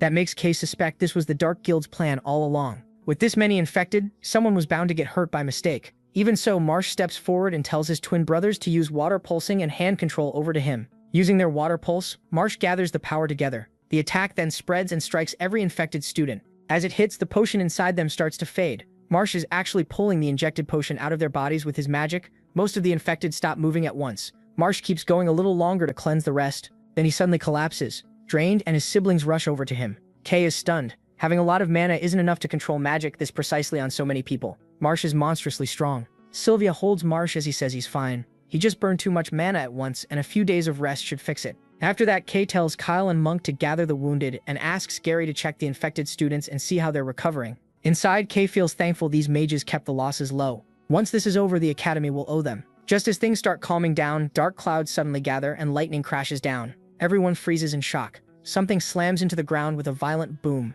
They all stare, trying to see through the dust. Then, to their shock, a figure in full armor steps out after making a brutal entrance. Gary, wide-eyed, asks Kay if he knows who that is. The armored man answers first, calling Kay by his real name, Caden, and saying it's nice to see him again. Kay snaps that he has no right to use that name. Marsh then recognizes him and is shocked he came in person. It's Mothram, the former elder of Avrian Knight Academy and the leader of the Dark Guild. Marsh gives his brothers a look, signaling them to move. They attack together with a water slice that seems to cut straight through Mothram, but Mothram only sneers. The silver-haired mage's attack does nothing. Marsh is stunned that his power had no effect at all. Mothram says if that's how they want to play, then this is the end, and lightning starts forming in his hand. He hurls the lightning at the silver-haired twins, Johann and Jekyll, and both scream in pain. Marsh watches in horror as the twins drop unconscious after the blast. Caden is shaken. He's never seen a human use lightning magic like this. Back then, Mothram never had a power like it. Mothram says he's sorry he didn't come sooner, but he knew none of the elders would show up, not even if everyone here died. Then Cherry steps in and fires an arrow at him with full force.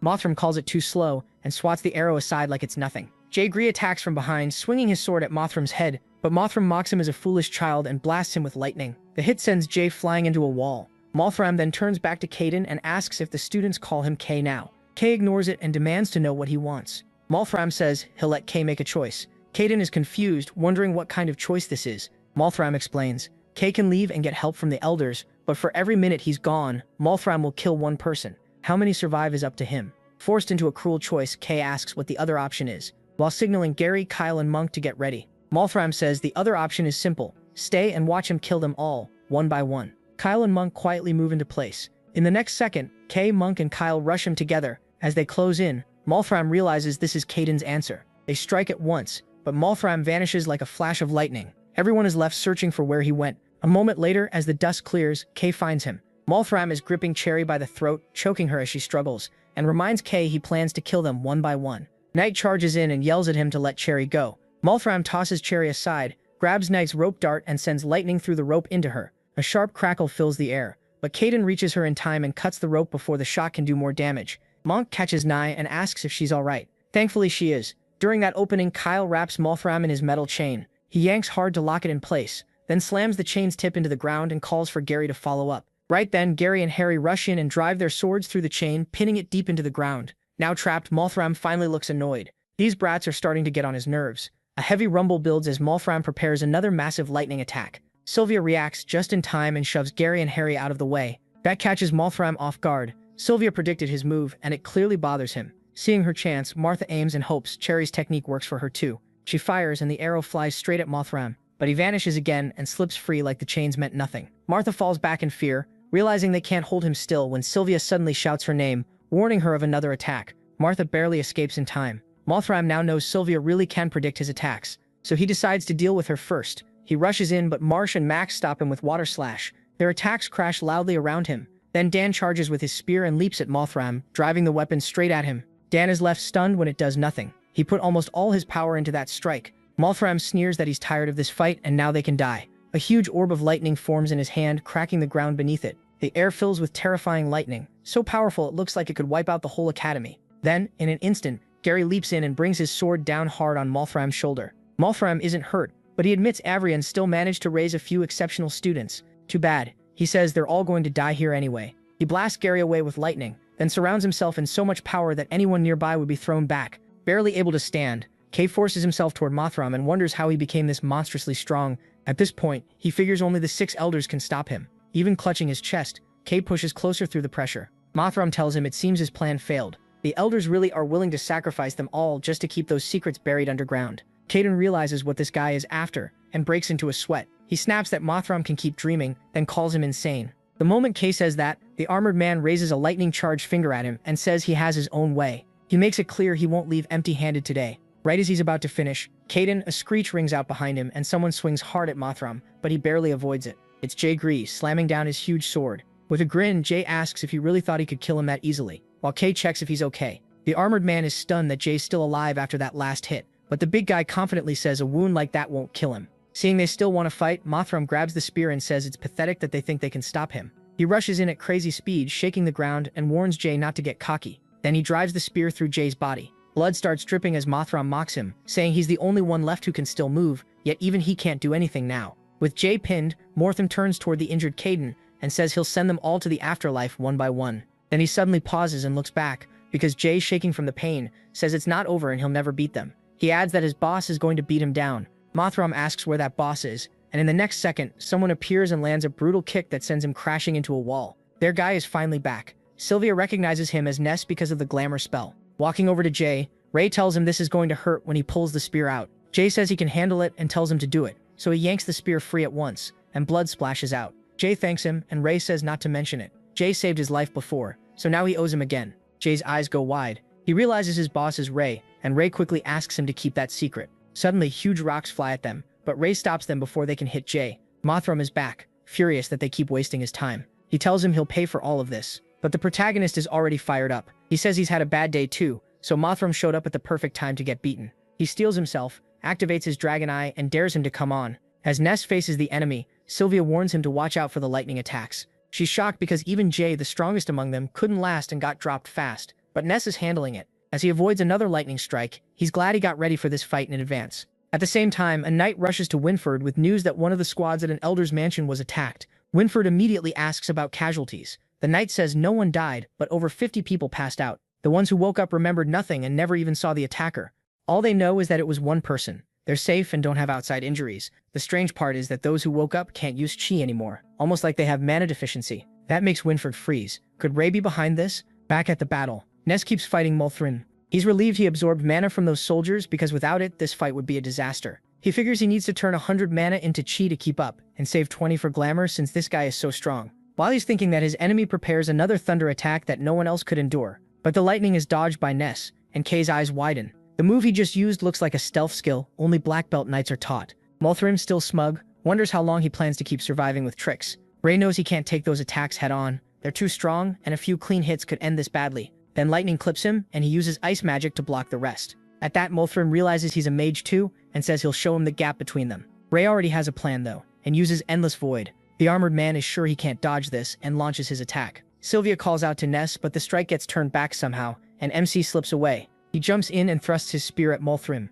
but the armored man avoids that too. As lightning flares, Molthrim praises the spear and says a weapon that good belongs in his collection. Ray grits his teeth, realizing he can't land a hit if the guy keeps dodging like this. He shoots back that the armor with the giant eye looks pretty nice too, and asks if he wants to trade. Then the armored man moves again like a lightning bolt, so fast even the protagonist can't track him. That makes him realize there's definitely a trick behind it, and it can't be used without some weakness. Sylvia suddenly warns Ray to watch his back, and he escapes the lightning by a hair. MC figures his own technique, works like black belt stealth, blending in and using footwork to slip through blind spots. If Molthrim is using magic, it might follow the same idea. He thinks Sylvia's sharp senses could help a lot if she can tell where the armored man will appear. So he studies the enemy with his dragon eyes, searching for any sign of where the next attack will come from. Then he tries attacking on that guess while Molthrim keeps firing lightning. Using the same old trick, Ray turns the attack back and finally lands a hit. From that he works out the skill. Molthrim uses lightning to move his body. It's insanely fast but not impossible to sense. Like animals feeling a strike before it lands, tiny currents show up where he's about to stop. Enraged, the armored man demands to know how dare he use his own skill against him. He realizes Ray and Sylvia need to be taken out before they become real problems. He knows this magic is still a nightmare to deal with. Even if he catches the signs, sensing the current and reacting in time is incredibly hard. Then Molthrim unleashes a huge stream of lightning and says understanding the skill won't be enough to stop him. At the same time, he notices the protagonist's weakness. MC realizes he's been figured out. He's almost out of mana and his body is giving out. Sylvia warns him that danger is coming, but he can't move. His legs go weak and Molthrim takes the chance, blasting him with a massive lightning strike and calling it checkmate. The attack tears up the whole area. Ray is thrown away hard enough to make him cough up blood. Holding his own wound, Jay rushes over and catches him. The protagonist can barely move now and realizes even turning 100 mana into chi isn't enough to block those attacks. Seeing the boy still standing after that, Molthrim secretly thinks he's a monster and wonders who this kid is. He's never heard of anyone like him in Avrian. Jay tells MC they've fought the armored man this whole time and still haven't even scratched his armor. The gap between them is too big, and if this keeps up, they'll all die. MC asks for Jay's help and begs him to lend his strength. Jay agrees without hesitation, saying he'd even die for him. Then Ray absorbs the big guy's mana, and the sudden silence makes Molthrim suspicious. He attacks again, but he has recovered by taking power from the strongest fighter there. He tells Jay to rest, and Jay drops unconscious to the ground. When the protagonist releases chi, the armored man is shocked. Something is wrong. His chi multiplied in an instant. Flames rise around him as his body fills with overwhelming chi, and he charges straight at the armored man. He unleashes a storm of attacks at blinding speed. Seeing him fight like that, Sylvia looks proud. Marsh is stunned that he can still move, and Caden stares in shock, thinking Ray's current power could rival an elder. Molthrim admits this boy is really something else, and the fight grows even more intense. Using Endless Void, MC blocks the lightning from hitting him. The armored man builds up an enormous lightning strike strong enough to burn someone to ashes, but Ray endures it and guards himself with chi as the blast slams into him. Sylvia and Jay both shout, worried if he's still alive. When the dust clears, he is still standing. Molthrim is shocked the kid lasted this long. Since none of the elders are showing up, he decides he has no choice left. He'll use his final attack on the protagonist. Meanwhile, borrowing that much chi starts putting a huge strain on Ray's body, so he decides to end this fast. Then the armored man gets a message. His men found the passage he wanted. Molthrim tells them to meet at the usual spot, and before leaving, he calls MC Ness and says he won't forget him. Starting today, the Dark Guild will put a bounty on his head, and MC dryly asks if he should feel honored. He even tells him to raise the reward a little. Molthrim says goodbye and tells him to enjoy whatever peaceful days he has left. Then he vanishes in an instant. Once the armored man is gone, everyone finally breathes again, and Sylvia realizes it's really over. Ray, completely drained, lets out a relieved sigh. He figures Molthrim really backed off, and his body was nearly done anyway. He tells Jay they need to leave, and the big guy helps support him. Sylvia still isn't fully sure it's over. At the same time, Gary and Monk wake up, stunned they're still alive. Marsh, also out of strength, gets up and asks his sister where that young man went. Telling Marsh not to push himself yet, Sylvia says Ness vanished just like last time. Still, she smiles a little, feeling sure they'll meet again somehow. After Molthrim pulled back, the Dark Guild's attack came to a sudden end. Later, the knights arrived, wiped out the remaining attackers, and took back control of Avrian. The wounded were treated right away, but nearly 30 students died that day. Ian was among the badly hurt. And of the students who survived, almost half were injured so badly they'd never become knights. After that, the whole academy was covered in grief and fear, with everyone scared they might be next. Thinking back on that disaster, Ray is filled with regret. If help had come sooner, if Sir Kay and Winford hadn't stopped him, if Ian wasn't red-haired, maybe none of it would have happened. As he keeps turning over those what-ifs, he realizes some things were bound to happen. Then he snaps out of it and knows it wasn't Ian's fault. Pain flickers in his eyes, but so does resolve. If the world and this academy are twisted, he'll change them. Right then, the dragon system rewards him with 7 abilities for risking his life against the armored man, including a new one called Contract. When he checks the skill, he realizes it's time to build a team, and the first person to join is Jay Gree. Exactly as expected, already pumped about it. Jay figures the boss is planning something big. Ray tells him 2 more people are coming and asks him to keep the Ness identity secret, since he's the only one who knows.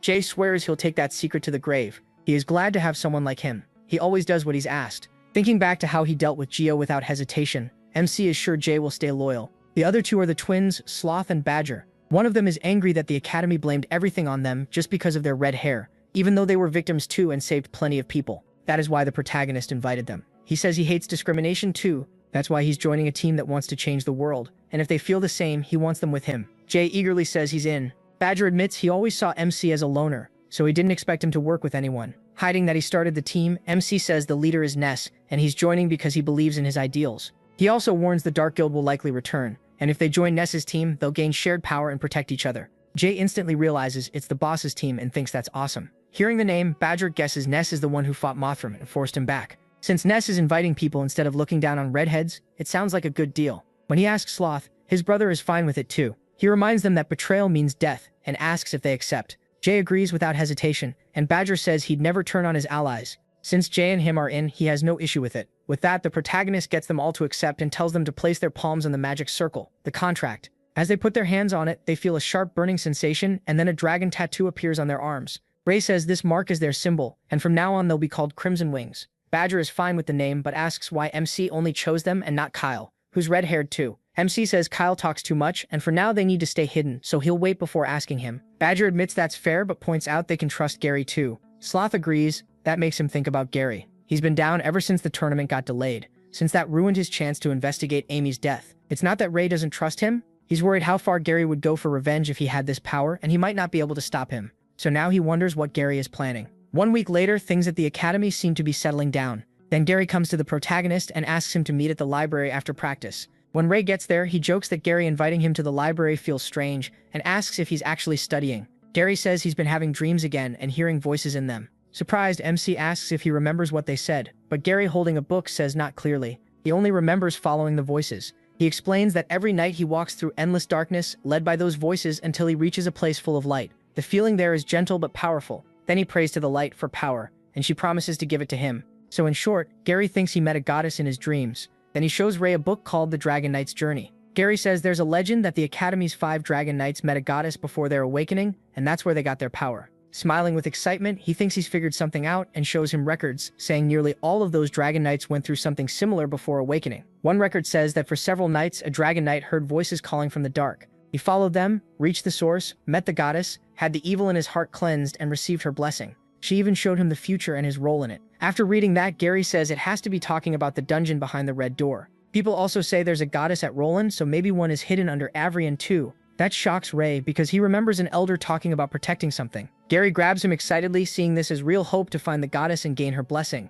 The protagonist thinks it all sounds suspicious. From what the elder said, something important is hidden under the Academy. Something they'd even sacrifice students to protect. He isn't sure it's really divine like Gary thinks. He warns Gary that security around the dungeon area is much tighter now, so getting in won't be easy. But Gary says there's more. Molly came to see him a few days ago, and she's been having strange dreams too, a lot like his. The difference is that she remembered the route. Following what she saw in her dreams, Molly found a path outside the city that leads underground. Ray asks if she met the goddess, but Gary says no. It was like what happened at the prison. She didn't get far before a gate stopped her. Then Gary grabs MC's shoulders and says he's not stupid. That's exactly why MC is here, because he was the one who opened the gate back then. Desperate, Gary asks for help and says he has to come with him. He feels the weight of it. Even if they're stronger now and could run from a monarch-rank monster, they know nothing about that place and it could be worse than they think. Still, if a goddess really is in Avrian, the protagonist has too many questions for her about his reincarnation, the prophecy, the Dark Knights, his father, and Amy.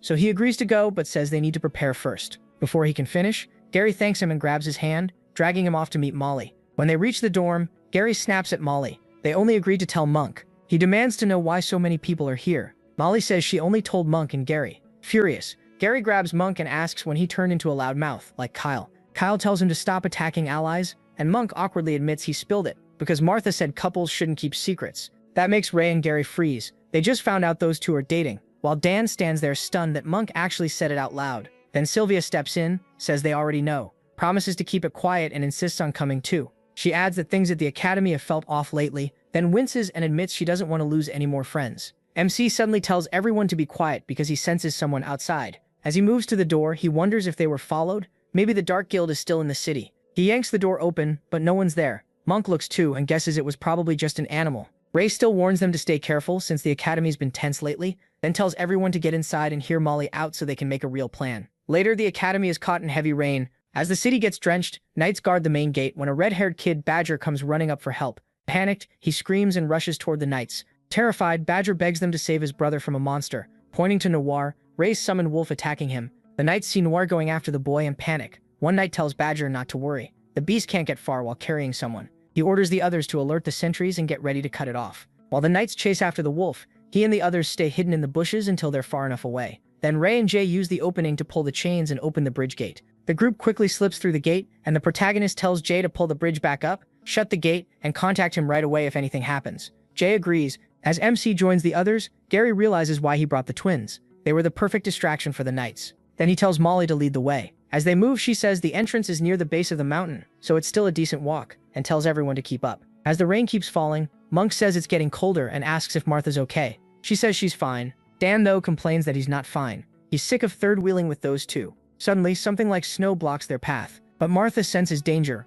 raises her bow, and says snow doesn't move. A bunch of ice golems starts rumbling toward them. Sylvia yelps that they've got company. Then rabid rabbits burst from the forest too, and Sylvia is immediately grossed out. As Ray fights the ice golems, he wonders why there are so many monsters in these woods. And if Molly made it through all this alone, maybe she's hiding something. While Dan handles the rabbits, he happily gets an intermediate crystal. Kyle stares in disbelief and asks how he got that lucky when he killed two monsters and got nothing. Meanwhile, the protagonist checks his dragon system and sees he now has 79 intermediate crystal points, almost enough to level up. Once the fight is over, Molly urges everyone to move and reminds them they need to get back before dawn. A little later, they reach the cave entrance and it gives off a strange aura. Ray hears something from deeper inside and Gary heads in. Their footsteps echo as they walk, and Molly says they've reached the farthest point she made it to last time. A huge gate stops them. Dan stares at it, asking when this was built and if they can even open it. Gary looks at Ray and expects him to open it like before. MC puts his hand on the massive gate, and the dragon system asks if he wants to open it. He chooses yes, and the gate slowly creaks open, leaving everyone shocked. Dan asks how he opened it, just by touching it. Then Kyle blurts out that he might be the kid from the prophecy. Sylvia asks what prophecy he's talking about, and Kyle is ready to spill everything, but the protagonist cuts him off and says that's enough. Kyle quickly covers his mouth, embarrassed. MC tells Sylvia not to listen to him because he just has a hero complex, all while regretting bringing such a loud mouth. Then he leads them through the door. Quietly, Sylvia feels like Ray is slipping farther away from her. But they still have a long way to go. An endless staircase waits below. As they descend, Monk says they have no idea where this path ends, and wonders if it really goes under the school. Molly says it might. Kyle asks what the goddess might look like and what everyone plans to ask her. Martha says she imagines the goddess as kind and beautiful, and wishes she could be like that too. Dan sarcastically asks how she even knows it's a goddess. He argues that the god protected the continent, wiped out the mages, and gave power to the knights, so why would a being that powerful be a girl? Martha fires back hard and crushes his ego. She points out that for such a big, strong guy, he's never beaten Sylvia once. Dan gets annoyed and Sylvia tells them to stop because they're almost at the end. After the long climb down, they finally reach a palace-like place underground and can barely believe it was hidden there the whole time. They push through another door full of questions about the eerie place and what it's made of, guessing it might be some kind of cathedral. Then Ray notices a mage statue in the center and feels sure he's seen that person before. Molly and Dan look for another exit, but find none, and Monk says this might be a dead end. Sylvia notices him staring at the statue and jokes that yeah, she's pretty, but it's still just a statue. Ray asks if she knows who it is, and Sylvia guesses it's the goddess. Thinking hard, he feels certain he's seen her before, but he still can't remember where. Then Martha says the floor under the statue sounds hollow, and Gary guesses there's a hidden passage. Dan tries pushing the statue himself, but it's way too heavy, so he asks for help. Kyle and Gary join in, but even together they can't move it at all. Then Ray puts his hand on the statue, and just like before, the dragon system asks if he wants to open the gate. He already expected that, and the hidden path opens. As they enter the passage, everyone is amazed by how beautiful it is, and Monk gets excited they might really be about to meet the goddess. Looking around at the shining walls, Sylvia wonders if they're covered in magic crystals. Then Gary looks ahead and spots a huge glowing crystal. That's when it hits them. They think they've found the god. As light pours from the massive crystal, everyone believes that's the god. Dan, though, is a little disappointed since he can't even tell if it's male or female. Martha snaps at him for talking disrespectfully, and Monk says he finally believes it really was hidden under Avrian. Gary just stares in shock, realizing it was true all along. Then the ground suddenly starts shaking beneath them. They stumble in fear, thinking they made the god angry. Kyle instantly blames Dan for talking nonsense, and Dan hurriedly apologizes. Only Ray stays on his feet. As he resists the force, he feels the god's power and realizes his chi is being pulled out of him. His chi keeps draining away, and he understands the entity is trying to show him something as he's pulled into another place or maybe his own subconscious. The protagonist braces himself for whatever comes next, and his past self, the Red Dragon, appears too. Then he sees a future where the world is at its darkest, countless people are infected by the plague of shadows and the whole world is falling apart. Then he sees Molly among them, infected too, and even worse, he sees her stabbing him in the back. A second later, Ray crashes to the ground. It wasn't just a vision, he's been stabbed for real, and Gary rushes over asking if he's okay. MC is in terrible pain. Taken over by the shadows, Molly really did stab him, and with a cruel grin she says it finally worked. Now she's about to be rewarded. She goes for another strike, but Gary jumps in just in time and knocks her out with his sword. Later, Ray wakes up to the sound of many voices. The doctor checks him and is shocked. His vitals are normal, and he's healing fast. He admits this wasn't his skill. No one should survive that kind of neurotoxin. But this red-haired kid is built like a beast. He says the protagonist should wake up soon and not long after. MC opens his eyes and quickly asks how long he was out and whether everyone is safe. The hospital director tells him he was unconscious for several days. His friends are fine, except Molly. Hearing that, he realizes it was all real and Molly truly stabbed him. Then the doctor warns that Ray and the others are in serious trouble. They should never have gone into forbidden territory. The protagonist grows uneasy. The doctor adds that the head elder has called an emergency meeting to decide their punishment. MC asks what the elders chose, but the doctor says he doesn't know yet. He tells him to rest, since nothing will happen until he recovers, then leaves. Left alone, Ray thinks about how close he came to the truth. He's sure that God was trying to tell him something, and now he regrets losing that chance. The story then cuts to the elders' meeting, where they argue that they should have watched the red-haired students more closely from the start. Winford says the signs keep piling up and the prophecy may be real. If they ignore it, disaster could follow. Elder Gibby tells him to stop overreacting and says the students and the guards who let them slip through should be punished. Knight Delbert partly agrees with Gibby, but says Winford still has a point. Then he shows what he really means. Those redheads might bring ruin, so they should be executed before that happens. Winford snaps at him for twisting his words and says the children of prophecy should be protected, not punished. The head elder tells them both to calm down and stop speaking from emotion. Ray may be the child of prophecy, and that's why this meeting matters. The fate of the world could depend on what they do next. One elder scoffs, asking since when they needed a child to save them. Another fires back, reminding him those kids fought Mortham while the elders hid behind a tiny secret. Another elder says the protagonist is the most important child, so he should stay at the academy. Winford immediately asks about the others. The head elder replies that the rules must be followed, so the rest should be expelled for good. Later, all the students involved are summoned to the academy's judgment hall. The elder says they have reviewed the case of entering the forbidden area and reached a final decision. He calls Ray Talon and declares that his punishment will be probation. As for everyone else, they are expelled from Avrian. The group is stunned and immediately protests, saying they fought to protect the academy and this judgment is completely unfair. Sylvia speaks up too, warning that the Hart family will not accept this if the academy goes through with it.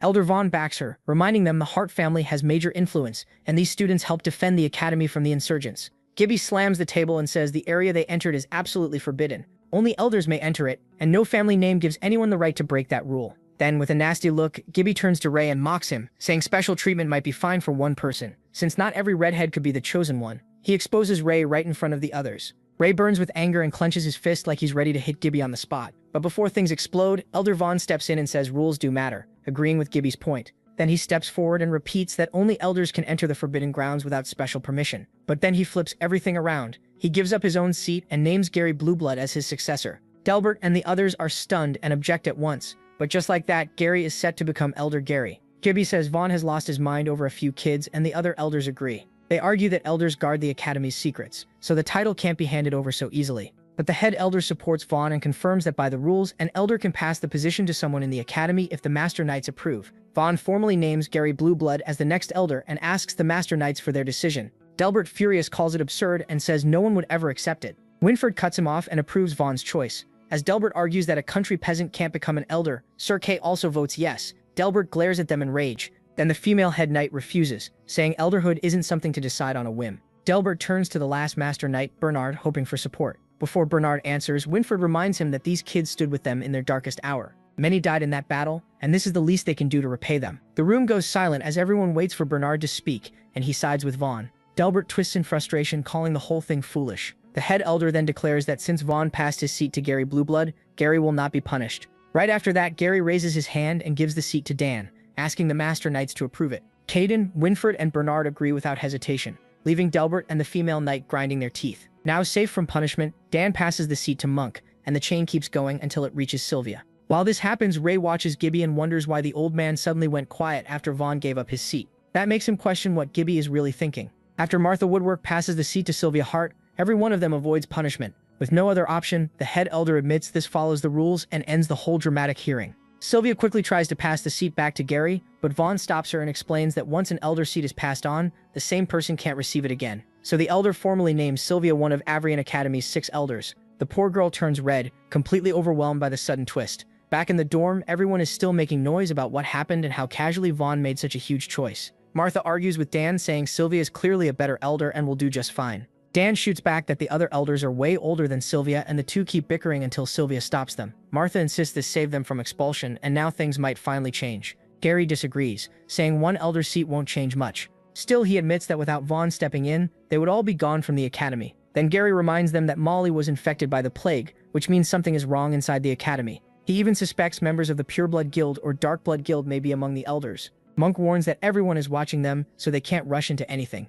And if Gary is right, Sylvia is in the most danger. Lying in bed, Ray says that now Vaughn is gone, none of the elders will really stand up for students. At best, they'll stay neutral, and as an outsider, Sylvia will be an easy target. Dan and Martha grow even more worried. MC turns over and says they can't solve it tonight, so the rest can wait until tomorrow. Kyle thinks he has a plan, but Gary says MC has enough on his mind already, and tells everyone to get some sleep for now. Inwardly, he figures out why Gibby calmed down after Vaughn gave up his seat. He probably saw Sylvia as easier to manipulate. Even so, the day wasn't a total loss. They learn the Elders and Master Knights are far from united, and Ray starts thinking that Split could help him grow the Crimson Wing's influence. At midnight, something begins pulsing with a strange, eerie motion. Something slithers into the protagonist's dorm. It's a dark shadow, creeping toward him as he sleeps. The shadow puts its hands over his face, and a voice whispers that it finally found him. Then it wraps around his body while he struggles in his sleep. A man swallowed by the shadow suddenly tells Ray to run, and MC jolts awake, screaming when he sees the shadow right in front of him. The noise wakes everyone else in the dorm, and they rush over. They stare at him in shock as he jerks up in terror.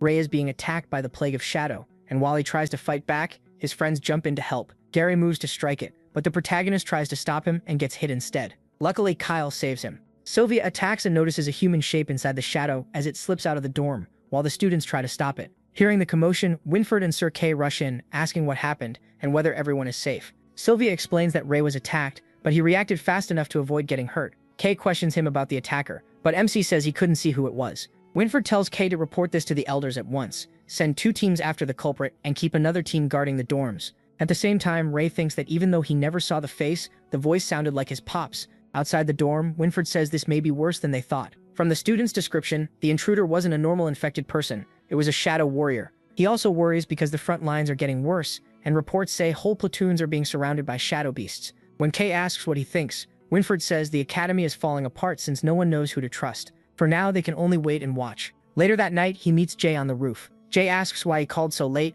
and Ray tells him to inform the twins that they can start inviting any trustworthy people into the Crimson Wings. He also gives Jay permission to sign contracts under his watch, so the group can grow fast. The protagonist says he needs enough strength to start a revolution. The next morning, in Elder Vaughn's old office, Sylvia talks with Vaughn about the Shadow Warrior. She admits she doesn't know much, and even he has only seen them a few times. Shadow Warriors are basically weapons controlled by the Plague of Shadows, not the same as people infected by elixirs. If someone strong survives the plague for over a year, the plague takes their mind and turns them into a puppet. They move like ghosts, are hard to track, and their bodies are coated in shadow, making them very hard to deal with. Sylvia says that if that's true, they must be rare, so they wouldn't come for something pointless. Vaughn agrees and thinks Ray is one of their targets, because they likely know the prophecy. Then they realize the bigger issue, the Shadow Warrior may be after God. Sylvia gets worked up and forgets she's an elder now too. Vaughn calms her down and says the other elders already know about the attack and may have guessed the Shadow Warrior's goal. Still, no one has acted yet. That makes Sylvia wonder if the elders have plans of their own, but Vaughn refuses to sway her.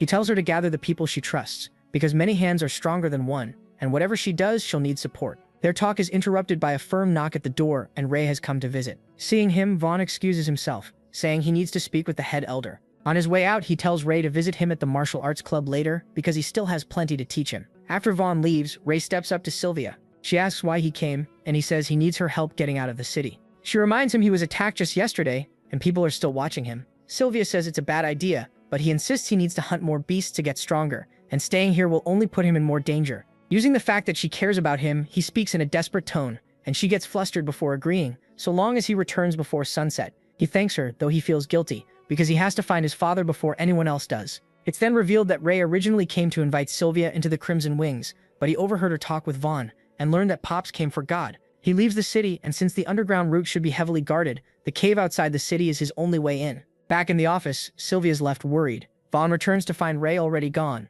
and she asks for his help. She wants some guards moved from the prison. Assuming she has a plan, Sylvia says that if the Shadow Warrior is after God, they should use that to bait it out. Still, she wonders if they can actually kill it once they find it. Vaughn says it's possible, but not easy. With that, she goes to gather her team and asks Vaughn to teach them how to kill a Shadow Warrior. She thinks she can't keep relying on Ray to protect her. Now that she's an elder, she has to protect everyone. Meanwhile, Ray gets ready to leave and hides while watching the guards. Security is much tighter now. They're checking temporary passes, trade approvals, the goods being carried, and even exact arrival and departure times. Seeing that, he realizes even glamour won't be enough to get him out. Then a man driving a cart approaches and asks if he's Ray Talon. The man tells him to climb on. Lady Sylvia ordered him to get Ray out of the city. Elsewhere, Sylvia tells her team to get ready and stay careful. She asks if they all truly want to join this mission, and Gary says he has his own reasons. He needs to find God, and he won't let the Shadow Warrior that tried to kill his friend roam free. Monk suggests trapping it underground so it can escape easily, and Dan asks if they really shouldn't tell Ray. Martha says it's better not to, because if the Shadow Warrior sees him again, that will only put him in more danger.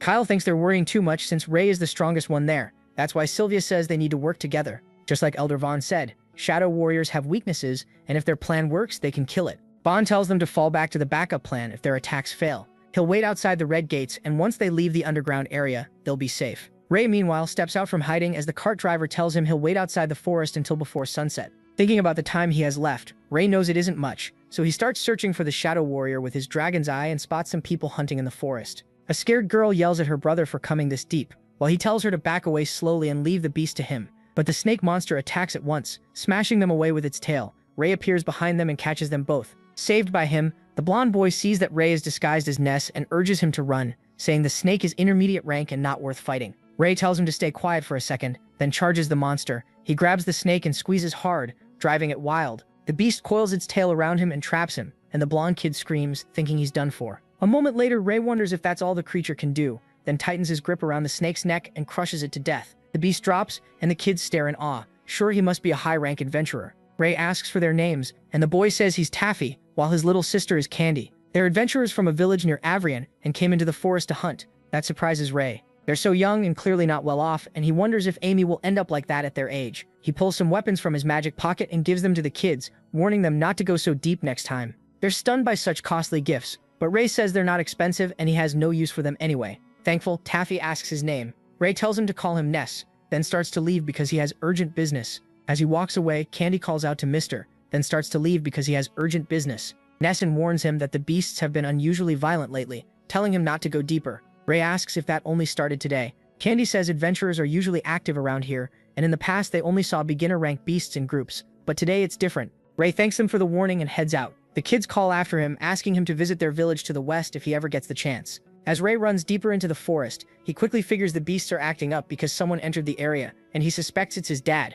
The scene then shifts to Avrian prison. The night guards complain about the higher-ups' strange orders. First tighten security, then loosen it. At the same time, the Shadow Warrior quietly creeps along the prison walls. Meanwhile, the knight decides to follow orders, and the shadow slips through a crack in the door. Just then, the guards spot Elder Vaughn approaching, and one reminds the other that he's no longer an elder. They tell Sir Vaughn everyone has already been cleared out, but Vaughn tells them both to go get some rest. When they hesitate, Vaughn removes his cloak and tells them to just obey. He says he's still useful enough for this. If anything happens, he adds, having the guards around would only slow him down. Once the guards leave, Vaughn signals to Sylvia and the others. Then someone suddenly sneaks up behind them. It's Jay, and he says this is exactly what the boss expected. Sloth and Badger show up too, and Jay explains that the boss told them to follow in case help was needed. Martha guesses Ray must have sensed something. Sylvia is quietly moved that he's still trying to protect them. Badger tells them to stop treating them like outsiders, and to say something next time they pull a stunt like this. Dan is happy to see them, and Kyle calls them real bros. Sylvia is relieved to have them there too. Now that they have more allies, Sylvia reassigns everyone's roles and positions.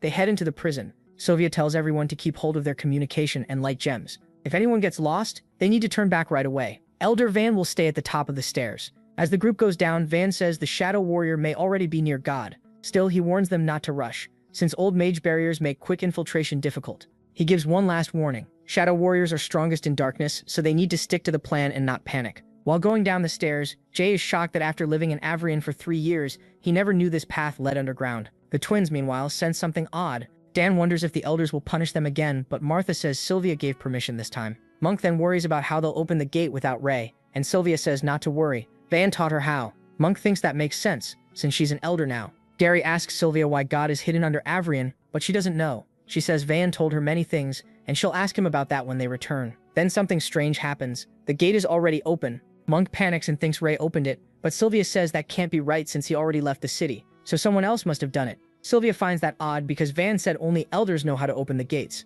Before she can think further, Gary tells everyone to get their weapons ready, and they move in. It looks like the same place as last time, and they hope they don't run into another Minotaurus. Gary says that's still possible. Last time they saw many prison cells here, and he doubts they were meant for humans. When Sloth asks what they were for, something suddenly slams hard into Dan. They then see several monsters with glowing eyes in the dark, and Gary answers Sloth's question. This place may be used to hold creatures like these. Jay Gree jumps in and lands a heavy blow on a Clawpocket's head, and they realize it's an advanced rank beast. Sylvia warns everyone to be careful. The dragon-like creature looks infected, and it seems to be in the early stage. Martha keeps firing arrows to support them. Jay continues battling the Clawpocket. With one last strike, he brings his sword down and kills it. Seeing Jay's insane strength, Dan wonders just how strong he really is, but the fight is far from over. Sylvia warns that there are too many beasts for them to handle. Elsewhere, on the outskirts of the city, Ray enters the cave leading underground. Then his dragon system shows changes in his teammate's status. He sees Jay Gree's Che dropping fast, and realizes they may be in trouble. Back underground, Jay unleashes a massive attack and wipes out the beasts in a single blow. Jay enjoys fighting a pack of advanced beasts, but Gary reminds him this isn't some fun hunting trip. Monk agrees. They can't wear themselves out here. Dan shoots back that it's easy to say that, but asks how else they're supposed to handle the beasts. Martha and Sylvia work together to take down the Clawpockets. When Sylvia's sword gets caught by a monster's claw, she notices all the monsters are chained up. Martha guesses they were brought here and imprisoned. Badger asks why, and Sloth says it was probably to stop them from causing trouble. Then the Crimson Wings get a call from Ray through the screen, and he asks if they're in trouble. Badger is impressed that Ness could tell from their status, while Sloth admits they're in real trouble. Without wasting time, Ray shares his power with them. Jay starts pouring into their bodies, and they feel a huge surge of strength. Jay is thrilled when he realizes it's Ray helping them and thanks him for watching over them. But Ray says he's not finished yet. He activates Dragon Roar, and Monk immediately senses something even stronger. As Gary cuts down one of the beasts, he looks at Jay and is stunned. Overflowing with power, Jay gets wildly excited, thinking this is awesome as even more strength fills him. Fur starts appearing on his back, and he leaps up with his sword to strike the beast. Fueled by the boost, Jay tears through the beasts, his sword crashing against them again and again. Sylvia and Martha can only stare, shocked to see him fighting like a beast himself. Kyle notices the monsters feel weaker now, and Badger agrees they're much easier to handle. After killing most of the Clawpockets, they figure there will be plenty of advanced cores left behind, so they can count that as payment for the trouble. Still, they remind themselves this isn't why they came. Suddenly, the Shadow Warrior bursts out from one of the beasts and glides toward them. It rushes at Jay at blinding speed. The impact sends him stumbling to the ground. Then the shadow takes Jay Gree's shape, grinning wickedly as it looks him over and says, "This young body is exactly what it needs." Sylvia immediately tells everyone to follow the plan. The shadow offers Jay a butt. Badger yells that they don't need its disgusting gift. Smirking, the shadow dares them to try killing it. Kyle and Monk jump in first to trap it, while Gary attacks from behind.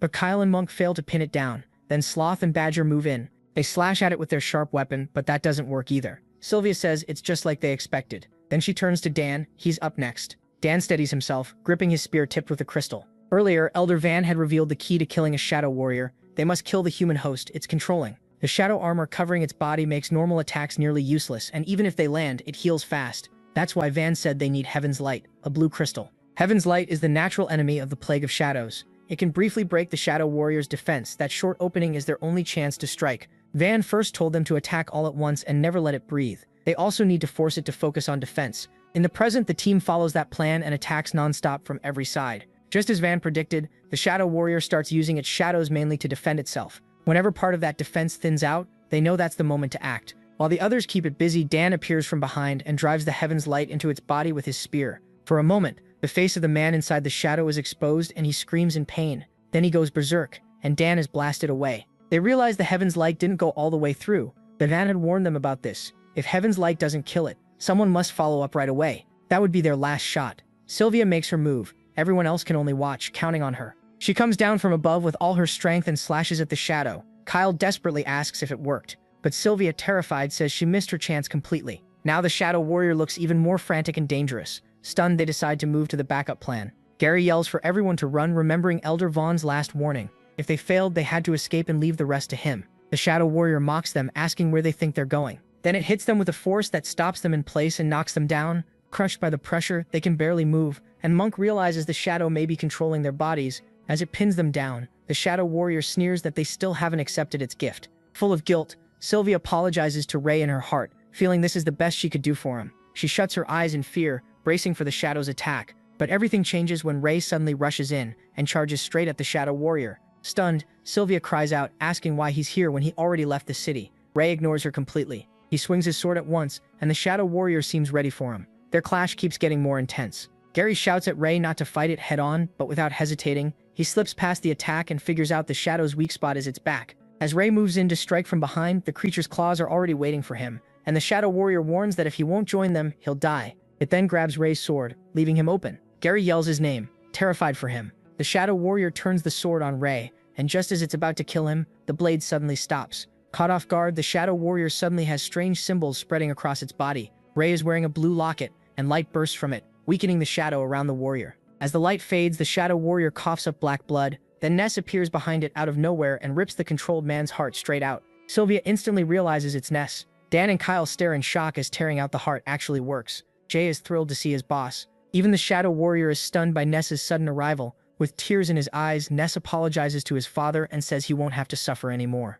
Then Ray cuts off the Shadow's head with one swing, while Ness, still holding the heart, mourns his father. The moment the Shadow Warrior is destroyed, the whole place starts shaking. Cracks spread through the walls and wild shadows gather again. The twins tell everyone to get out, and the group runs. Gary calls for Ray to hurry up and retreat. Ray follows them, but Sylvia screams for Ness to come too. Nessus tells her to go on without him. He still has something to do. He orders Jay to lead them out. Jay grabs Sylvia's hand and runs, telling her Ness is stronger than all of them and will be fine. Meanwhile, with a heavy heart, Ray burns his father's body to ashes and cries. He remembers when his mother Scarlet gave him the blue locket. In that painful moment, he realizes that even though he always wanted to protect everyone, right now he's the one being protected by his friends. As tears run down Ray's face, Gary running behind him wonders where all that water is coming from. Still crying hard, Ray breaks down beside his father's body and apologizes for failing the promise he made to his mom to bring him back. After thanking his father, he finally says goodbye. The story then cuts to the group rushing back to Elder Van, and Gary quickly warns him that the shadows are right behind them. Van tells them to keep going and leave the shadows to him. As the shadows close in, Van shows his power and drives them back with a fierce strike. For the moment, he manages to hold them off. Meanwhile, Gary and the others make it safely through the prison's red gates, escaping death by a hair. While they catch their breath, Monk wonders how Ness even got inside, and Kyle finally sees how dangerous the Shadow Plague really is. Dan guesses Elder Van must have let him in. At the same time, Jay quietly comes over to Ray and asks if he should take him away first. Then Jay panics, saying Gary is coming, but Ray seems completely out of it. It turns out Ray used teleportation magic, which is how he appeared in two places. When the spell ends, he returns to normal. Gary questions how he suddenly showed up underground, and Jay tries to brush it off, saying the boss is tired and needs rest. But Ray finally speaks and tells Jay to let him talk with Gary alone. The two of them head somewhere quiet. There, Gary tells him Sylvia and Jay got everyone back safely, and Van and the Master Knight are handling the rest. Then he asks if Ray wants to share what he's hiding. Instead, Ray asks how Gary dealt with Amy's death, and Gary admits he never did. His life may look the same, and the city keeps moving, but not a day goes by without thoughts of revenge. Ever since Amy died, his heart has felt empty. Clutching his chest, Gary says maybe killing the ones responsible would make him feel better, but he doesn't know if it would ever heal him. Hearing that, Ray thinks revenge may be the only way he'll find peace. Gary asks why he's bringing this up now, but Ray avoids the question and says he'll explain everything someday. Before that, he asks Gary to join the organization and help them fight the shadows. Gary quickly realizes it's the same group Jay and the twins joined, and Ray confirms that Ness is the leader. But a second later, Gary calls out the lie and says Ray is Ness. He already knows. Shocked, Ray starts firing questions at him, and Gary admits he wasn't fully sure until Ray's reaction gave it away. Gary explains that a black belt knight with that kind of magic is already rare, and in all of Avrian, maybe even the whole Allure Kingdom, there's no one else like Ray. Having caught him, Gary throws an arm around Ray and asks what he plans to do next. Ray finally gives in and decides to tell his friend everything. The scene then shifts to an office, where Sir Caden is stunned to hear the Shadow Warrior was killed. Winfred asks if Ness did it alone, and Elder Vaughn says the trainees reported that Ness defeated it, with Ray helping a little too. Since Ness fought Mothram first and still killed the Shadow Warrior, Caden is impressed. Winfred asks if Vaughn knows anything about his past, saying he already sent people to investigate and found nothing. Vaughn adds that he's heard a young man named Ness started an organization called Crimson Wings and is now recruiting. He says several strong students have already joined, including Ray and Jay, and things seem peaceful so far. Kay is shocked that Ray joined, and Winfred worries because Ray is well respected at the academy, so the higher-ups could make a big issue out of it. Understanding that, Van says he plans to attend the next Crimson Wings meeting. He wants to speak with Ness himself, though Winfred says that may not be proper since Van is no longer an elder. Vaughn agrees he's just an ordinary citizen now, then reminds them both to report the Shadow Warrior case to the head elder before someone twists the story. Next, the story moves to the suburbs, where where Bernard the Master Knight heads to a house. As he opens the door, Bernard asks why he was called here so urgently. Inside are Master Knight Delbert and Knight Rose. Delbert, looking worried, says they're in trouble and asks if Bernard's squad is guarding the Dragon Knight's tomb tonight. Bernard asks what happened. Rose says they got a tip that the Dark Guild will attack the city again tonight, and Delbert adds that the Dragon Knight's tomb will be their first target. Bernard panics and demands they warn the whole city right away. When he tries to leave, Rose blocks him and tells him to wait, making Bernard suspicious. Then Delbert says their forces are spread too thin across the front lines, villages and passes. They don't have enough troops to fight the Dark Guild. He adds that they still have to obey the Elder's orders, and after the last attack, they can't even protect the whole academy. Then Delbert reveals the truth. He made a deal with the Dark Guild. He plans to let them into the city and give them 2 seats on the Council of Elders, believing that if they become part of Avrian, they won't hurt anyone else. Bernard snaps, asking if he's lost his mind. He says the moment those monsters enter the city, they'll slaughter everyone, and once the gates open, it'll turn into a bloodbath. Done listening, Bernard turns and heads for the door, but Delbert suddenly drives a sword into his back. As blood spills out, Bernard realizes too late that this monster tricked him. With a cruel grin, Delbert says war always means bloodshed, but it won't be his. Even Rose thought he would hesitate at least a little. Delbert shows no guilt. He says he never wanted to kill his old friend, but Bernard refused to listen. As the old knight bleeds on the floor, Delbert coldly says Bernardo should be glad his men won't die for nothing. He tells Rose that Bernardo's troops are hers now, then leaves to report to Elder Gibby. But someone saw everything. His son Harry, staring at Bernardo's corpse. He wonders what his father is doing. The scene shifts to MC and Gary heading back to the academy. Gary asks if MC ran into the god again after coming from outside the city, and MC says no, which feels strange unless she moved earlier. Based on when Gary fought, he guesses his infected father must have slipped in through the prison side. Still, when he entered the cave, both the iron gate and the church entrance were already open. That alarms Gary, because the prison side entrance was open too. The door was already open when they went down, so he assumed the Shadow Warrior did it. The protagonist then says that before entering the cave, he met 2 adventurers who noticed the forest beasts were acting restless, like intruders had passed through. Gary then asks what Ray found beneath the church. MC says the place where the god had been kept was empty. He went deeper and found a hall full of cave openings, so he thinks she moved into another tunnel. He describes the underground area like a giant ant nest full of linked paths protected by magic barriers. Without a map, it's almost impossible to tell where anything leads. Gary is amazed he still found them in a place like that, but MC says it was mostly luck. He could sense Jay's location, otherwise they might have wandered for days and still missed each other. Then they spot a large group of knights hurrying somewhere late at night and wonder what's going on. The protagonist can only hope nothing bad is happening. Suddenly, MC senses someone nearby and tells him to come out. To their surprise, it's Harry Delbert. Gary instantly draws his sword and demands to know why he's here. Harry says he wasn't following them, he was tracking the knights. Gary clearly doesn't buy it. Ray steps forward and asks why Harry was really following them. Harry then reveals that something even worse is coming. At the Dragon Knight's tomb, Rose tells the guards that Lord Bernardo ordered them to stand down for the night and return to camp. The knights refuse to believe her. Bernardo had already said no one leaves without his direct order, and one of them insists they wait until he comes himself. Rose asks if he's disobeying orders, but the knight answers that unless Bernardo says it himself, he can't comply. Calling it a waste of Bernardo's goodwill, Rose runs her sword through him and kills him on the spot. The other knights, horrified, warn her that Bernardo will never forgive this, but Rose's own men answer with arrows. In moments, all of Bernardo's guards are dead. One knight asks what to do with the bodies. Rose says not to bother, they'll be no different by morning, and orders them to continue. Then the knights push aside the massive tomb. Under it, a hidden staircase is revealed. Rose has opened a secret route into the city for the Dark Guild, and their members start climbing out. They thank her, but they didn't come alone. They brought something far worse with them. One of them says hauling these huge creatures through the tunnels was a pain, but Lord Mothram will reward Rose for it. Then they drag out 2 chained Minotauruses and 2 Claw Pockets beasts infected with the Plague of Shadows, saying the monsters will enjoy their freedom soon. The scene cuts to Gary kicking a door open. He scares his roommates half to death and tells everyone to get up. Dan and Monk nearly jump out of their skin, while Sylvia panics and asks if something happened to Ray. Then MC steps in behind Gary and thanks her for worrying. Gary blurts out that trouble is coming, and Ray confirms it. Lord Bernardo has been killed. He tells everyone to grab their weapons and armor. With a grim face, MC says the Dark Guild is back, and the room is instantly filled with fear. At dawn, 2 knights guarding the academy are suddenly attacked by shadows and killed almost instantly, their blood splashing across the wall. Right after that, Dark Guild members storm into the academy. In the head elder's office, a knight rushes to warn him, but the old man already seems to know what's coming. Seconds later, Dark Guild members break into the room, and one of them jokes that he didn't expect the head elder to be awake. He asks what's keeping him up. The old man laughs and says they'll understand when they're his age. Sleep leaves you little by little, just like life. He tells them to enjoy resting while they still can. Setting his paper down, the head elder asks why they've come so early. One of them says he already knows. He gets straight to it. The god has been moved, and he believes the head elder knows where she is. The old man replies that of course they're here for the god. He pretends to think about where he sent her, then complains that getting old is a hassle.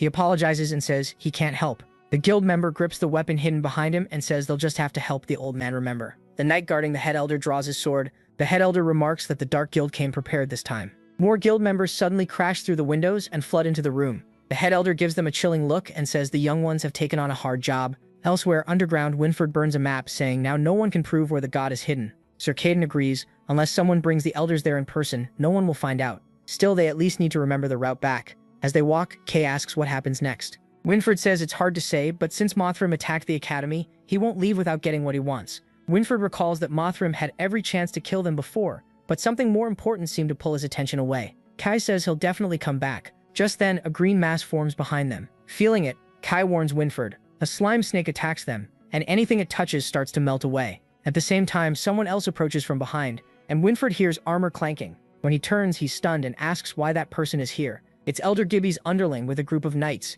and it looks like they've been waiting for them. Winford, shocked, shouts at the Black Knights they were supposed to be guarding the elders. He demands to know why they're here, and the black armored knight replies that the elders don't need them right now. Caught from both sides, Caden says they've disgraced a knight's honor, but the man drawing his sword answers that this is exactly what they're fighting for. The scene shifts to Avrion City under non-stop attack. The knights panic as monsters rampage through the streets. The Dark Guild has unleashed the beasts inside the city, and one terrifying Minotaurus charges in. With one brutal hit, it smashes a knight into the ground and kills him. Nearby, Sylvia and the others watch from a rooftop. Sylvia tries to jump in, but Gary stops her, warning that there are too many enemies. She hates standing by while people die. Gary then asks Ray what he sees, and using his dragon eyes, MC confirms Harry was right. The Dark Guild entered through the Dragon Knight's tomb. When they ask his plan, Ray says they need to destroy that passage if they want to stop more enemies from pouring in. He tells Gary and Jay to come with him, and both agree right away. Sylvia insists on joining too, but Ray refuses and says she has to stay outside. He explains that someone must hold off the enemies around the tomb so they can't advance easily.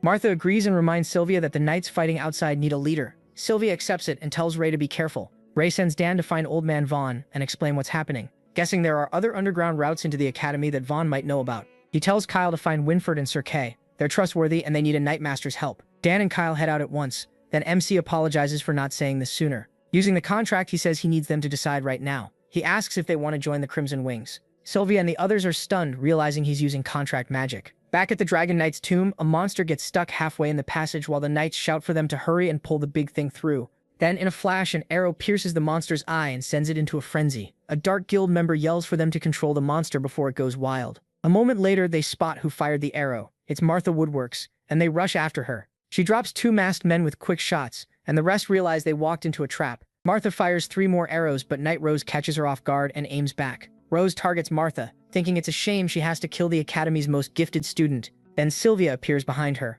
Rose instantly fires, but the arrow only grazes Sylvia's cheek. Sylvia slips past it and goes straight for Rose's neck, cutting across it as blood runs down. She coldly says goodbye to Knight Rose. When the Dark Guild members find Martha and Sylvia, Ray and Gary jump out and attack before they can react. At the secret passage, Gary says they should just blow up the entrance, but Ray points out a king-level beast could break through rubble, so they have to seal the route completely. Ray knows the enemy will do everything they can to stop that, and more foes pour out of the passage. Jay charges in, fired up, and slams into them. Gary can't help wondering why this big guy loves fighting so much. Ray and Gary attack from both sides, but Gary says they can't keep this up when they have no clue how many enemies are still coming. Then Ray activates his dragon eye and sees the group behind them hasn't caught up yet. This is their chance. He tells Jay to clear a path and lend him his strength so they can enter the passage. Jay is thrilled, and as the chi gets absorbed, he feels stronger and stronger. The Dark Guild grunts panic, asking what that beast even is, and decide it must be a werewolf. They're right. Jay transforms, fur covering his body, and the sight terrifies them. Shaking with fear, they watch the werewolf grab one man by the throat. The captive calls him a filthy beast and begs to be let go, while the others try to calm themselves by saying he's still human. Then one notices the fur is thicker than armor and starts shaking even more. Jay goes wild and smashes the man into the ground. As they keep chasing the enemy, Gary asks how much farther, and Ray says they're close. After Jay hurls one of them off the bridge, they finally arrive and Gary is stunned by the huge canyon hidden underground. Ray realizes that if they destroy the bridge, they can stop the enemy from advancing. He tells Jay to stop chasing them, and the big guy answers in werewolf growls. Ray thanks him for the help, but Gary has no idea what Jay just said. As Jay turns human again, he suddenly passes out. Gary can't believe it, but Ray guesses it's a side effect of the transformation and tells Gary to watch over him until he wakes up. Using his dragon eyes, Ray spots the people behind them, but he also sees another fight happening farther away. It's Caden and Winford battling the traitors. As their blades clash, Winford realizes this is bad. Fighting 3 black armored knights in a battle of endurance will wear them down first. Then things get worse when Kay warns him that more Dark Guild men have surrounded them and cut off their path. One of them mocks Winford and tells him to lead them to the guide if he wants to live. Kay figures out the academy is their real target, and Winford mutters that they may die here because he has no intention of leading them to the god. One guild member suddenly tries to warn his leader, but he ignores it, and a blast of fire crashes into the group. It's Ray. He jumps in to save Winford and Kay, and tells them to run. Kay is shocked that the red-haired kid can use magic, while the Dark Guild leader orders everyone to kill Ray first. Ray directs Winford and Kay toward the stone bridge while he holds off the black-armored knights. Trading blows with fire magic, he realizes these knights are way stronger than expected, and fighting them head-on won't work. He retreats with Kay and Winford across the stone bridge, and meets Gary, who's holding a red stone. Then Ray heads back onto the bridge to face the black-armored knights again. Winford wants to go help him, but Gary stops him and says Ray already has a plan. On the bridge, Ray uses substitute magic, sending multiple clones at the knights. Even his instructors are stunned to see it. Then he uses Frost Freeze to lock one knight's sword and freeze their feet in place. With the knights pinned, he shouts for Gary to make the next move. Gary throws the red stone, and the guild leader instantly realizes it's an explosive stone, but the frost has him trapped. The stone detonates, and the blast is so strong it even blows away Ray's substitute. But in the chaos, Ray gets caught off guard when the Dark Guild leader lands a kick, sending him off the bridge. The man, one of Lord Gibby's underlings, sends his regards to Ray Talon and drives his sword through him. A moment later, the stone bridge starts exploding apart, and the guild leader falls with Ray, trying to make sure he dies. Smirking, Ray apologizes and says he won't be joining him all the way down, then uses teleportation, turning the body in front of him into a substitute while his real body escapes. The Dark Guild leader can only fall into the abyss. As the bridge collapses, the other black-armored knights drop too, screaming into the pit. Ray is saved by Winford and Sir Kay, who immediately question why he's down here. He says he needs a little time to recover, while Gary explains that the Dark Guild invaded the academy again, and they came here to block their advance. Hearing they targeted the underground path through the Dragon Knight's tomb, Winford realizes Bernardo must have been in serious danger. Still not knowing Ray's friend is gone, Gary sadly says they got word that Lord Bernardo was killed by Delbert. Those words hit Winford hard, and he stares in disbelief. The scene shifts to the head elder's office, where the Dark Guild intruders have been wiped out. As he steps out, the head elder sees a blood-covered elder staggering toward him in horror, saying Elder Zora has been killed. It's Elder Jin, barely holding himself together.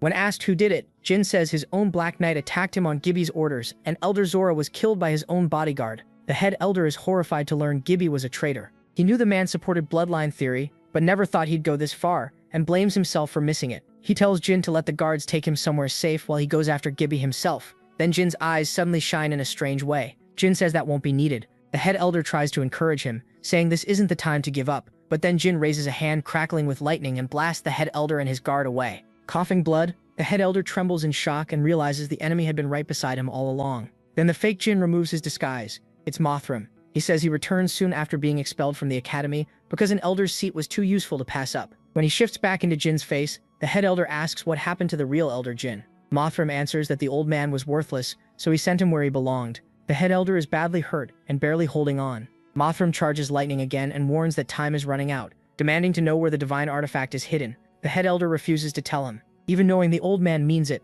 Mothram sees he's already close to death, then unleashes a massive lightning attack that bursts out of the academy itself. The scene returns to the secret passage as Ray and the others come back out. Gary tells Jay he woke up at the perfect time, and Jay apologizes, saying he can't always control himself. He thinks he missed the best part of the battle, but Gary says he really didn't. Once outside, Ray contacts Sylvia and says they made it out, asking for a report. She tells him things are bad. The Dark Guild didn't just hit the Dragon Knight's tomb, they also attacked 2 other underground entrances. That means Avarian is close to falling, and Ray's face turns to shock. They immediately run for the academy, and Ray asks Sylvia where she is as he tells her they're coming. While rushing ahead, Winford says the Black Knights betrayed them, so they need to check on the elders first. Winford and Caden split off, telling Ray they'll meet up again later. At the academy entrance, more Dark Guild men block the way, and Kay tells Winford not to waste time on them. They cut down every enemy in their path. Then they run into something even worse. Kay and Winford find Harry Delbert on the ground, covered in blood. He weakly says they came too late. Winford demands to know if he killed Delbert. Harry admits it, looking broken. He says he never wanted this, but his father chose the wrong side, and now there's no undoing it. Nearby, the head elder and his guard have been torn apart by Mothram's lightning, their bodies left full of holes. Elsewhere, Sylvia, Monk, and the others are surrounded. Sylvia tells everyone to hold on since Dan went for help and should return soon. Then an explosion shakes the academy. At that moment, a Minotaurus moves to strike Sylvia from behind, but Ray bursts in on Noir and slams into the beast just in time. Sylvia's thrilled to see him, and Gary and Jay rush in too, cutting down enemies and relieved everyone's still safe. Down soon returns with Vaughn and the hospital director. Suddenly, a voice orders everyone to drop their weapons. Elder Gibby is standing above them on the academy. He tells them to stop resisting and declares the academy will be reborn today. The knights are stunned to see him and even more confused by what he's saying. Then someone exposes him as a pureblood guild member, Gibby proudly says knights are noble by birth, and Avrian Academy was made to train knights, not peasants. With rebels and Dark Guild men surrounding them, Gibby says change always needs bloodshed, and that impure blood has no place in his academy. Ray quietly tells Jay to get him close to Gibby. Gibby starts laughing like a madman and orders everyone to kill the lowborn. That's when Martha, Monk, and Gary charge in and start dropping Dark Guild fighters, while Jay Gree transforms into a werewolf again, terrifying everyone around him. In that form, he tears through the enemy with ease. Sylvia blurts out that Jay is a werewolf. Martha is amazed since she only read about them in books, and Monk finally understands why Jay is so strong. Gibby panics at the sight of the beast and yells for them to kill him at once. Just then, Jay lifts Ray in one huge hand and launches him like a catapult. Seeing the red-haired boy flying at him, Gibby screams for his men to stop him. But Argai cuts them down with his sword and lands right in front of Gibby. Terrified, Gibby begs him to stay back. Instead, Ray grabs him by the neck and holds him over the edge, ready to drop him. But before doing that, Argai fixes him with a deadly look. He wants answers first. Gibby panics and begs for mercy, even promising to spare Ray. Argai tells him to save that for the dead. Hanging over the edge, Gibby desperately asks what he wants and even offers him an elder seat. Ray ignores that and asks who leads the purebloods. Gibby says he doesn't know, he's never seen their face. Deciding he's wasting time, Ray uses a skill. It's Magic Dragon's Truth, a 20-mana spell that forces the target to speak the truth. Under its effect, Gibby admits that he himself leads the purebloods. Ray then asks if he sent the Shadow Warrior after him, but Gibby says he only follows the Dark Guild's orders. That makes Argai realize the Dark Guild is tied in too. He asks if Mothrim leads them and what they have to do with the Shadow Plague. Gibby says he's never seen the Dark Guild leader and doesn't truly know what the Plague of Shadows is. He only knows it's something far stronger than humans, and he just obeys orders. Ray realizes the pureblood leader is just another puppet, and now Gibby is useless. So he lets go and Gibby falls screaming. He slams into the ground, his body completely crushed. The knights are stunned that the red-haired boy just killed Elder Gibby like that. The hospital director is impressed and praises Vaughn for training Ray, but Vaughn admits he can't take credit for that. Then Sylvia steps forward and calls out to the knights, saying they all just saw the pureblood leader for what he really was, a coward. If he can fall, so can the rest. She reminds them that a few months ago they survived a terrible attack that took friends and family, and now they're facing that same nightmare again. But this time, she gives them hope. Even with only a few fighters before, they still won. The Dark Guild isn't unbeatable. They're cowards who hide instead of facing them head-on. Sylvia asks who will stand and fight with them, and the knights rally behind her at once, clearly fired up by her words. The Dark Guild men start to waver, but one of them snaps that it's just a cornered beast fighting back and reminds them their goal is the gate. Then another says Gibby's dead, so there's no reason to keep fighting. A man in a white mask cuts him off, saying Gibby's death changes nothing. They lead now. If he wants to follow Gibby, he can join him, and then stabs him dead. After seeing that, the rest fall in line. When asked who their leader is, they answer, Lord Mothrim. He repeats the order. The gate comes first, and tells them to kill the silver-haired girl blocking the way and talking too much. Then black clouds rumble overhead, and a loud sound from the city gate stops everyone cold. Gary notices the cracks spreading across the gate and screams for everyone to move. A second later, the city gate explodes. Something huge is coming through. One Dark Guild member realizes it's the main force sent for their mission. Avrian's gate has fallen. Endless monsters pour into the city, with Dark Guild riders charging in on a mammoth demon. But their grand entrance ends fast when someone attacks the mammoth. The beast goes berserk and tramples the Dark Guild men riding it.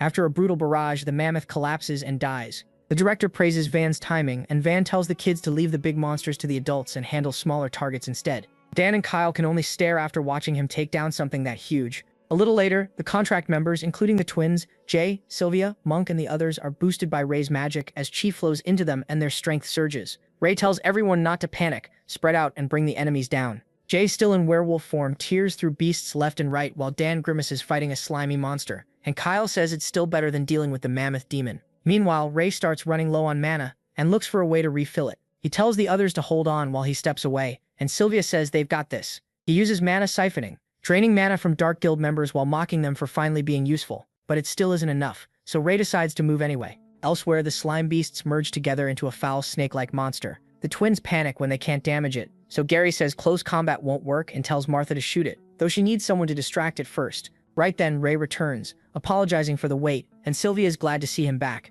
He creates a whole group of substitutes with his magic. With all those red-haired clones, they swarm the slime beast using different spells like Fireball and Frost Freeze. The monster starts taking hit after hit, and Martha fires arrows into it too. Ray soon realizes the mana cost is too high, so he needs to remove some clones. As he does, he notices the substitutes have no real durability. One solid hit from the beast is enough to shatter them. Breathing hard as his strength fades, Ray thinks about drawing on Jay's energy, but he's too late and gets slammed by the slime monster crashing to the ground. Sylvia yells for someone to stop that snake, while Ray, growing weaker, thinks he never should have joined this fight. It all feels pointless. Barely breathing, he lies there and starts thinking he should just run away. Then everything changes when Ray looks up and sees something impossible. Everyone freezes at the sight of a blue dragon flying overhead, its roar shaking the air. They panic. Dragons were supposed to be gone for centuries, and now they fear one has returned to take revenge on humans. Sylvia can only stare, stunned that dragons weren't extinct after all. Monk snaps her out of it, while Martha groans that slime snakes were already bad enough, and now there's a dragon too. Even the slime creatures start freaking out when they sense the dragon.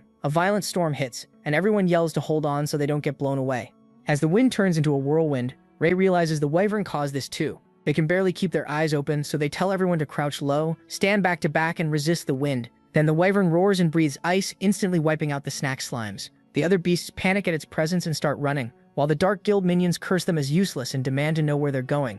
A second later, those minions are frozen by the wyvern's blue breath too. It looks like the wyvern is clearing out every enemy beast and invader, and Dan stares in shock, saying one breath can erase them all. Kyle says they should run. Gary quickly tells Dan and Kyle to follow him underground, but Vaughn tells the kids not to panic. The wyvern won't hurt them. He says he never thought Avrian's legend would come true. Terrified, Dan asks how Vaughn can be so sure when everyone knows dragons are evil. Kyle still panics and says they should hide with Gary first. Vaughn starts to explain that this isn't the kind of dragon they think it is. But before he can finish, Ray cuts in and says it's a wyvern, stunning the old man. A wyvern is basically a close cousin of dragons with two main differences: size and limbs. Dragons are much bigger, usually 2 or 3 times larger, and their limbs are separate from their wings. A wyvern's front limbs are joined to its wings. Ray thinks that when Dan shouted earlier, he hoped he'd really see one of his own kind again, but it seems dragons are truly gone. Vaughn then recalls the prophecy. If the Academy ever faced destruction, a divine companion would descend through a storm and protect it in the god's place. As the wyvern lands, Vaughn tells everyone they must show it respect.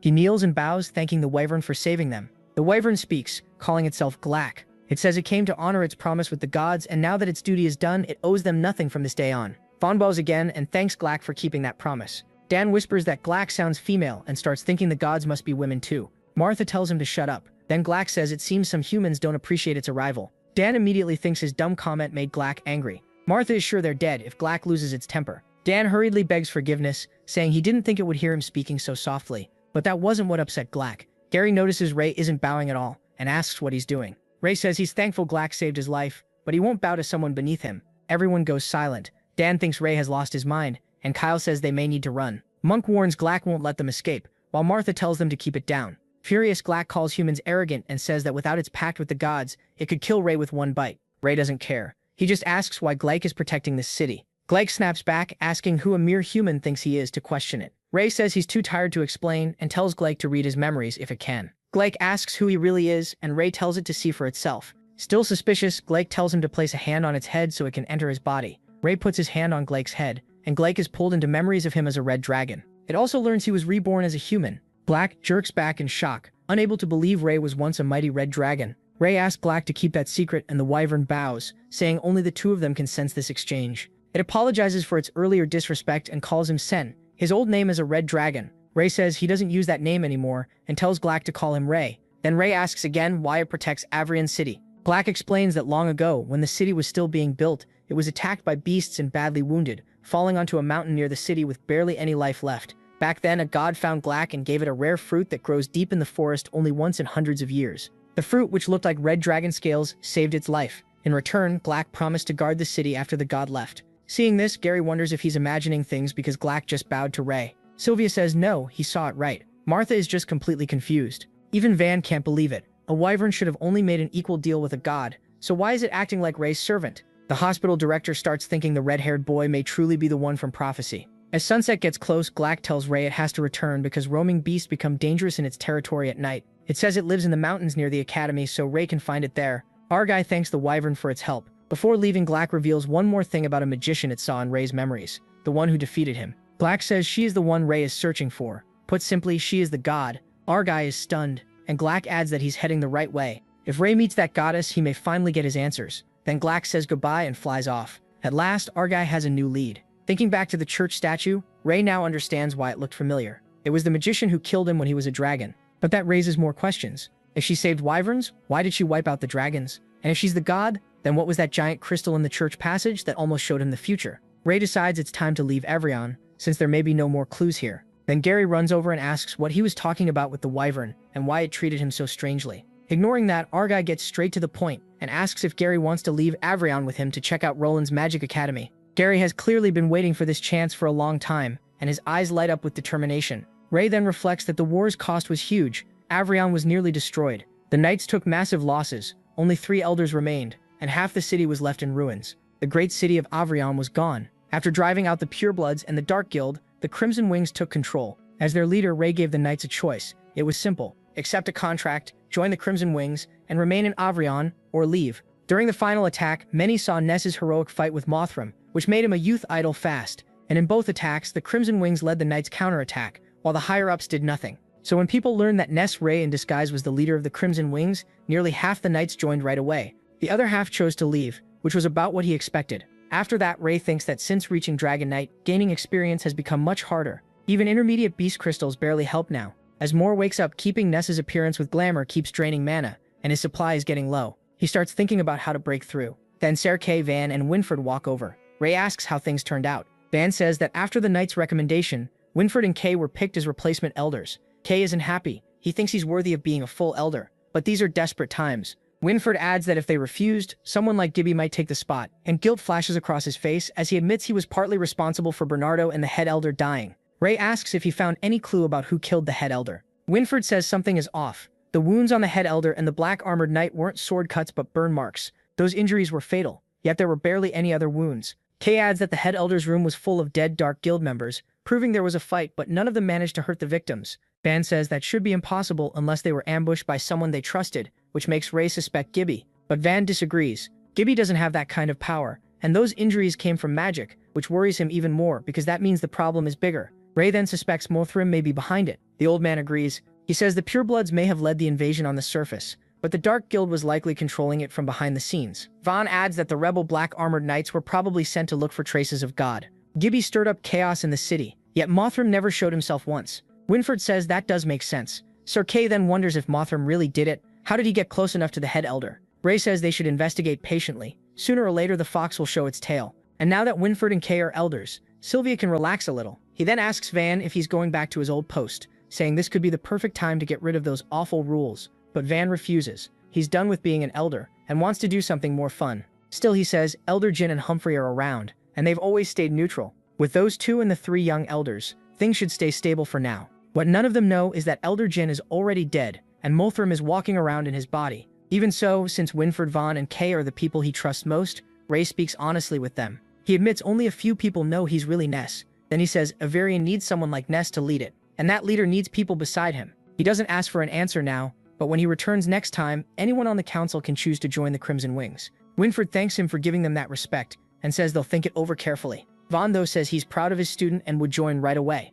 Then Serkai asks if Ray has already decided to leave. Ray says he can't stay in Avrion forever. He still needs answers about the Plague of Shadows and some personal matters, so he's planning to head to Roland Magic Academy. When Vane guesses he's going there to meet God, the old man drops a shocking secret. Since Kay and Winford are now elders and would learn this sooner or later, Vane decides to tell them now. He reveals that while many know about the God at Roland Academy, only a few know Avrion also has a trace of God. Pointing at Ray, Vane says he's already met Avrion's God, and as the prophesied one, he must meet the others too. Winford is stunned. He thought the God at Roland was just a cover story. So Kay asks if that means there are 2 gods. But Vane says it's even bigger than that. The gods of Avrion and Roland are both real, and there's also a 3rd god somewhere in the world. The news leaves them speechless, and Kay can barely believe their god isn't the only one. Ray quickly asks where the 3rd one is, but Vane tells him to slow down and hear the full story first. According to the records, this all began after the gods led the kingdom's army to victory against the dragons. Years after that war ended, God gave a prophecy. One day, a disaster would strike future generations and destroy the world.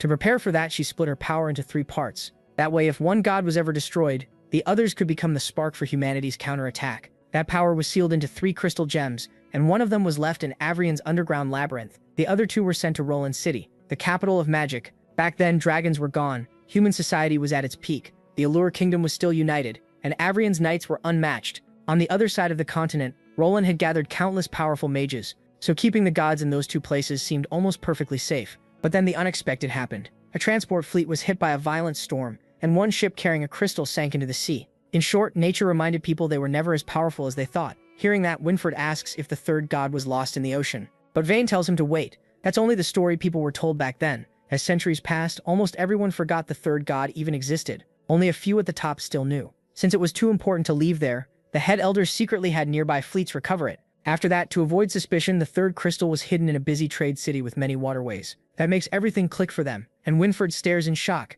He realizes the third god is in the merchant city of Kelberg. Raiders is stunned too when he hears that name. Sir Kay explains that Kelberg sits on the main route between major city-states. Its waterways make trade easy, so it's a merchant hub. Caravans need guards, bounty work is common, and many adventure guilds gather there, making it a place full of all kinds of people. Winford still can't believe God was hidden in a place like that. Then he says that since Kelberg is on the way to Roland Magic Academy, Ray will have to stop there. Thane adds that over 10 years ago when God's prophecy appeared, the red-haired child became their hope to stop the world's destruction. He says the prophesied child will meet all three gods at the right time, and they will guide him. Ray clenches his fist and says he has no desire to save this ridiculous world, but destroying the shadow is necessary, and if God can help with that, he'll meet her. Deep down, he also wants to know why his fate turned out this way. That night, in the Elder's office, Sylvia is shocked when she learns Ray plans to leave Avrian. He explains he was never going to stay forever, because he still has too much to do. But Sylvia tells him they just survived a battle, and Avrian still needs his leadership. Then Ray uses his glamour and says Avrian doesn't need him, it needs Ness,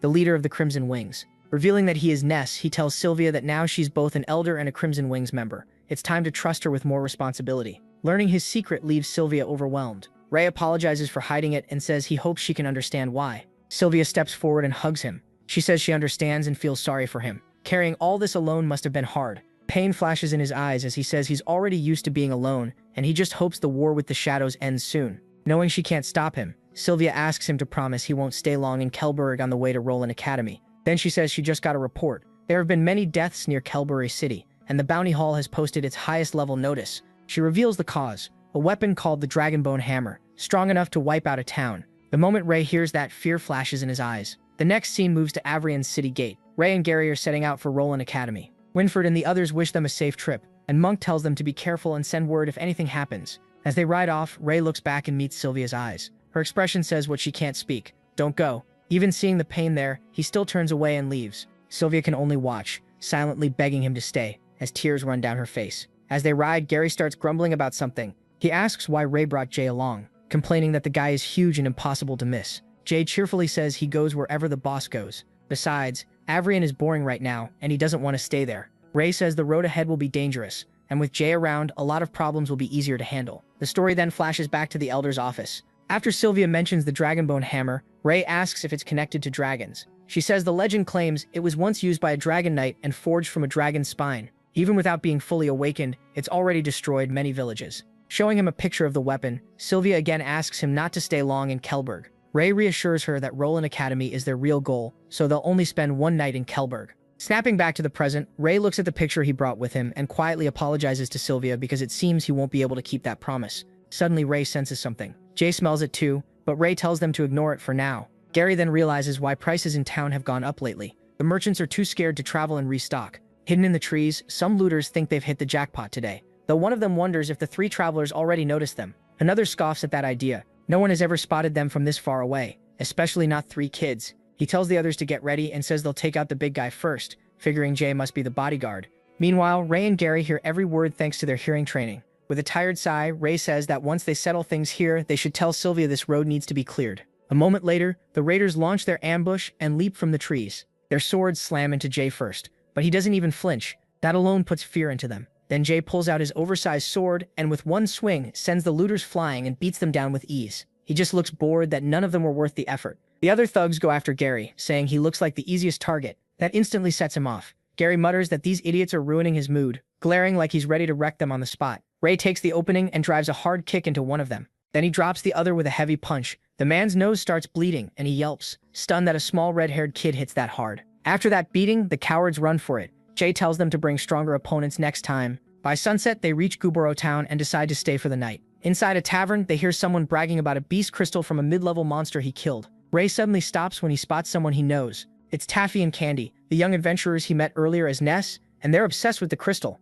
He asks the tavern owner for a room, but the man coldly says they're full and tells them to go elsewhere. Gary points out the sign outside says rooms are open, and the owner finally says the truth. They don't want redheads scaring off customers. Jay slams the table, angry that they're holding back, but Ray calms him and says they'll just leave. Then someone in the tavern notices the mark on Jay's hand and realizes they're with the Crimson Wings. The man claims they cause chaos in Avarian, says their leader uses black magic and forces knights into contracts, and even spreads that anyone who disobeys gets executed. He finishes by saying the three elders died because of them, leaving everyone shaken. Gary quietly tells the protagonist that the purebloods who escaped must have spread all these rumors. A moment later, someone splashes water right into Gary's face. His temper snaps as he demands to know who did it. It's Taffy, who tells them to get out because the Crimson Wings aren't welcome here. Candy tries to stop him from pushing things further. Gary admits the kid has guts, then warns he'll regret it. But Taffy just gets cocky, saying they don't look much older than him, so why should he be afraid? Gary is fuming, but Ray tells him to ignore the kids and leave. As they turn to go, they run into some tavern thugs, and one of them tells his boss these are the three he mentioned.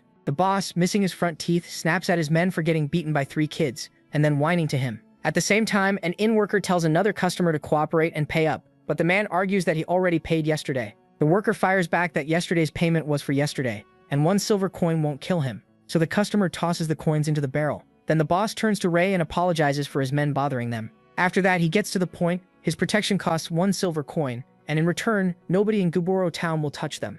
When a bald thug asks if Big Brother is really letting them off, another tells him to shut up and listen, saying Big Brother is with the Crimson Wings, so everyone follows his rules. The boss flashes an ugly grin and says he's willing to let young fools make one mistake. Hearing that, Gary and Jay just stare at him, then burst out laughing at his claim of being from the Crimson Wings. Gary even jokes to Ray that they should take the money in the barrel for travel funds. The bald thug loses it and threatens them, saying Big Brother can call the troops in Avarian to wipe them out. MC mockingly says he's getting scared now. The toothless boss rolls up his sleeve and shows off a fake red crimson mark, warning them to behave. He only sneers at the pathetic act. Then he grabs the man by the neck and, clearly furious, asks how he can claim to be Crimson Wings when Ray has never seen him before. His men panic when they see their boss caught like that. The protagonist's eyes turn deadly as he asks who exactly this fool said he was going to kill. In an instant, he burns the leader alive. The rest freeze in terror, staring at the red-haired monster and wondering if the rumors from Avarian were true. Ray states that anyone pretending to be Crimson Wings will pay for it. Terrified, the underlings run for their lives, screaming as an explosion goes off behind them.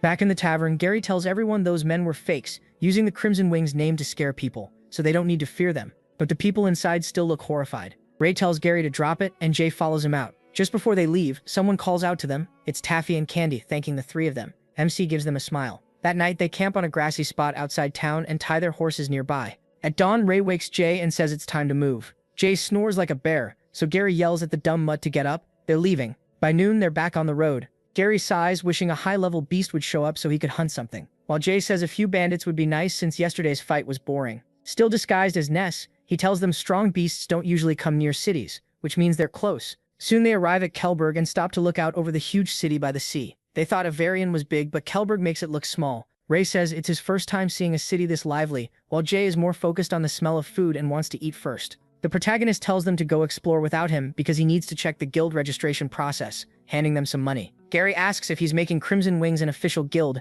and MC says yes, official status will make recruiting easier and unlock higher rank quests. But he also plans to use the visit to check on the Dragonbone hammer. Jay is already chanting about food while Gary heads off to look at weapons. He tells Ness to meet them at the city gate later, and Ray says to take their time. Later, Jay stuffs himself at the food market and says the meat is amazing, asking Gary if he wants some. Gary says he doesn't eat like Jay and keeps eyeing the shiny weapons instead. One sword especially catches his eye, and just as he asks the price, someone else asks too. It's a noble-looking woman in a black cloak with a purple crystal tiara. She completely ignores Gary, which only annoys him more. Then she asks about the sword, and the vendor praises her taste. He says it just arrived yesterday. It's called White Falcon, and it was made from a high-level demon bird. Its sword cheek can cut stone and slice iron. When the vendor says it cost 1 gold coin, the woman tells him to wrap it up, but Gary quickly jumps in and offers 1 gold coin plus 5 silver. The girl calmly raises it to 2 gold, making Gary panic. He runs to Jay yelling that he now bids 2 gold and 5 silver. Gary begs Jay to lend him more gold because he found an incredible weapon, and Jay hands it over while still chewing. But when Gary rushes back, the vendor tells him the girl already bought the sword for 3 gold, leaving him stunned. Calling her a damn woman, he notices something under her cloak that looks magical and hurries after her, asking if she's a mage. She admits it, and Gary asks why she wants a sword if she can't use one. She says it's for her father's collection, and besides, she can buy whatever she wants. When she tells him to move because she's busy, Gary pleads for the sword and even offers more money if she'll give it up. Instead, she says if he wants it that badly, they can settle it with a contest. Then she calls someone named Berg from the crowd. She introduces Berg as her follower and says if Gary beats him, the sword is his. Startled by the huge man, Gary asks what kind of contest it is, and she says arm wrestling. 1 round decides it. If Gary loses, he owes her 3 gold coins. He agrees, but says he'll bring his own helper too. Inside, people are buzzing about Berg's arm wrestling match with some kid who turns out to be Jay Gree. Almost everyone bets on Berg, except one guy who throws a silver coin on Jay. Since Berg has never lost here, the whole place cheers for him as the match starts. But in seconds, Jay crushes him so hard he slams Berg down and even breaks the table. The whole room goes silent, in shock. Gary is thrilled. He just won the sword. The woman stares at Berg and asks if he forgot to use his breath. Berg says he used everything he had, while quietly realizing Jay is a monster. After they leave the tavern, Jay says Berg wasn't even that strong and that he almost broke his arm. Gary admits Jay is incredible, second only to Ray. The woman figures they're not from this city and asks what guild they belong to. Gary answers right away, they're from Crimson Wings. That makes her suspicious, since she's never heard that name before. She just hopes they won't bring trouble to the city. Meanwhile, Ray arrives at the Kelberg Adventurers Guild Hall. Just like he expected, the place is huge. He's surprised by how packed it is inside. A staff member, Fan Zhou, asks Ness what he needs, and the black-haired boy says he wants to register a guild. Fan tells him it costs 5 gold coins, then adds that if a guild has fewer than 10 members, it's usually better to join another one first. Ray makes it clear money isn't the issue. He's in a rush and asks how fast it can be done because he wants to start taking missions today. Fan says the process can be finished before the day ends. Then she asks for the guild's name, and Ness says it's Crimson Wings. Fan says it's a nice, unique name, but he tells her to just write it down. He doesn't care what people think. Next, Fan Zhao asks if Mr. Ness has a mission in mind and offers suggestions, but he already does. He asks about the man who destroyed several nearby towns and whether anyone has taken that job. Fan realizes he means the A-rank mission, and now understands why he was in such a hurry. She says a lot of people have been asking about it lately. Then Ray learns the case is already over, which disappoints him. Zhao shows him a picture of Visi and explains that it started as a B-rank quest, so it didn't draw much attention at first. Later, more deaths were reported near the city. A week ago, a high-level adventurer was killed hunting him, so the mayor stepped in and sent the city's 2 biggest guilds after Visi. They finally captured him. The protagonist figures the mana-infused warhammer must have made the fight rough, but Fan says it actually ended much easier than expected since both guilds already knew how dangerous the weapon was. She says that when they found Visi, he dropped to his knees and started crying. He claimed the warhammer's demonic power controlled him and that the rampage wasn't what he wanted. MC asks what happened to him after that, and Fan says he's locked in the dungeon waiting for judgment, most likely a death sentence. He thanks her for the information and asks if there are any other quests, since he doesn't want the trip to be wasted. Fan tells him to ask for anything he needs. As he walks away, Ray finds the whole thing suspicious. A man who wrecked villages shouldn't have gone down that easily, so he starts wondering if the Dragonbone hammer is now in Kelberg's hands. Either way, he decides he has to meet the prisoner and ask where that weapon came from. Later, Ray arrives at the prison with Gary and Jay. He says the plan is simple. Sneak in quietly, ask their questions, then slip back out. He says he checked things out and most of the guards are from Avrian, so they can handle it. Gary agrees but points out that Jay stands out too much, so Ray tells Jay to stay outside and keep watch. Jay is clearly upset about being left out. Then Ray asks Gary about the new sword, and Gary happily starts explaining it. That excitement dies fast when Ray tells him to hand it to Jay because the sword is too flashy. Nearby, the night guards complain about still being on duty even though the culprit was already caught, saying they might as well execute him early. The other guard says it's not that easy. He heard there's another reason they're keeping the man alive. While the guards talk, Ray and Gary slip inside so smoothly it just feels like a cold breeze passed by. They get into the prison much easier than expected. Using his dragon eye, Ray quickly finds the prisoner. Outside, an important visitor arrives to see the prisoner. Jay, still on watch, notices them coming and catches a familiar scent. It's Berg and the young lady from before. Meanwhile, Ray and Gary reach the prison block. Gary is shocked when he sees the prisoner barely alive, slumped there like a corpse. Seeing the warhammer stuck to the man's hand, Ray tells Gary they found the item, but taking it won't be easy. Then Jay warns them that someone is heading inside. Gary starts panicking since this hall is a dead end and they'll be spotted if they leave now. Ray tells him to stay calm and says they'll hide in the next cell. He rips the door open, and the two slip inside. Ray reminds Gary that the visitors aren't here for them, so they just need to stay quiet. The young woman is escorted to Visi's cell. The guards assure her he can't escape and say he still hasn't confessed anything. They add that he seems very weak. From the next cell, Ray and Gary peek out, and Gary realizes she's the same woman he won the sword from. The woman suddenly snaps at the guards for treating the prisoner this way, saying their city doesn't abuse captives. She's furious that they left him near the furnace when he's almost dying, but the guards insist it was his own request. They explain that ever since Visi was captured, his hand has fused to the hammer. Some kind of magic is making him worse by the minute. He kept saying he was cold and begged to be placed by the furnace, and they only did it after getting her father's approval. So this girl is actually the mayor of Kelberg's daughter. Just then, Visi starts babbling like he's possessed, saying they were worried he'd be lonely so they brought him a woman to enjoy. The guards awkwardly tell her he's completely fine. Gary thinks that makes no sense.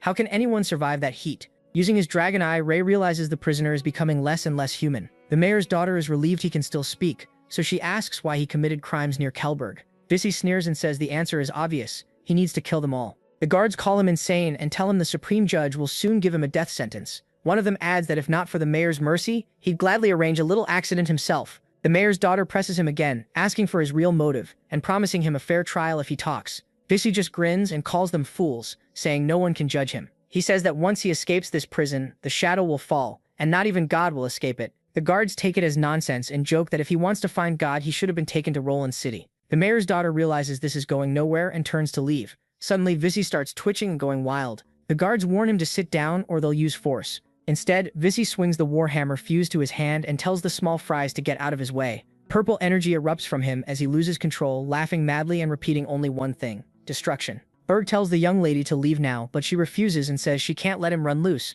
Bursting with insane strength, Vissy tells them to die and calls them God's puppets when the young lady pulls out her wand and attacks. But Vissy was only baiting her, and things start getting out of hand. Then a blast of fire slams toward Vissy, and someone tells the lady to move aside and let them handle it. The fireball hits Vissy directly, and he roars, demanding to know who did that. That's when Ray and Gary step out with their faces covered, swords drawn, saying they're from Crimson Wings. The mayor's daughter instantly recognizes Gary, the guy who took the sword. He says he had his reasons and reminds her he didn't steal it. He won it fair and square. Ray cuts off the talk and says they've got a bigger problem right now. He asks Berg to get the lady out while there's still time, but she refuses to leave, so Ray tells her to cover him while he gets close to Vissy, and she agrees, telling him to stop talking and move. Meanwhile, Vissy loses it, muttering that everyone will die as he swings the warhammer around. Ray realizes the weapon is feeding him power. With Lily covering him, Ray slowly closes in. He knows a direct fight is a bad idea, so they need to drain Vissy first. Then he reaches out and touches Vissy using mana siphoning to steal his strength. Vissy screams that it's his power, but Ray keeps draining him.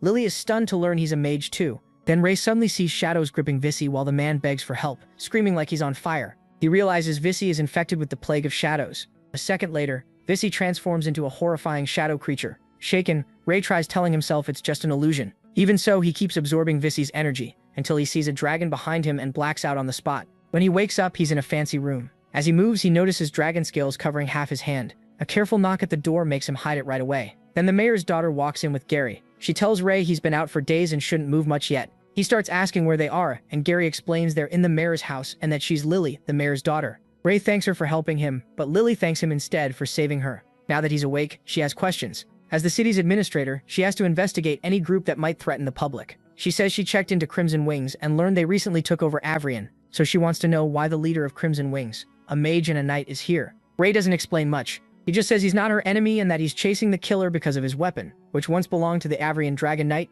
Apparently that answer is enough, because she says her father's friend in Avrian also vouched for him and suggests they work together. Ray is surprised even more when she says the man's name is Winford, one of Avrian's elders. Gary can't believe she never told them she'd contacted him. Lily says the reply only came this morning, and she needed proof they could be trusted before mentioning Winford. Then Ray brings up her offer to cooperate and guesses the prisoner escaped. Lily nods. Even weakened, Vissy still got away. She believes he's infected by the plague of shadows, though they still don't know if the weapon caused it. Since they both want him caught, she proposes they join forces. Gary figures Vissy has probably already left the city, and finding him now would be like hunting for a needle in a haystack. But Lily says not to worry. They brought in an expert on shadows. Gary guesses it might be someone from Pureblood, but she shuts that down. She says this man was famous when Pureblood was still nothing, and reveals his name, the chronicler of history, Lenny Steele. Later, Ray and Gary call Sylvia to tell her. She's shocked and says if Lenny is really alive, he'd have to be over 200 years old. Ray admits the name sounded familiar too. Sylvia explains his books on dragon knights and magical beasts were written more than a century ago, so even if he somehow survived this long, he should be very old. Drinking tea, Ray tells her not to worry.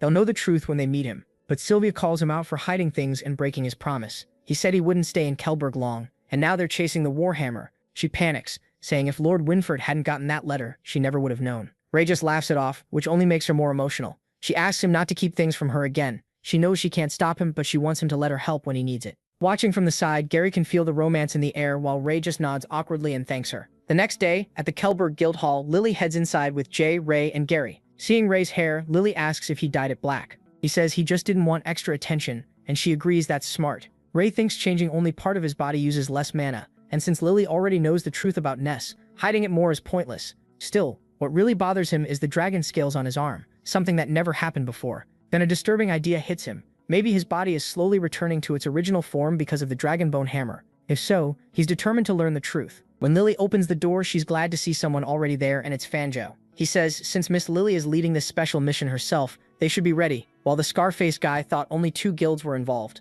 Lily says plans had to change. Ray recognizes Fan, the man who helped him before, She then introduces Fanjo of the Fallen Angels Guild and Kirk of the Shattered Guild, followed by Ray, Gary, and Jay from Avrian's Crimson Wings. Fanjo says it's funny, since Mr. Nesset came here recently to register a guild, and he was the one who handled it. Kirk, the scarred man, isn't impressed. He asks Lily if these kids can really do the job or if they'll just slow everyone down. Lily politely but firmly says they're some of the strongest people here, which is exactly why she invited them, and she expects him to respect them as he respects her. Then she gives him a deadly look and tells him to behave. Kirk gets the message fast. Her dark side scares the life out of the others. Jay mutters that she's kind of intense, and Gary hopes she never turns that anger on them. Just then, someone arrives and apologizes for being late, hoping he didn't miss anything. It's Lenny Steele saying he got lost in the crowded hall. Ray stares in disbelief. This is supposed to be a man over 200 years old, yet he doesn't look much older than Winford, so they start wondering if he's a fake. Lenny cheerfully greets the kids from Avrian and says he knows they have lots of questions, but they'll have time for that later.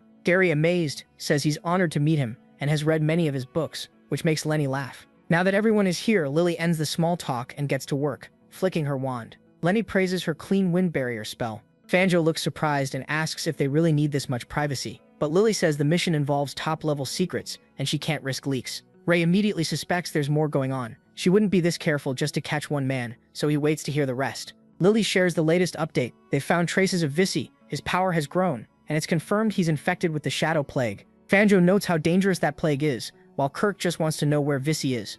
Lily says they're going to the White Tower, leaving everyone stunned. Kirk blurts out that it's a forbidden area, and she says that's exactly why this is a secret mission. They're hunting that monster while staying out of the guard's sight. Anyone who wants out can leave now, but first they must promise that even if they're thrown into a Lenny cuts in, saying their loyalty is obvious or they wouldn't be here, and asks her to tell them what's inside the tower. After a tense pause, Lily reveals why the White Tower is forbidden. God lives there. That leaves everyone staring in shock. Ray, though, had already seen this coming. The room erupts in argument. Joe can't believe God would be in Kelberg. Everyone knows she's in Roland City. Derry insists God is in Avarian, while Kirk sneers that he'd sooner believe Kielberg than a place like that. Then Gary boldly says they saw God with their own eyes. Ray, caught off guard, thinks he really needs to tell Gary the truth about what they actually saw in that church. A moment later, Lenny suddenly appears right beside Ray, startling him, and he asks what he's doing. Reading his face, Lenny says Ray seems to know more than he's saying, but MC denies it, and replies that he knows no more than the old man does. Since the matter is this serious, Kirk says they shouldn't hide it from their guilds. At least the leaders should know. Fan agrees and says they may need more guild power, but Lily refuses. She says she chose them personally from the two major guilds, and they should only tell their people that mission details are off limits. Lily adds that dealing with shadows isn't about bringing more people. It's like hunting. If you scare the prey, it won't come out. And if someone sets a huge trap first, you can't even tell who's really hunting who. Kirk pushes back, asking if they really distrust their own guild. Lily says it's not the guild he doubts, it's human nature. Lily adds that from what they know, Visi plans to move against God. But with the White Tower locked down so tightly, he'd need help from someone on the inside. She says they'll stay together from here on and sneak into the White Tower tonight, whether they catch Visi or the person helping him. Gary doubts her, thinking she just wants to watch them, and is hiding it behind this team plan. Ray also feels the sudden timing is suspicious, even if it's meant to stop leaks. That night they head out. Gary asks why they're here, and Lily reminds him the tower is too heavily guarded, so they need another route. At her garden, Berg greets Lily. She asks if her father already left, and Berg says he went to his dinner as planned, and dismissed the servants like she asked. When they notice the statue, Gary says it looks familiar. Ray, remembering this mage killed him in his dragon life, calls it an unexpected bonus.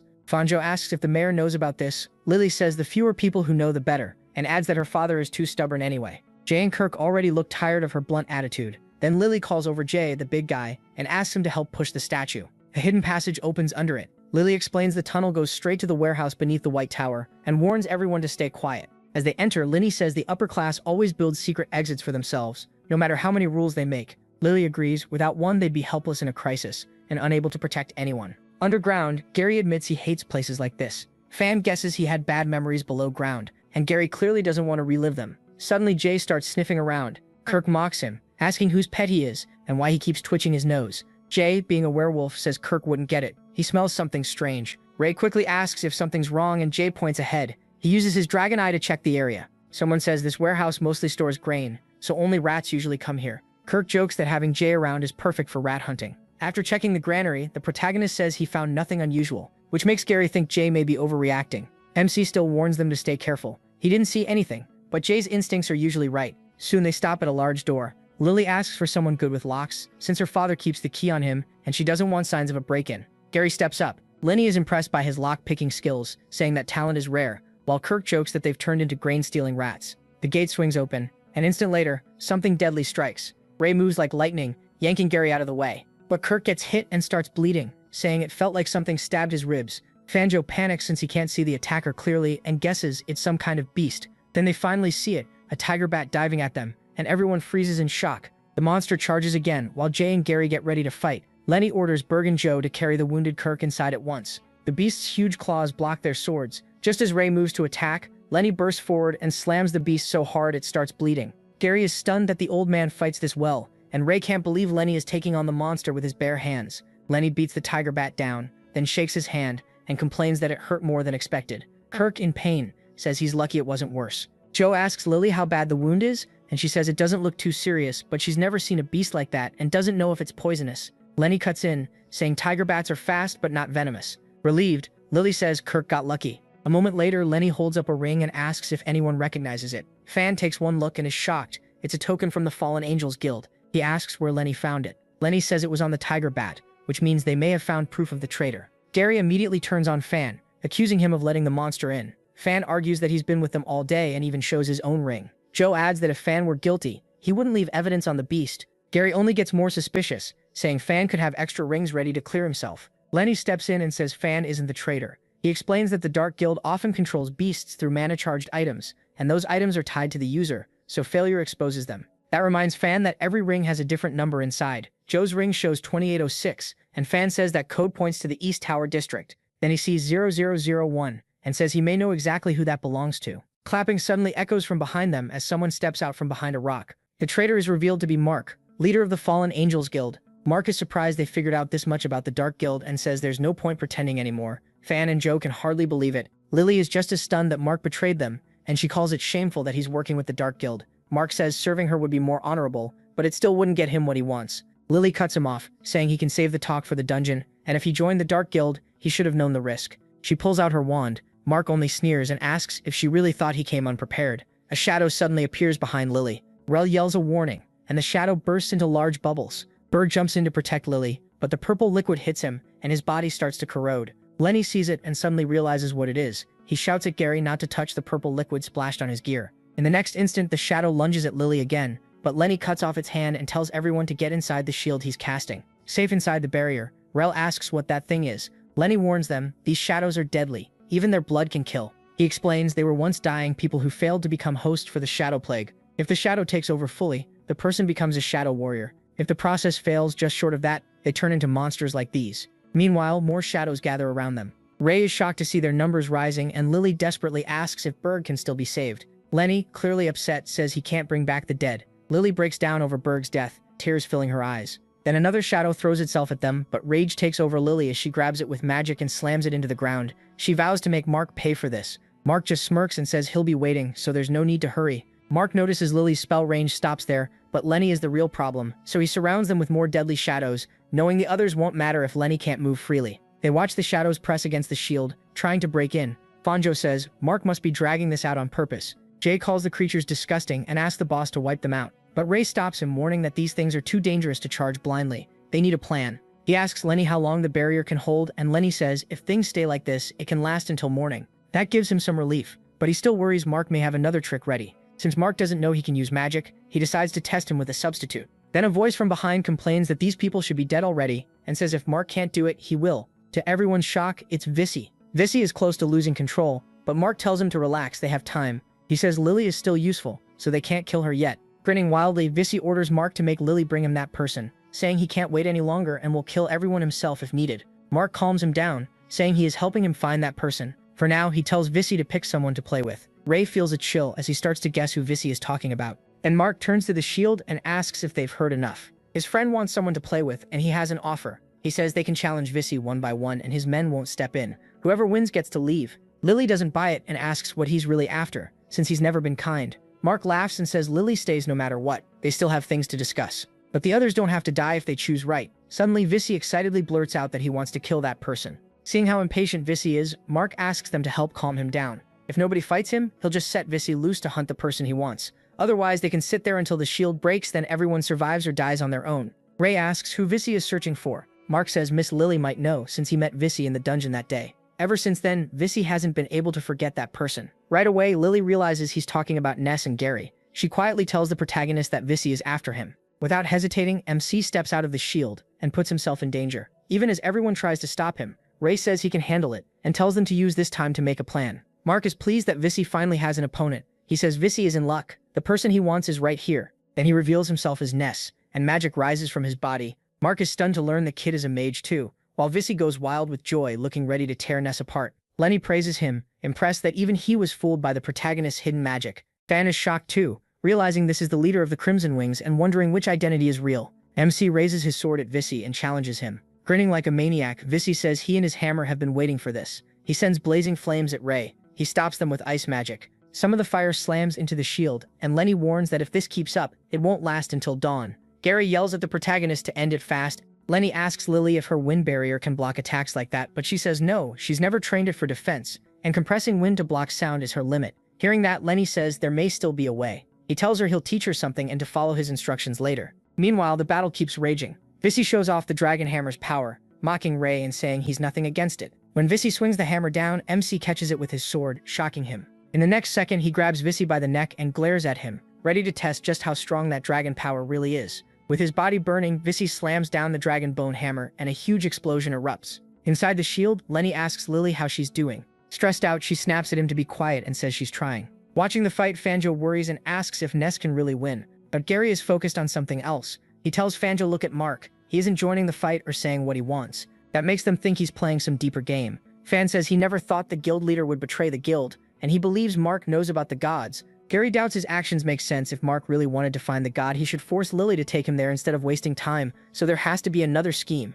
As Visi's dragon hammer keeps clashing with Ray's sword, the protagonist uses the opening to make a substitute. Visi fires dragon flames at him, but the double casts Icebind and freezes every flame attack. Mark notices Ray is dangerous, skilled in close combat and flexible with magic. If they don't get rid of him now, he'll become a bigger problem later. Then Mark looks toward the shield and realizes Lily is gone. He instantly orders a shadow warrior to find her. It catches sight of Lily as she runs. She turns and hits it with a wind slash that cuts through it, and Mark shouts, asking if she's trying to get herself killed. Using her wand, Lily casts a wind barrier and a blast of wind, trapping the shadow warrior in a whirlwind. At that moment, Lenny, Fan, and Zhu rush Mark. Gary and Jay jump in too, and Mark draws his sword covered in purple energy. Then Jay turns into a werewolf and roars, which catches Mark off guard. At the same time, Fan, Joe, and Lenny battle the shadow warriors. Fan struggles against the creature, while Lenny throws heavy punches at it. Then Fan realizes the shadow is about to blow itself up. It swells like a bubble and bursts, spraying deadly pieces everywhere. Lily is the one who finishes off the shadow warrior, and Mark realizes he underestimated her.